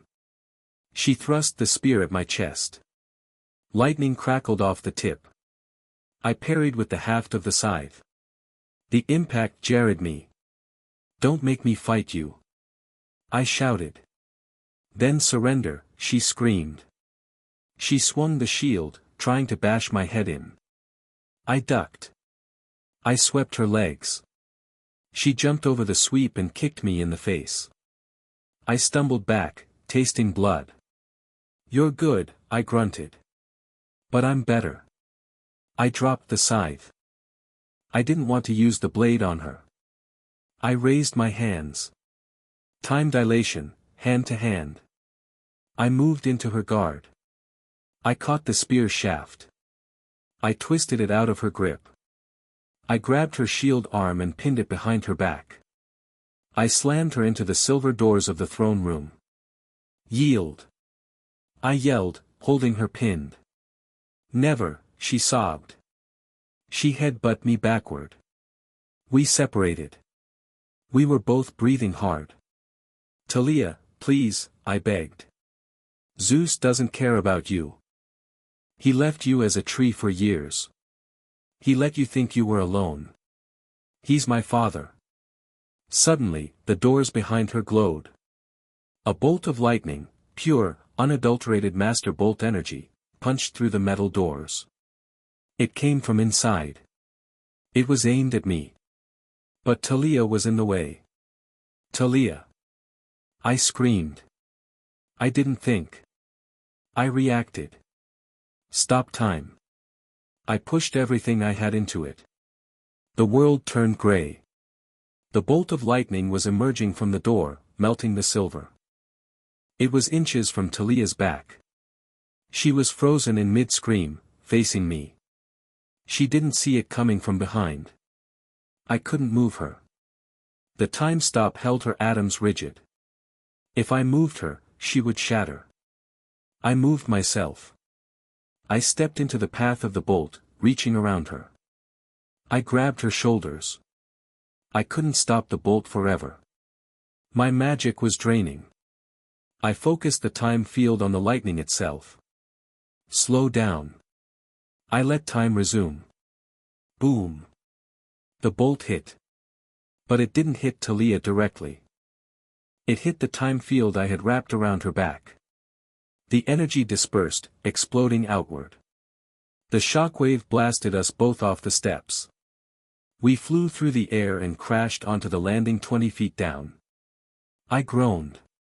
My back felt like it was on fire. I had taken the feedback of the blast. Talia sat up. She looked at the smoldering hole in the doors. She looked at the scorch marks where she had been standing. She realized what happened. Zeus had fired through the door. He knew she was there. He could sense her aura. And he fired anyway. He didn't care if he hit her, as long as he hit me. Talia stood up. Her face was pale. Her hands were shaking. She looked at the doors. The loyalty in her eyes died, replaced by a cold, hard realization. He missed, she whispered. I crawled to my feet. I picked up my scythe. He didn't care, I said. Talia turned to me. She wiped the tears from her face. She picked up her spear. She walked back up the steps. She didn't block the way this time. She stood next to the doors. Open it, she said. Her voice was ice. You sure? He just tried to kill me, Talia said. I'm resigning. I nodded. I walked up to the damaged doors. The silver was melted, glowing red. I placed the tip of the scythe against the crack. Knock knock, I whispered. I kicked. The doors flew open with a groan of tortured metal. Light spilled out.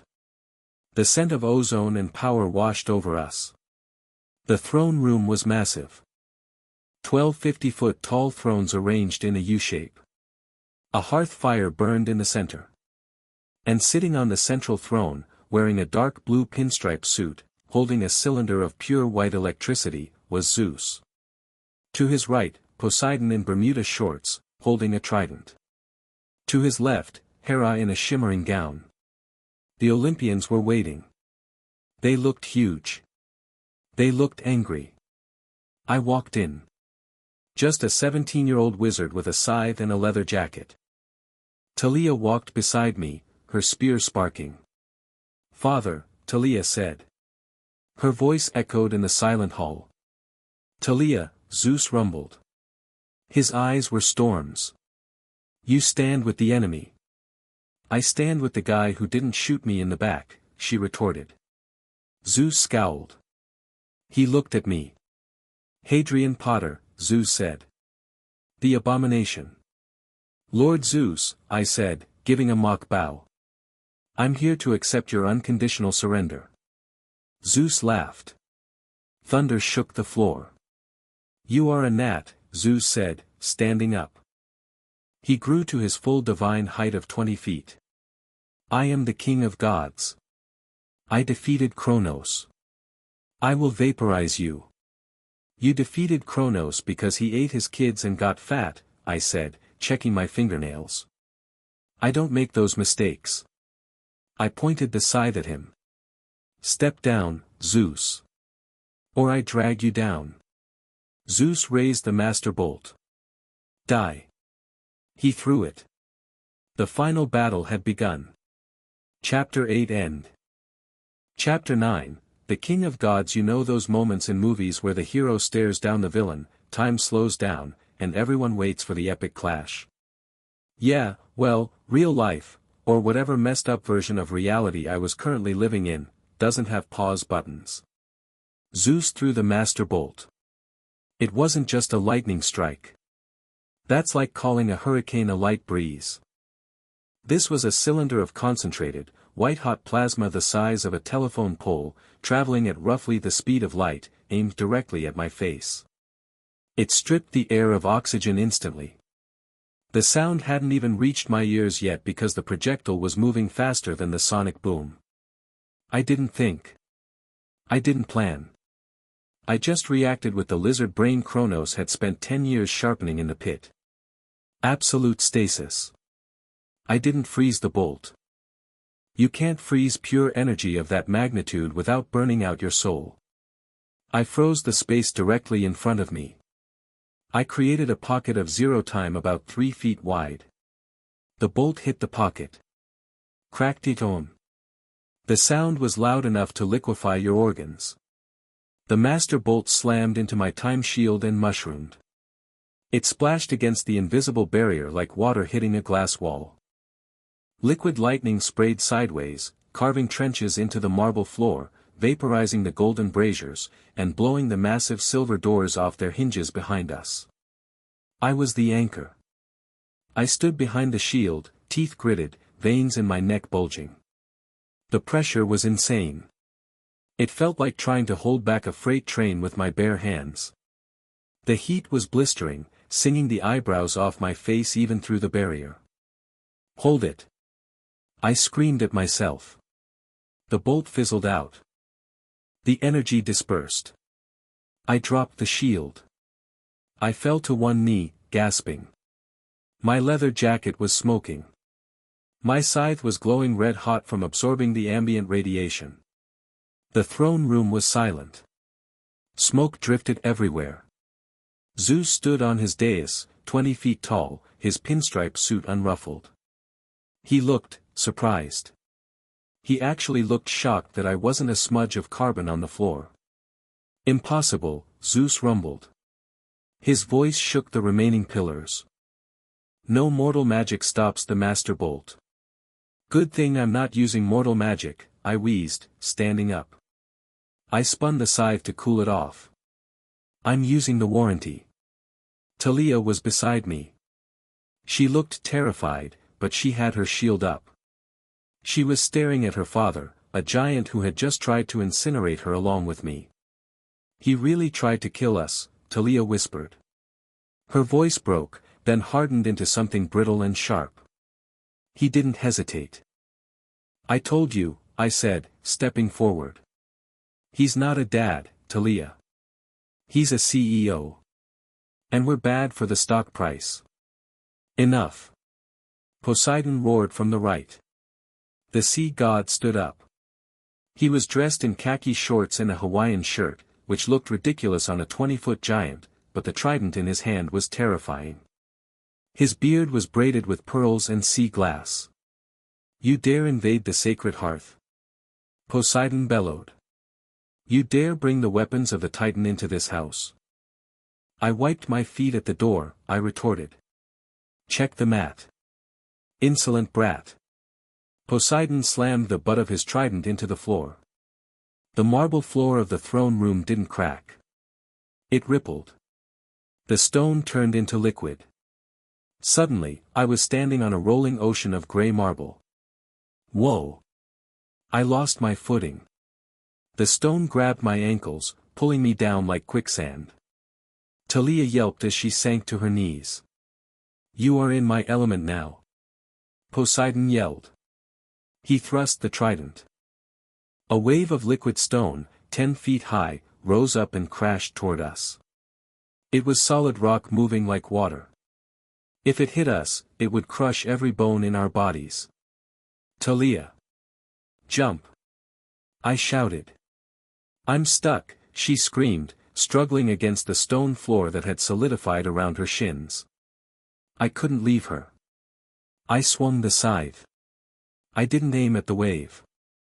I aimed at the connection, the magical tether between Poseidon and the floor. Sever. I slashed the air. A ripple of chaotic, purple energy shot from the blade. It hit the wave. The magic holding the stone in a liquid state shattered. The wave instantly reverted to solid marble in midair. It crashed down, not as a fluid wave, but as a pile of broken boulders. Rocks the size of cars slammed around us, shielding us from the rest of the room but trapping us in a debris field. I grabbed Talia's arm. Accelerate, decay. I touched the stone trapping her legs. The marble aged 1,000,000 years in a second. It turned to dust. She yanked her legs free. Thanks, she gasped. Don't mention it, I said. We need to split them up. You take the loud one. I'll take the wet one. My dad is the loud one, Talia clarified. Exactly. Family therapy. We vaulted over the pile of rocks. The throne room was a battlefield. 12 thrones. 3 active combatants. Zeus was charging another bolt. The air smelled like burning ozone. Talia Grace. Zeus boomed. You are a disgrace to my blood. I strike you from the records. Strike this. Talia screamed. She didn't use lightning. She couldn't outzap Zeus. She used wind. She was the daughter of the sky, too. She slammed her spear into the ground. A localized hurricane erupted in the throne room.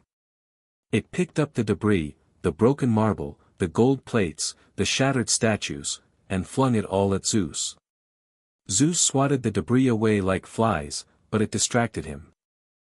He had to cover his face as a chunk of a column smashed into his nose.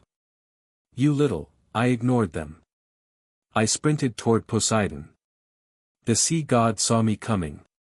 He looked pissed. You think you can challenge the Earthshaker? Poseidon growled. He didn't use water this time. He used shockwaves. He struck the air with his trident. The atmosphere cracked. A concussive blast hit me. It felt like getting hit by a truck made of air. I flew backward, tumbling across the uneven floor. I dug the scythe into the ground to stop my slide. Okay, I muttered, spitting out blood. He hits hard. Poseidon shrank down to human size, well, 7 feet tall, to be faster. He charged me. He moved with a fluid grace, like water flowing downhill. He thrust the trident at my chest. I parried. Clang. The impact vibrated my teeth. My arms went numb. He was so much stronger physically. He spun the trident, using the haft to smack me in the ribs. Crack. I felt a rib snap. I grunted, staggering sideways. You are slow, boy, Poseidon taunted. Kronos taught you tricks, but he didn't teach you the flow of battle. He taught me how to fillet a fish, I snarled. I tapped into the Titan reserve. The golden ring in my eyes flared. Time skip. I skipped a second. Poseidon thrust again, but I was gone. I appeared behind him. I swung the scythe at his legs. Poseidon sensed the water in my body moving, he sensed the blood flow shifting. He reacted instantly, blocking behind his back with the trident. Clang. Clever, Poseidon admitted. But water is everywhere. I can feel you. He stomped. The floor shook. An earthquake. I lost my balance. The ground pitched up 45 degrees. I fell. Poseidon raised the trident for the killing blow. The 3 points glowed with green energy. Die. Suddenly, a shield flew through the air. Whang! Aegis hit Poseidon in the side of the head. The Medusa face screamed at him. Poseidon stumbled, shaking his head. Talia! I yelled. Talia was engaging Zeus, dodging bolts of lightning, but she had thrown her shield to save me. A little busy here. Talia shouted, diving behind a throne as a massive lightning strike vaporized the seat she had been standing next to. I scrambled up. I needed to end Poseidon. I couldn't beat him in a contest of strength. I needed to cheat. I looked at the scythe. It could cut souls. It could cut time. Could it cut divinity? Hey, Barnacle Beard! I yelled. Poseidon turned back to me, rubbing his temple. I will drown you in your own blood. Try it. I ran at him. He thrust. I dodged. He swept. I jumped. I got inside his guard. We were face to face. I could smell the ocean brine on his breath. I didn't swing the blade. I reached out with my left hand and grabbed the shaft of the trident. Rust. I poured every ounce of entropy magic I had into his weapon. The celestial bronze of the trident turned gray. It pitted. It flaked. Poseidon's eyes widened. My weapon. It's getting old, I whispered. The metal groaned. I pulled. Snap. The trident broke. The head fell to the floor with a dull clatter. Poseidon was left holding a stick. He stared at the broken wood. He looked heartbroken. That weapon had forged oceans. You. He whispered. You monster. I headbutt him. Titan skull versus God knows. Crunch. Poseidon howled, clutching his face. Gold ichor streamed through his fingers. He stumbled back, tripping over the uneven floor I had created earlier. He fell hard, hitting his head on a chunk of marble. The god of the sea was down. Concussed. Bleeding. One down, I panted. Harry. Talia screamed. I spun around. Talia was pinned. Zeus had trapped her in a cage of lightning. Bars of pure white energy surrounded her. The cage was shrinking. Zeus stood over her, 20 feet tall, holding another lightning bolt. "You have spirit, daughter," Zeus said, his voice devoid of emotion. "But spirit is not power. I am the king." He raised the bolt to finish her. I was too far away. 50 feet. I couldn't run that fast without tearing my muscles apart. I raised the scythe to throw it. It was a desperate move.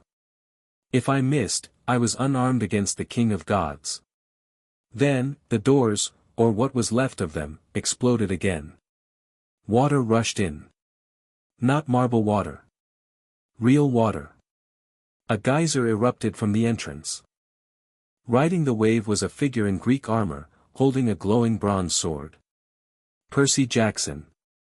"Dad!" Percy yelled. He saw Poseidon on the floor, bleeding. He saw me standing over him with a scythe. He saw Talia trapped. He made a choice. He didn't attack Zeus. He attacked me. "Get away from him!" Percy roared. The water wave crashed toward me. "Oh, come on!" I yelled. "I'm the good guy here." I slashed the scythe, cutting the water wave in half. It splashed harmlessly to either side. Percy landed in front of me. Riptide was glowing. His eyes were furious. "You hurt him," Percy said. The air around him got heavy. The humidity spiked. "He tried to kill me," I said, holding my hands up, well, holding the scythe up defensively. "Self-defense, Jackson. Look at Talia. Your uncle is about to fry her." Percy looked over his shoulder. He saw Zeus standing over the lightning cage. "Lord Zeus!" Percy yelled. "Stop. She's your daughter." Zeus looked at Percy. "She is a traitor, Perseus. Do not interfere, or you will share her fate." Percy looked torn. He looked at his dad, who was groaning on the floor. He looked at Talia. He looked at me. "Let her go," Percy said to Zeus, lowering his sword slightly. "No," Zeus said. The cage shrank. Talia screamed as the lightning singed her jacket. That did it. Percy turned back to me. "Help me save her." "I thought you wanted to kill me," I said. "We can kill each other later," Percy said.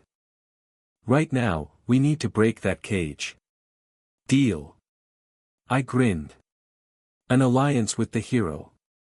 Irony was thick enough to cut with a knife. "On 3, I said. "You distract him." I hit him. "I'm always the distraction," Percy muttered. 1, 2, 3. Percy charged Zeus. "Hey! Thunderpants!" Percy yelled. He uncorked a hurricane. He pulled moisture from the air and created a swirling vortex of water and wind. He launched himself into the air, riding the storm, aiming for Zeus's face. Zeus was annoyed. Insolent nephew.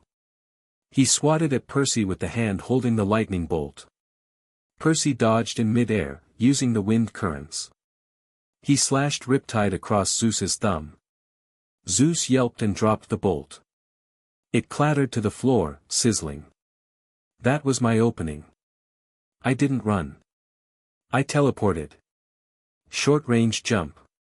I appeared right next to the lightning cage. I swung the scythe.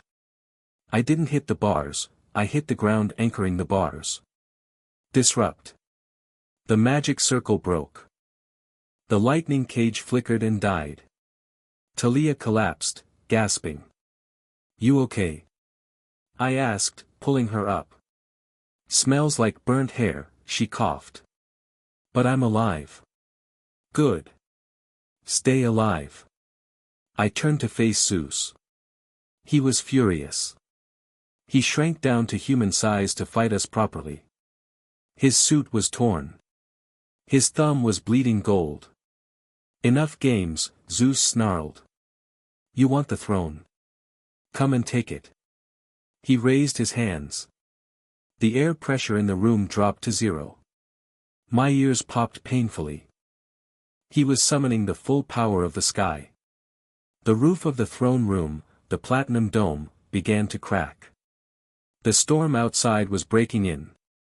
He's going to bring the roof down. Talia yelled. He's going to nuke the whole city.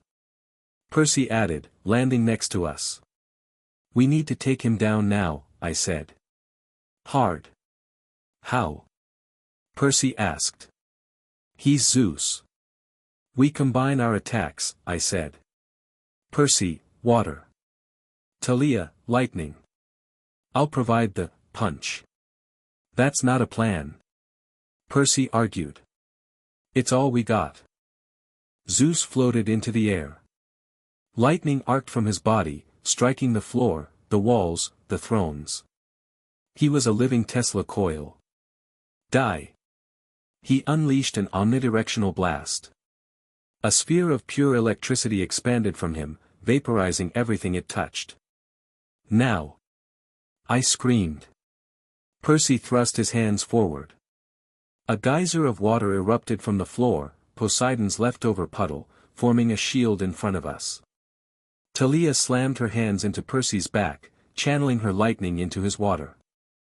The electrified water shield met the expanding sphere of Zeus's power. Zzzzz boom. Steam exploded. The room turned white. We were blind. Push.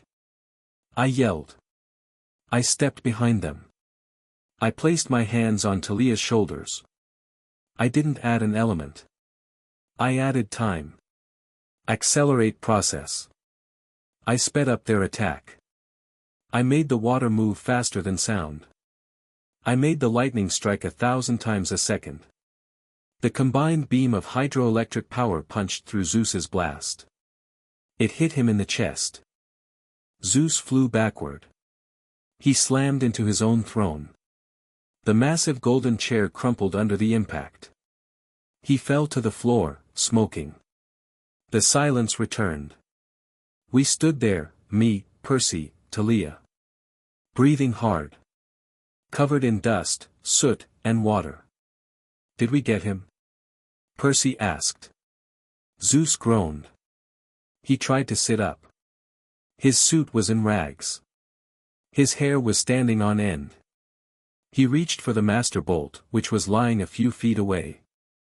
I am king. Zeus wheezed. I walked over. I put my boot on his hand.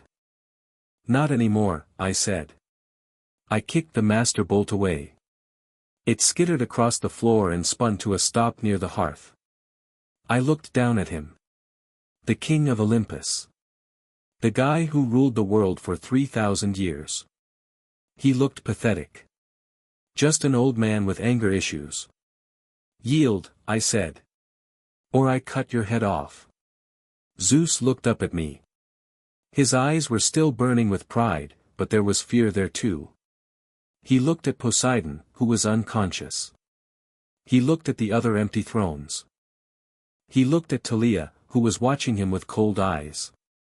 You cannot rule, Zeus spat. You are a child. A monster. Maybe, I said. But I'm the monster who won. I raised the scythe. Yield. Zeus closed his eyes. He slumped. The ozone smell faded. I yield. The words echoed through the room. It was over. I felt a weight lift off my shoulders. And then, immediately, a heavier weight settled there. I looked at Percy. Thanks for the assist, Jackson. Percy pointed his sword at me. Don't thank me. You invaded my home. You hurt my dad. We're not friends. Fair enough. I moved fast. I didn't use a weapon. I just stepped inside his guard while he was tired. I chopped the side of his neck with my hand. Thud. Percy's eyes rolled back. He crumpled to the floor. Harry. Talia yelled. Why did you do that? He's a hero, I said, catching him before he hit the ground and laying him down gently. Heroes do stupid things when the adrenaline wears off. I don't want to fight him anymore. Let him nap. I looked around the room. It was wrecked. The symbols of power were broken. The gods were defeated. I walked up the dais to the ruined throne of Zeus. I looked at it. It was just a chair. A big, uncomfortable, gold-plated chair. I sat down. It was cold. It was hard. It didn't feel like victory. It felt like loneliness. Talia walked up the steps. She stood next to me, leaning on her spear. She looked at her father, who was sitting on the floor, defeated. So, Talia whispered. We won. Now what? Now, I said, looking out at the shattered doors and the stormy sky beyond. We fix it. Can we? She asked. We broke everything, Harry. Look at this place. We can rebuild, I said. Better. No more secret councils. No more ignoring the world. We make a system that works. You sound like a politician. I sound like a king. But as I sat there, trying to feel like a winner, the temperature in the room dropped. It wasn't the cold of the master bolt. It wasn't the cold of the underworld. It was the cold of the void. The shadows in the corners of the room began to stretch. The hearth fire turned blue, then black. A slow, rhythmic clapping started. Clap. Clap. Clap. I stiffened. I knew that sound. I knew that rhythm. It was the ticking of a clock. Well done, my son, the voice whispered. It came from everywhere. It came from inside my own head. Talia went pale. Harry. A figure materialized in the center of the room, right between the unconscious Poseidon and the defeated Zeus. He didn't look like a monster. He looked like a man in his 40s, handsome, with salt and pepper hair and eyes that looked like molten gold. He wore a modern suit, but the fabric seemed to shift, showing images of galaxies and dying stars. He held a scythe. Not like mine. His was made of pure darkness. Kronos. He wasn't a projection this time. He was real. He was solid. You cleared the board, Kronos smiled. It was a charming smile. A terrifying smile. You removed the obstacles. You broke the defenses. You even humiliated the king. He walked over to Zeus. He looked down at his son. Hello, spare, Kronos said. Zeus looked up, terror in his eyes. Father. You looked better in my stomach, Kronos quipped. He turned to me. He looked at me sitting on the throne. Get up, Kronos said softly. I gripped the armrests of the throne. My knuckles turned white. No, I said. Kronos raised an eyebrow. Excuse me. I said no, I repeated. My voice didn't shake. I was done being afraid. I took the throne. It's mine. We had a deal, Kronos said, his voice dropping an octave. The room began to vibrate. You clear the way. I rule. You get whatever crumbs I leave you. The deal changed when you decided to dust humanity, I said. I'm voiding the contract. Kronos laughed. It wasn't a nice sound. It sounded like glaciers cracking. You think you can stop me? Kronos asked, spreading his arms. I am time itself. I am the inevitability of all things. You are a boy with a stolen weapon and a few magic tricks. I'm the boy who beat Olympus, I said, standing up. I walked down the steps of the dais. I stopped 10 feet from him. Talia moved to flank me, her spear raised. Even Zeus, battered and broken, tried to stand up, sensing the greater threat. We don't need to do this, father, I said. Go back to the pit. Sleep it off. Let me run things. You are soft, Kronos sneered. You have your mother's weakness. You care about these, insects. He gestured to Talia, to Percy, to the unconscious Poseidon. They are my family, I said. Dysfunctional, messy, and annoying. But mine. Then die with them. Kronos moved. He didn't walk. He didn't run. He just existed in front of me. He swung his scythe. I blocked. Clang. The impact was unlike anything I had ever felt. It wasn't force. It was weight. The weight of eons pressing down on me. My knees buckled. My scythe groaned under the strain. You are fighting a river with a spoon, Kronos whispered, leaning in. His eyes were mesmerizing. Give up. Let it end. Not, today, I gritted out. I pushed back. I poured my defiance, my rage, my stubborn human will into the blade. We broke the lock. We spun away. We circled each other in the ruins of the throne room. The King of Titans versus the heir. Talia, I said without looking away from Kronos. Get Percy. Get Zeus. Get out of here. I'm not leaving you, she said. This isn't a fight you can win, I said. This is a time war. If you get caught in the crossfire, you'll age 1,000 years in a second. I don't care. I do. I yelled. Go. Kronos lunged again. I met him. The clash of our blades sent a shockwave that shattered the remaining windows of the hall. The roof finally gave way, and rain began to pour into the throne room. It was pouring rain on the king's throne. I laughed. It was a manic, desperate sound. All right, old man. I shouted over the thunder. Let's see who runs out of time first. Chapter 9 End. Chapter 10, The Titanomachy Rematch. Rain in the throne room of Olympus is wrong. It's like seeing a dog walk on its hind legs or finding out your math teacher has a social life. It just defies the natural order of things.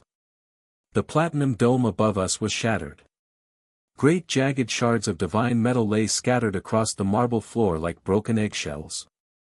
Through the hole, the storm clouds swirled, gray, angry, and heavy with water. The rain didn't drizzle, it poured in sheets, soaking the velvet of the thrones, putting out the sacred hearth fire until it was just a hissing pile of wet coals. I stood in the center of the chaos, water dripping off the nose of my scythe. Across from me stood Kronos. My father. My creator. My nightmare. He looked too calm. He was wearing that shifting suit that looked like a deep space telescope image, and he wasn't getting wet. The raindrops simply vaporized about an inch from his skin, turning into a faint mist that haloed his body. He held his scythe, the true scythe, made of darkness and void, loosely in one hand. You are delaying the inevitable, Hadrian, Kronos said. His voice didn't echo, it bypassed my ears and vibrated directly in my skull. Look around you. The Olympians are broken. The sky is open. The world is ready for the harvest. I looked. To my left, Zeus was slumped against his ruined throne, clutching his chest. His pinstripe suit was shredded, revealing skin that glowed with a faint, dying light. Poseidon was still out cold on the floor, twitching occasionally. Percy was napping nearby, my fault. And Talia. Talia was standing about 20 feet away, soaking wet, her hair plastered to her face, holding her spear with shaking hands. She looked terrified. Not the, I'm fighting a monster, terror, but the, I'm watching the universe end, terror. I'm not harvesting anything, I said, wiping wet hair out of my eyes. I just want to run the family business. You want to foreclose on the property. We have a difference of opinion. Opinion implies you have a choice, Kronos smiled. It was a sad, paternal smile. You are a weapon. A sword does not decide who it cuts. I'm not a sword, I said. I'm the guy holding it. I attacked. I didn't telegraph it. I didn't yell a war cry. I just moved.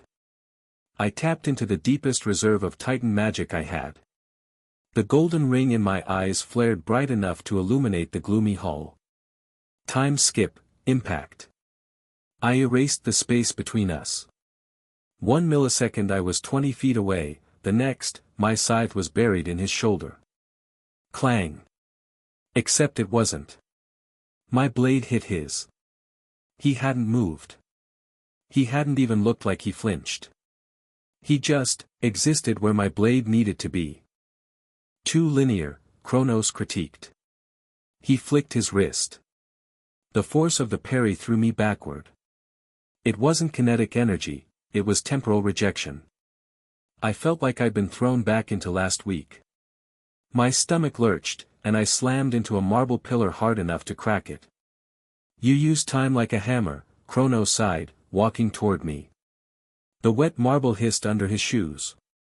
You smash. You break. But time is water, Hadrian. It flows. It erodes.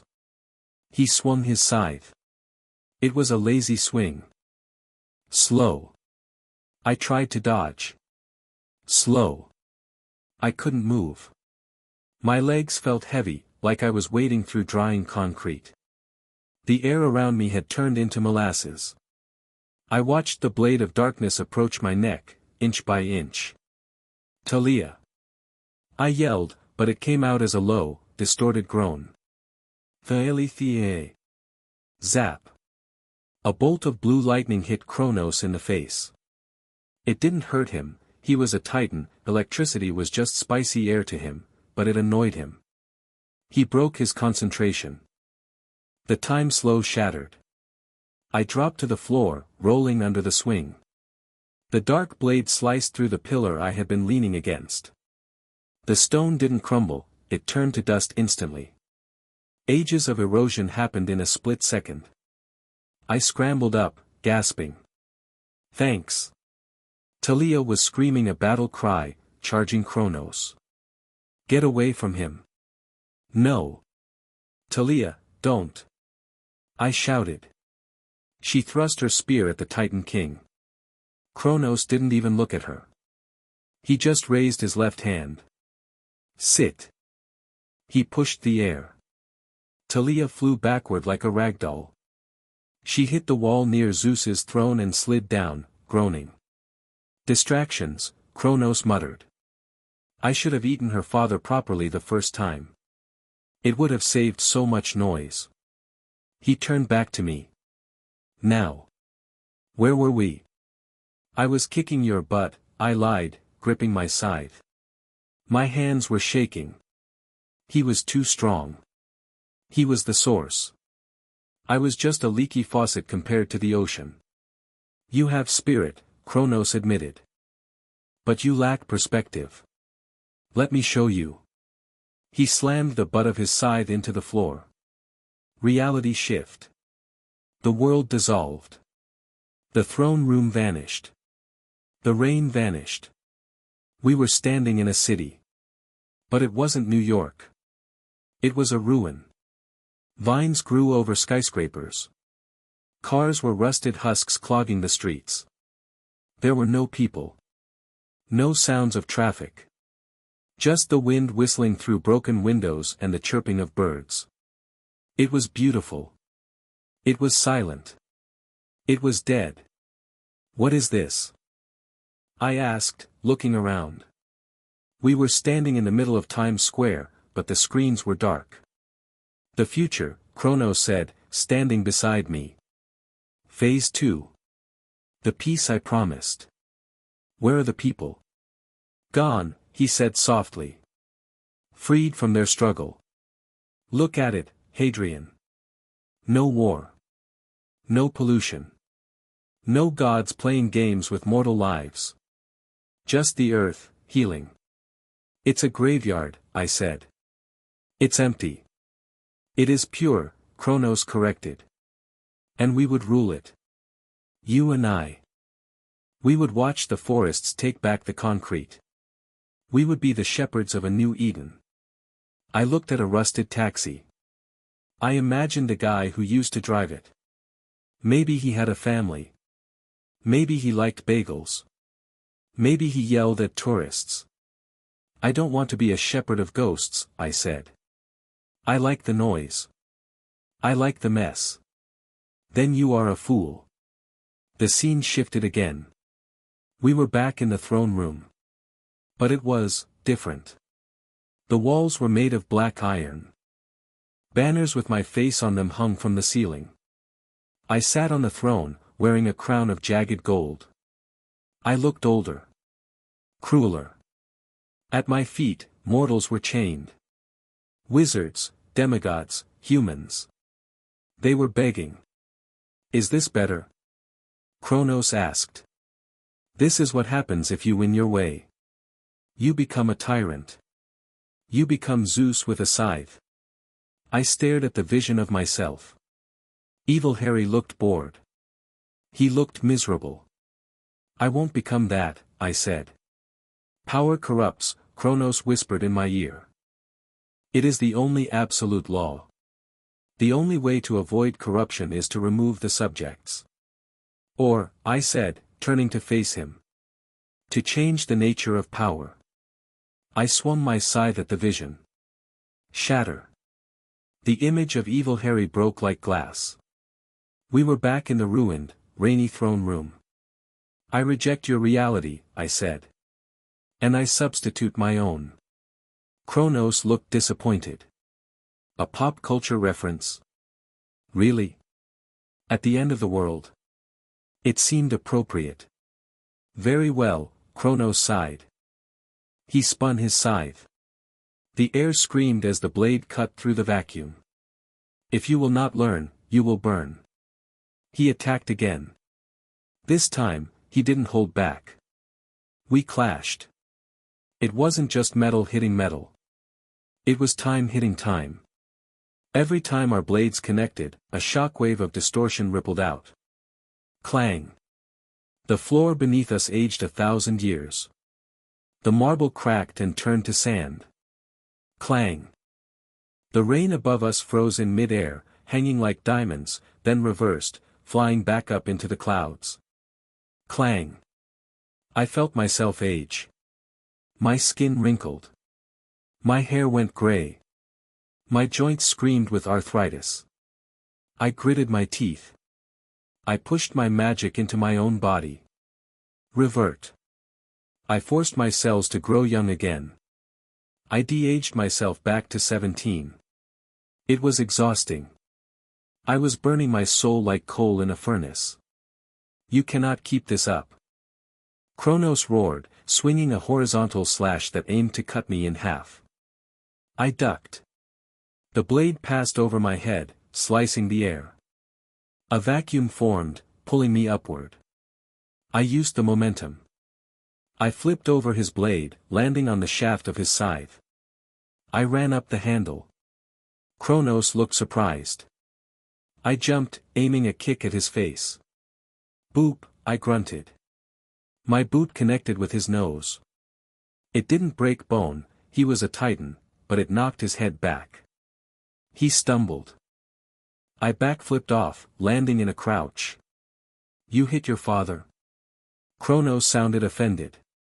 You tried to erase my species. I yelled. I think a kick in the face is getting off light. I looked around. I needed an advantage. I couldn't beat him in a straight duel. He had infinite mana. I had a battery that was flashing low. I saw Zeus.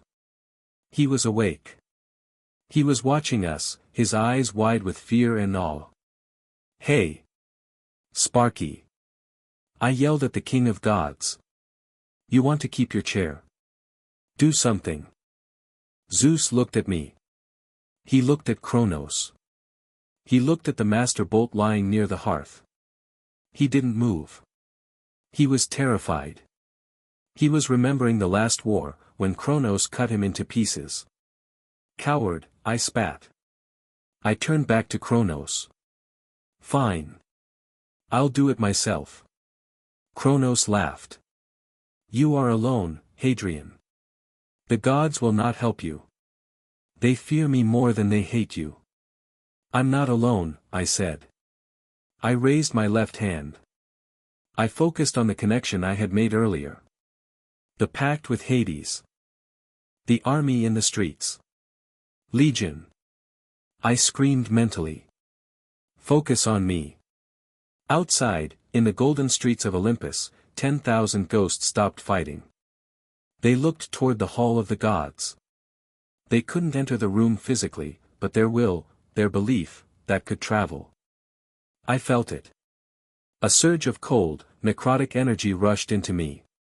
It wasn't Titan magic. It wasn't wizard magic. It was the power of the dead. My aura changed. The gold light around me turned purple and gray. What is this? Kronos paused, sensing the shift. You channel the underworld. You pollute your gift with death. Death is part of time, I said. It's the finish line. I charged. But this time, I didn't use speed. I used weight. I channeled the mass of 10,000 souls into my scythe. I swung. Kronos blocked. Crack. His dark scythe fractured. Kronos' eyes went wide. Impossible. Gravity, I grunted, pushing down with everything I had. It's a bitch. I drove him back. 1 step. 2 steps. He was struggling. For the first time, the king of Titans was sweating. You, little brat. Kronos roared. He released a pulse of pure entropy. It hit me like a physical wall. It stripped the flesh from my arms. I saw my own radius and ulna bones gleaming white. I screamed. Harry. Talia yelled. She was up. She was moving. She didn't attack Kronos. She attacked Zeus. She ran to her father, grabbed him by the lapels of his shredded suit, and slapped him. Smack. Wake up. Talia screamed at the king of gods. He's fighting for you. Get up and fight. Zeus blinked. The slap shocked him out of his trauma loop. He looked at his daughter. He saw the fire in her eyes. Talia. Throw the damn bolt, Dad, she shrieked. Or so help me, I will shove it down your throat. Zeus looked at Kronos. He looked at me, my arms skeletal and bleeding, holding back the end of the world. Anger replaced fear. Zeus grabbed the master bolt. He stood up. He grew. 20 feet of rage. Kronos. Zeus bellowed. Kronos turned his head. That was his mistake. Zeus threw the bolt. It wasn't aimed at Kronos' head. It was aimed at his weapon. Kaboom. The master bolt hit the shaft of the dark scythe. The weapon, already fractured by my gravity strike, couldn't take the divine energy. It shattered. Shards of darkness exploded outward. Kronos staggered back, looking at his empty hands. He looked genuinely confused. My scythe, he whispered. I didn't waste the moment. My arms were healing, time magic reversing the damage rapidly, but I was running on empty. I dropped my own scythe. Now. I yelled. I tackled him. I slammed into Kronos, wrapping my arms around his waist. I drove him backward. We hit the golden sarcophagus, or where it would have been if we were in the pit. Here, we hit the central hearth. We fell into the wet coals. I pinned him. You have no weapon. Kronos snarled, grappling with me. His hands burned where they touched my skin. You cannot kill me. I am eternal. I don't need a weapon, I gasped, staring into his golden eyes. And I'm not going to kill you. I placed my hand on his chest. Right over his heart. I triggered the failsafe. The trap I had been building in my mind since chapter 6. I'm going to ground you. What? Your time, I whispered. But you're spread too thin. You're trying to be everywhere at once. I'm going to put you in a box. I poured my magic into him. But not to attack. To give. I gave him everything. My Titan essence. My connection to the timeline. My potential to be a god. I shoved it all into his chest. Kronos gasped. You are feeding me. You fool. This will only make me stronger. Keep eating, I said through gritted teeth. Choke on it. I overloaded him. Kronos was a vessel that was only half formed. He needed the golden age to fully manifest. By force-feeding him my own time essence, I was overfilling the cup. It's too much. Kronos realized too late. His eyes started to glow uncontrollably. Stop. I cannot contain it. That's the point, Dad. I yelled. You want to be the king. Be the king of nothing. I grabbed the threads of time that bound him to this reality. And I tied them into a knot. A paradox. Loop, I commanded. Snap. The world went white. I was floating. There was no floor. No ceiling. Just white. Kronos was floating opposite me. But he was frozen. He was stuck in the moment of realization, his mouth open in a scream that made no sound. I walked, or drifted, around him. I had done it. I had created a closed time loop around his essence. He wasn't dead. He was just, paused. Infinitely paused. He was reliving the millisecond of his defeat over and over again. But there was a cost. I looked at my hands. They were fading. I could see the white void through them. I had burned my divinity to forge the lock. I wasn't a titan anymore. I wasn't an heir. I was just a wizard. A very tired, very broken wizard. Worth it, I whispered. The white faded. Gravity returned.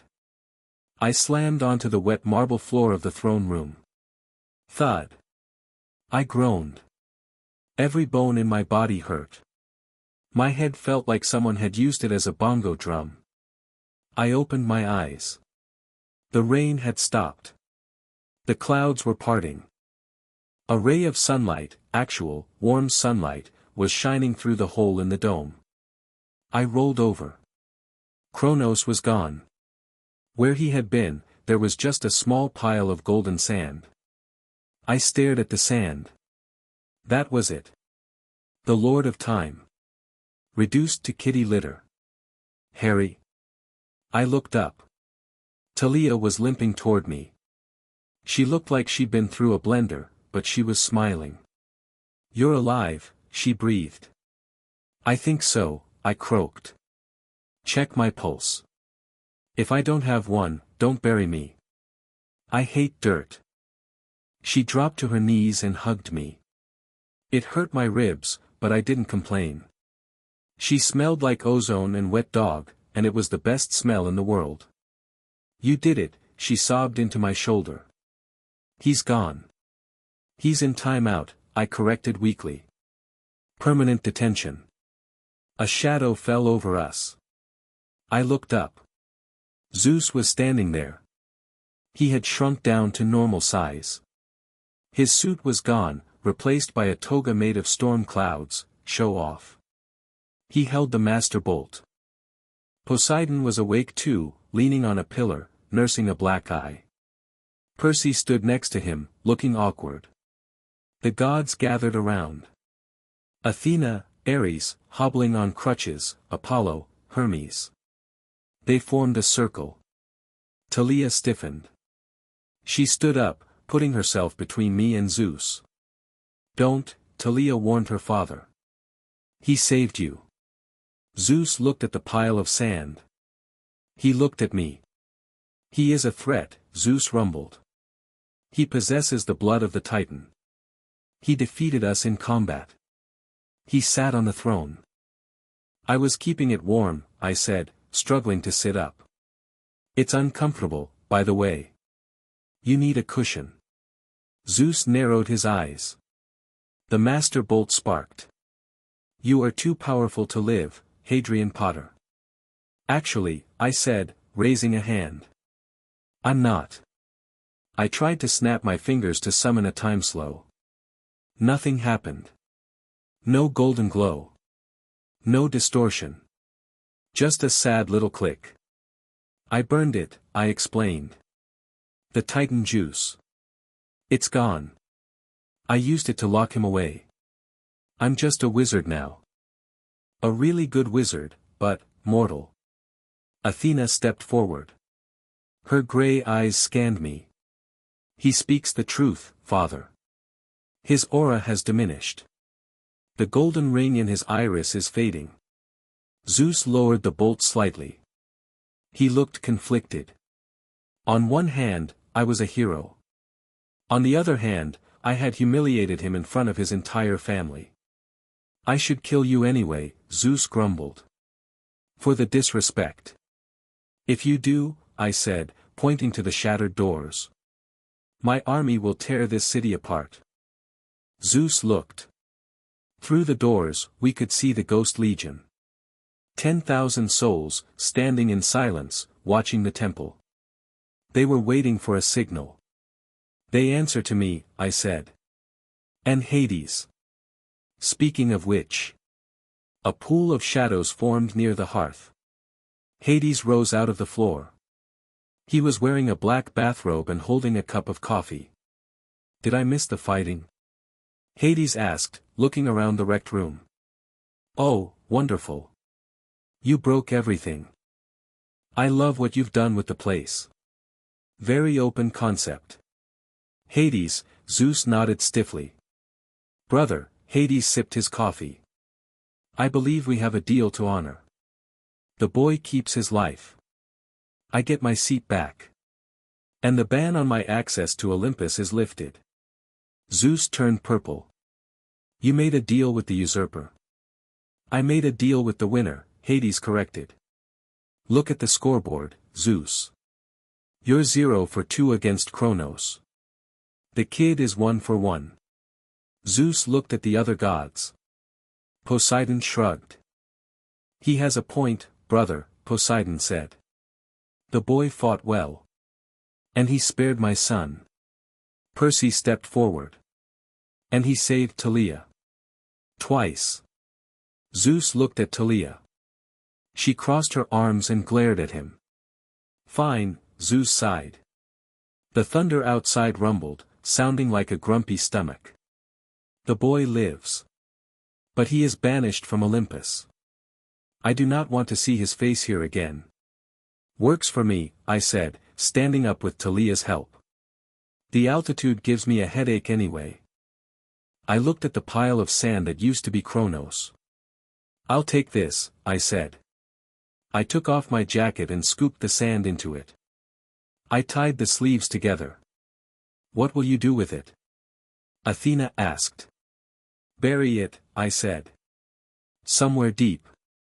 Somewhere timeless. Tartarus? Percy asked. No, I said. The Desleys' backyard. Nothing grows there anyway. I turned to the gods. One condition, I said. Zeus bristled. You do not make conditions. I do, I said. Because if you break this one, I'll find a way to come back. And next time, I won't be nice. Speak, Zeus growled. Talia, I said. She's not a traitor. She's a hero. You treat her like one. You treat all of them like heroes. The campers. The kids. Stop using them as pawns. Start acting like parents. I looked at Luke, who had just entered the room, looking sheepish and beaten. And give them a purpose other than dying for you. Zeus looked at Talia. For a second, his expression softened. Just a fraction. Very well, Zeus said. Talia Grace is, reinstated. Talia let out a breath she'd been holding for an hour. "Let's go," I said to her.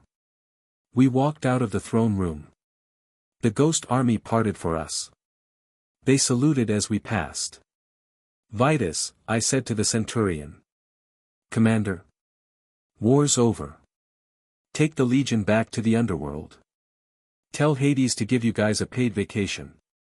Elysium for everyone." Vitus grinned. "Thank you, sir. It was an honor." The ghosts faded, dissolving into mist as the magic holding them dissipated.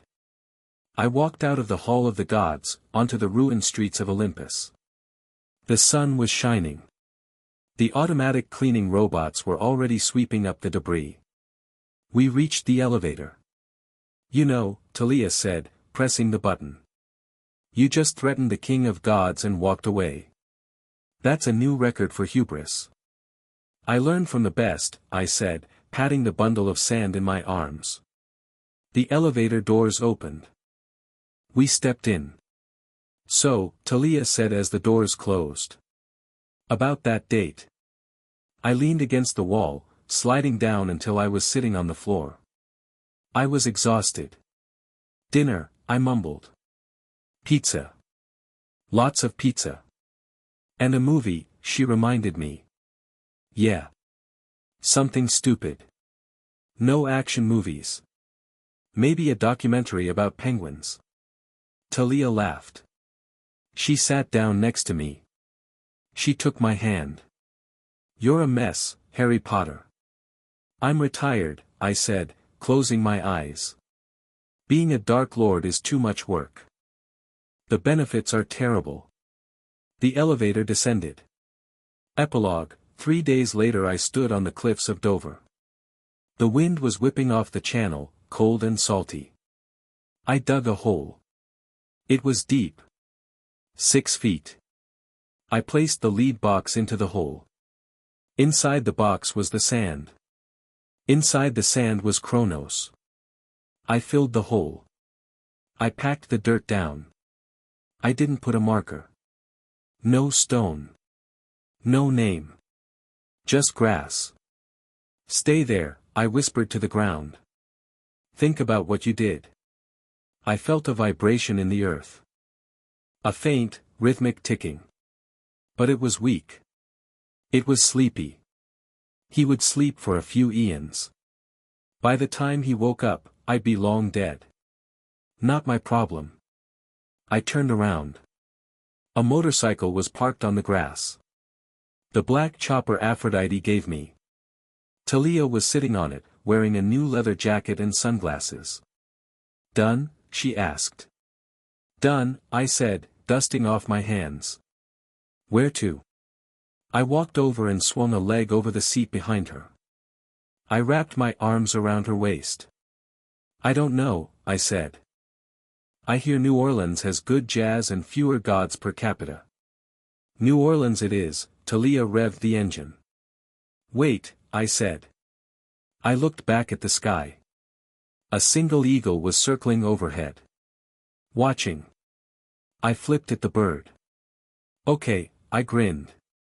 "Now we can go." Talia laughed and popped the clutch. The bike roared. We tore off across the grass, heading for the highway. I wasn't the heir of time anymore. I wasn't the boy who lived. I wasn't a pawn. I was just Harry. And for the first time in my life, I had all the time in the world. Chapter 10 End.